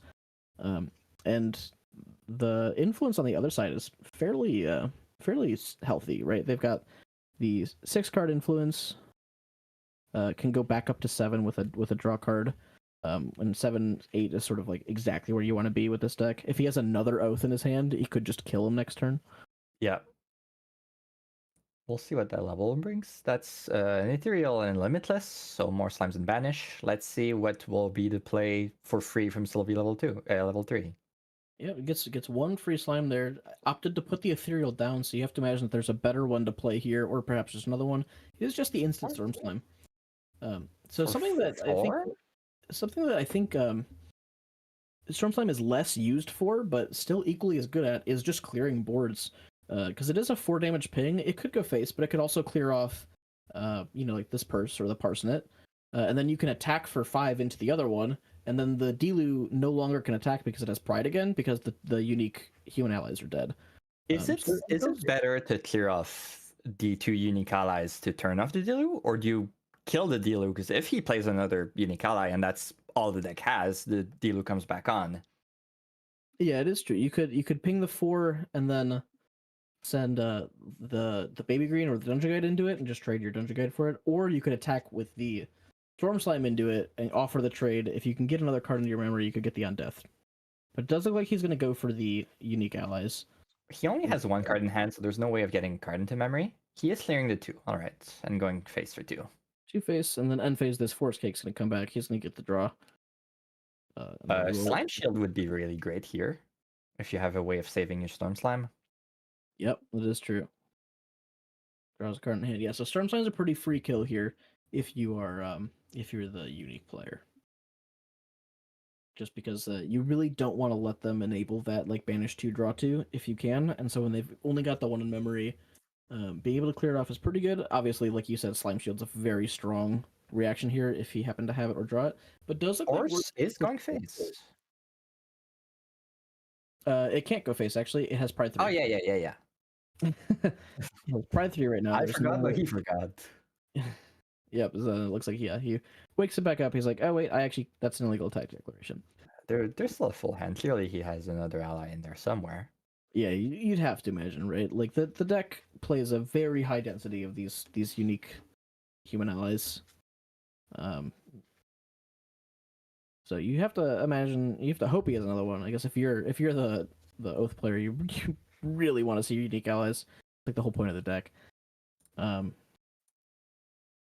But he's really contemplating what he's going to play here. So, like, what would you be looking for if you were in Pavani's situation? He's probably wondering what unique ally he was. Oh, Gildas is interesting. It is balanced. It can kill something. It is not turning on Dilu, though. Yeah, that was probably the thing he was thinking about. He has a easy route to balance Gildas, but unfortunately, because it does not wind element, the Dilu still has Pride 3. But if he is lucky, he has a second Parsonage in hand. He could play that. That person is unique in the fact that she is unique, but she's also 2-cost unique ally. So she does really help piece together some of these like combo plays just because she's cheaper than the other ones. Most of the wind element uniques are 3. And it is the Parsonage, yeah. There we go. So we get the 4 damage from the Gildas, and then we can go, I think it's 5 damage with Dilu, up to 23, and then up to 24 potentially with Parsonage, but I think he's actually going to keep the Parsonage awake for the possibility of stealth to protect perhaps the Gildas or maybe the Dilu. I'm not sure if the stealth is ever that relevant, because he's probably going... You probably try to kill the Parsonage first, which means turning the horse. I guess you can... Yeah, I guess you keep it up to give stealth to Gildas. That is the most... Can you balance Gildas next turn? If he has another raw card... What other card do they have? Yeah, I was going to say... Baubles are useless? Baubles don't work because the Slime Spirit... I don't think he can balance next turn. So Gildas is not that scary. Yeah, and if you kill Parsonage, I think you swing with Parsonage here. Oh, the 1 damage is more relevant. Yeah, putting him to 24 makes it so anything in your deck is lethal. But it does look like we're going to see this interaction. So this might be a Slime Shield, and it is. So we're going to block. Oh, looks like that Dilu attack actually went into the Storm Slime. That is starting to get scary for the Wind Allies player, I think. Yeah, all of a sudden, I think like that one play, it's like kind of turned everything all around. We get the Quicksilver Grill here. What do you think is under that? I imagine it's a Covenant of Thorns in this situation with how high damage is taken, but there are certainly like other more high value plays you can go for with like Verdant Scepter if you want. But yeah, the Scepter and the Horn of Beast Calling are the one that usually get put under the Quicksilver Grill, depending on what you need. But yeah, I'm pretty sure given he's at 18 already, it's going to be a Covenant of Thorns. Yeah, I think you want to play it safe here because you really just don't want to die.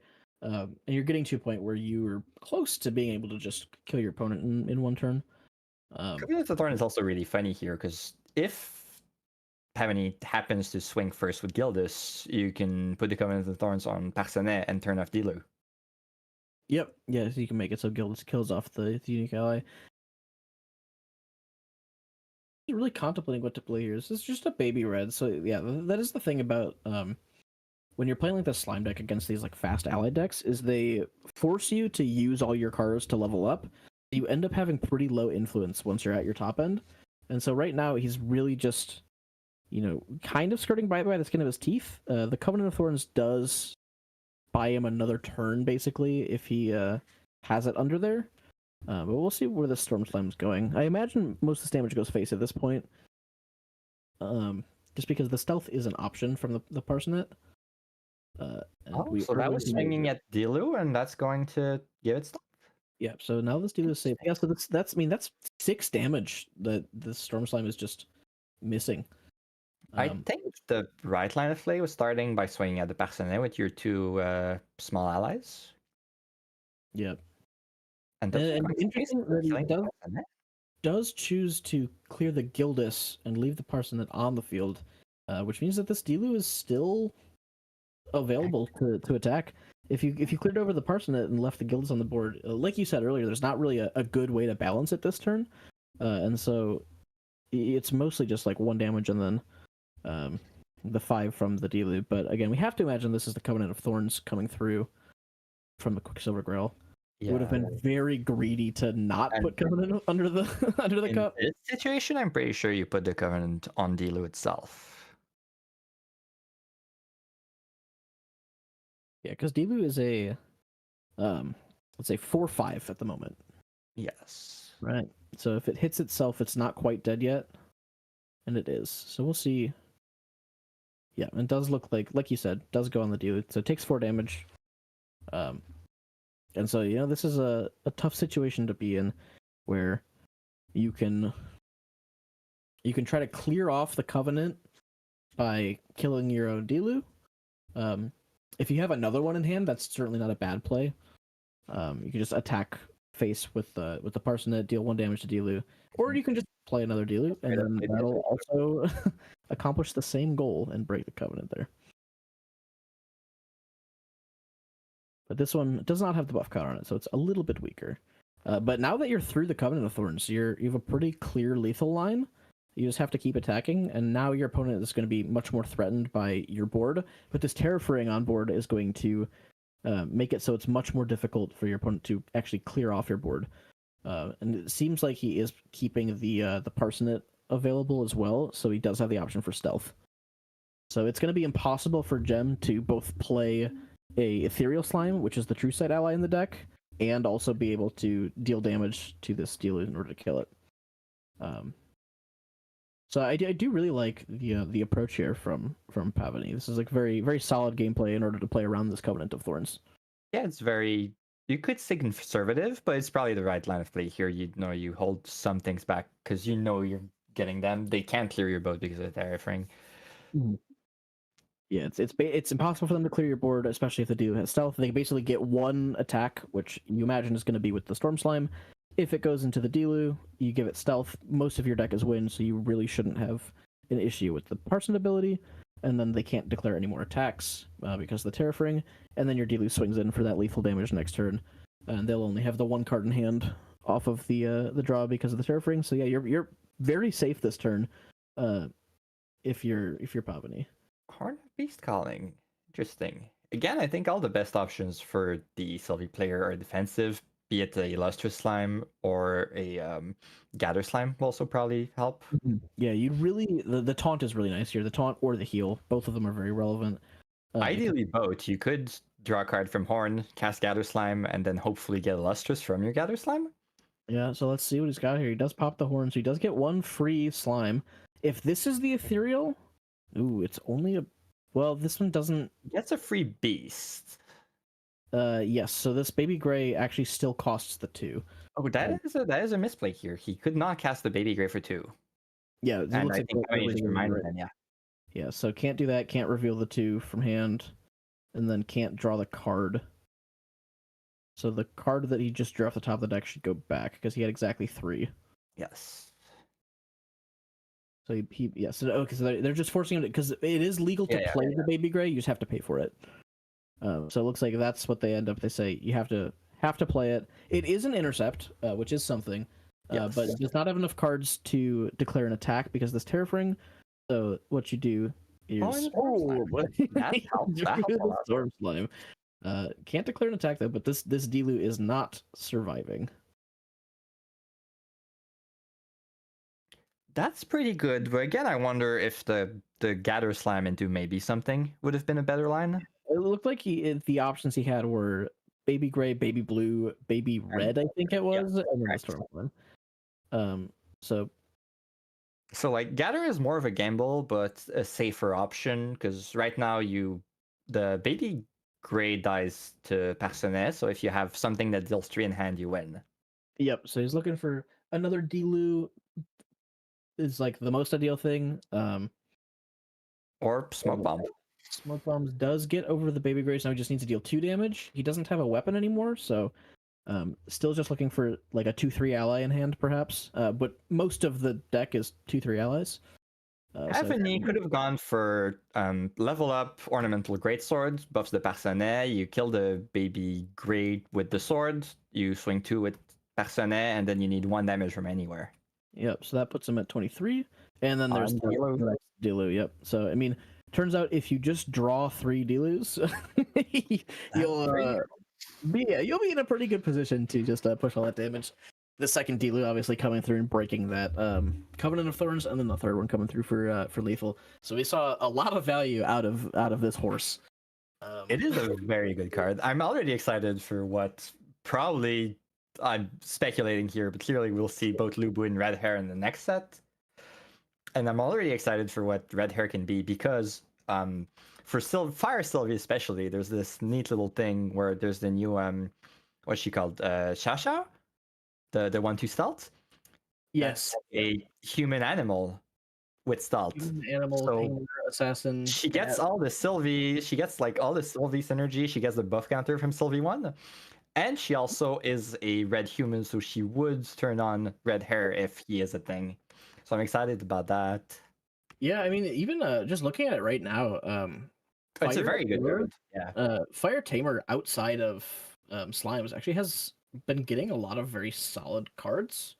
And I think it's an underexplored archetype. Like Slimes obviously has much of the spotlight here just because of how dominant it's been. But there's certainly room for some other Tamer builds. We started to see it towards the end of the last format with some of these Allen decks coming out. Yeah, There's yeah. a Water Allen, a Wind Allen. And I'm very curious to see if people start brewing with some of the Fire Tamer cards. The Lava Soul timer is very big and so synergizes very well with the Overwhelming Presence, the thing that Tariff rings for the highest power amongst your fire allies. Indeed. Yeah, Lava Soul Tiger is just quite scary. It's just a 5/5. That's a big guy. So let's take a look at sideboards real quick. Pavani, the legend here, is actually playing with no sideboard, so he's just shuffling for game 2. Jem does have some cards in the sideboard to think about. So he's got a Nullifying Lantern, an Orb of Sealing, 2 Bestial Frenzy, 2 Resolute Stand, a Slime's Blessing, a Twilight Slime, a Hymn of Gaia's Grace, and 2 Verdant Slime. So Nullifying Lantern and Orb of Sealing are completely useless in the matchup. They're not coming in. Bestial Frenzy is the card that Sylvie has always decked in against white boards. So if you're lucky, you play it, you wipe away their whole board, and the game's pretty much won from there. They can't come back. Resolute Stand, obviously, you put them in, you prevent some damage. Slime Blessing is very interesting. I don't think Sylvie's running for 2 reasons, right? One of the reason is to counter people that take in Dustlight Communion and get that extra level. And it's also great in the Allies matchup because it's kind of like Slime Shield or Favorable Wind or whatever. It's something that puts your ally a little bigger so they don't die to whatever your opponent was trying to do. So I think they do come in. It's a really great thing. Verdant Slime, I don't think there's anything really relevant to kill, but it's still a big taunt. So depending on your preference, you might want to play it. Yeah, I think Verdant Slime has like some value just as being a 2/4 taunt. The question is what you remove. I feel like what to put in as slime is always very easy. You always know the cards you want, but it's a deck that never really knows what it wants to put out when it's sideboarding. Yeah, that's true. It's like most of your cards in your main deck are staple cards in the main deck for a reason, right? Like they're very good, and they have been very good. That's why it's sort of this like, I guess like the slime core these days is like 56 cards, and then there's like 4 cards of wiggle room. You see some people putting in like the ordinary pairs, etc. But you can probably put out the Gaia Songbird in the matchup. Personal preference. they're better in like longer, grindier games where you really need to find something in particular. Yeah, they dig you for like your storm slimes, your ethereal slimes and stuff. Yeah. Does look like we're gonna get right away into this game 2 here. Opening a good old classic forest cake and then a pass. So a pretty decent start from the Slime Sylvie. But like no baby grays, no anything. Let's see if we see a turn 1 horse again. Yeah, so yeah, I mean from Pavani's point of view, right, you really just want to drop like a 3-cost unique, and there's a 3-cost unique, that's Zhongfei. And then a horse if you have it. If the Dilu comes out, phenomenal, and it does look like there we go. Immediately there's Dilu Auspicious Charger. So this is a great start, and again you're setting up if you happened to draw that oath. You're setting up next turn, grab a GCR, drop a 3-cost unique, drop an oath, hit for 1 billion damage. And because this damage all went phased 5, you're threatening like near lethal with an oath play next turn if your opponent has no interaction for it. Yeah.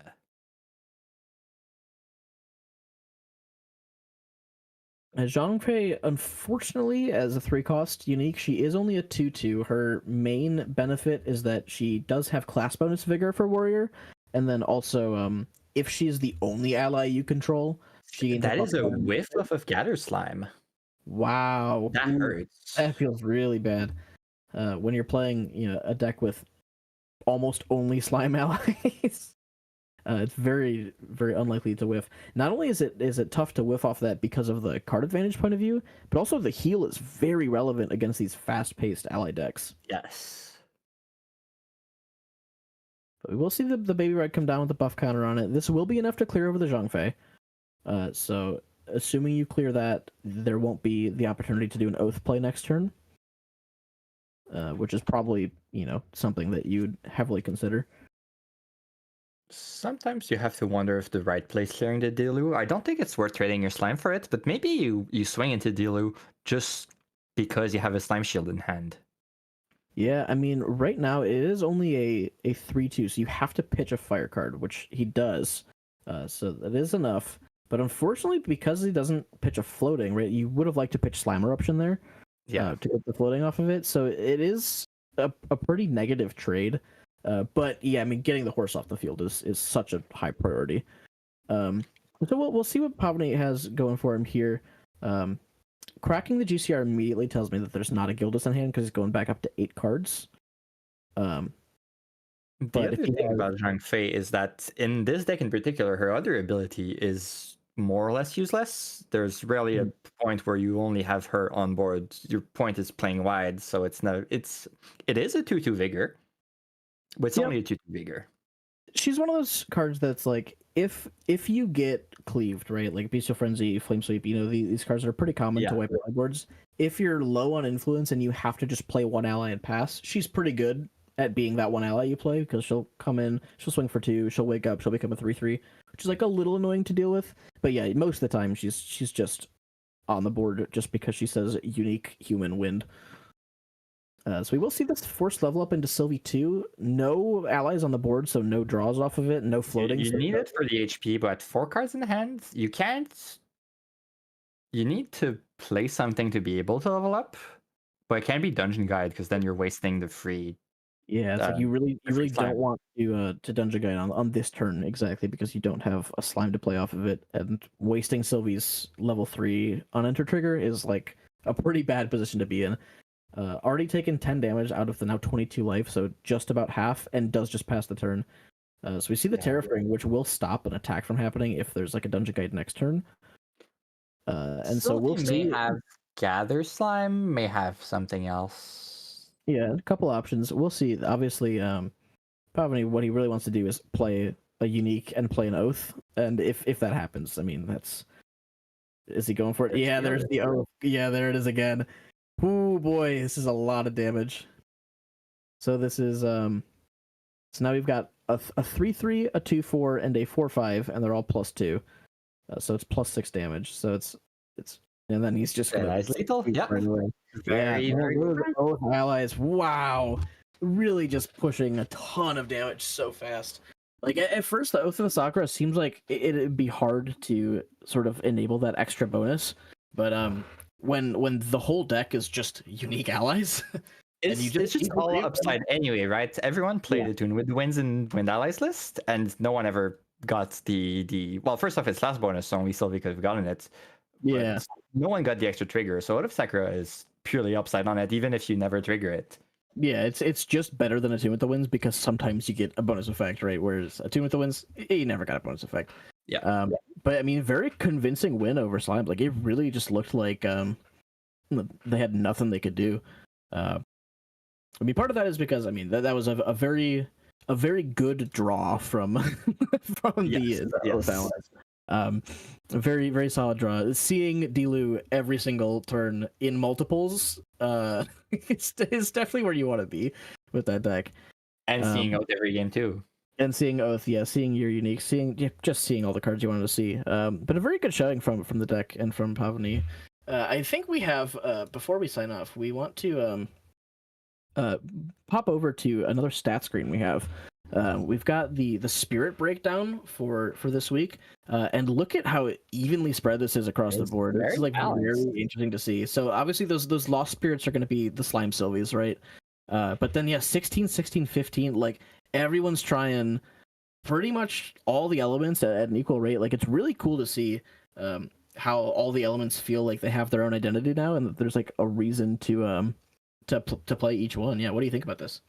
It's very great. It's always nice to have meta diversity, not just because it makes playing fun, you never don't fish just one deck, but also makes deck building fun because you have to consider everything that you need to play, and there's no longer any, sometimes in the meta you had a bubble that was auto-include because you knew everyone was on fire, but now you have some interesting deck building decisions to make. Yeah, right. It's like because the format's so wide, and this was even true last format. Like there were a couple of boogeyman decks, right? There's like the slimes, there's Merlin, of course. But the format's pretty wide now, right? We're seeing a lot of success from a lot of different types of decks, in addition to different elements of decks. It's like you cannot just prepare for one deck or one element, right? It's like in older formats, you could get away with playing 4 Resolute stands as your only defensive cards because attack damage was so common. But now you have to deal with Merlin, and you have to deal with like the Storm Slime damage, and you have to even deal Arisana that we saw win games. Yeah, Arisana's coming through with the Cosmic Bolts, and they've got Kongming with all of her cards. And so it's like 4 Resolute stands might not be enough defensive cards anymore. You might have to pivot them, and then as soon as you pivot them, these ally decks come out of the woodwork and they say, "Hey, are you cutting your Resolute stands?" And we see how fast that goes. Yeah. But yeah, very, very cool to see how evenly spread it is across the board. I'm very excited to see people continue cooking their decks for Ascent Toronto, which is coming up. I think a lot of people will probably keeping their spice on the down low for this first event. But yeah, I mean, very, very interesting to see all across the board. Yeah, there's a lot of potential and a lot of archetypes. We'll see what people are able to, and the decks are never that good in the first weeks because there's a lot of cards that are played purely for the idea of getting tested. You want to play bad decks so you can see why those cards are bad and why you need to change them for something else. Yeah, so it's a lot of that that's getting done in the early weeks. Mm-hmm. And something that's always like true in every single game is that at the beginning of every new format, the aggressive style of play tends to be a little bit stronger. Just because, like I was saying earlier, right? Very, very true. These other sort of slower reactionary decks don't know what they have to tech for yet. So like control decks are all around like building to the format. And if you don't know what decks you're trying to control, it's going to be very hard to build a good control shell. And so like we've seen it before, I think, right away at the beginning of ALC, like Fire Xander like was going crazy at Ascent Ontario. When MRC came out, I think Fire Xander again, like featuring Tristan this time, was just very good. It's just like these aggressive decks are very good early on, just because people don't know what to expect yet. Yeah, it's always very true. And even start of last season too, first the big Luxor's map tournament, I brought just the past season Luxem deck because that's what I had built and wanted to see how I did in the meta. And I just faced a couple of slimes and had no answers ready for them. Yeah, right. It's like, you just never know what to do. But so that's gonna be all from us this week. We had a lot of exciting matchups, but there's still quite a bit of time left in the round. So some people are still going to be playing out for their boxes. Congratulations, of course, to Pavani, who went 4-0, wins a box of Mortal Ambition, and those are pretty in demand right now. If very high in demand, and they open a lot of value. Yeah. So congratulations to him, and congratulations ahead of time to all of our other players who went 4-0. And that's gonna be all from us. So thank you so much for tuning in, and we hope to see you around at the next stream, maybe next week. But I make no promises because Ascent Toronto is right around the corner, and I know a lot of us are going there. So thank you all for watching, and see you later. Been a pleasure.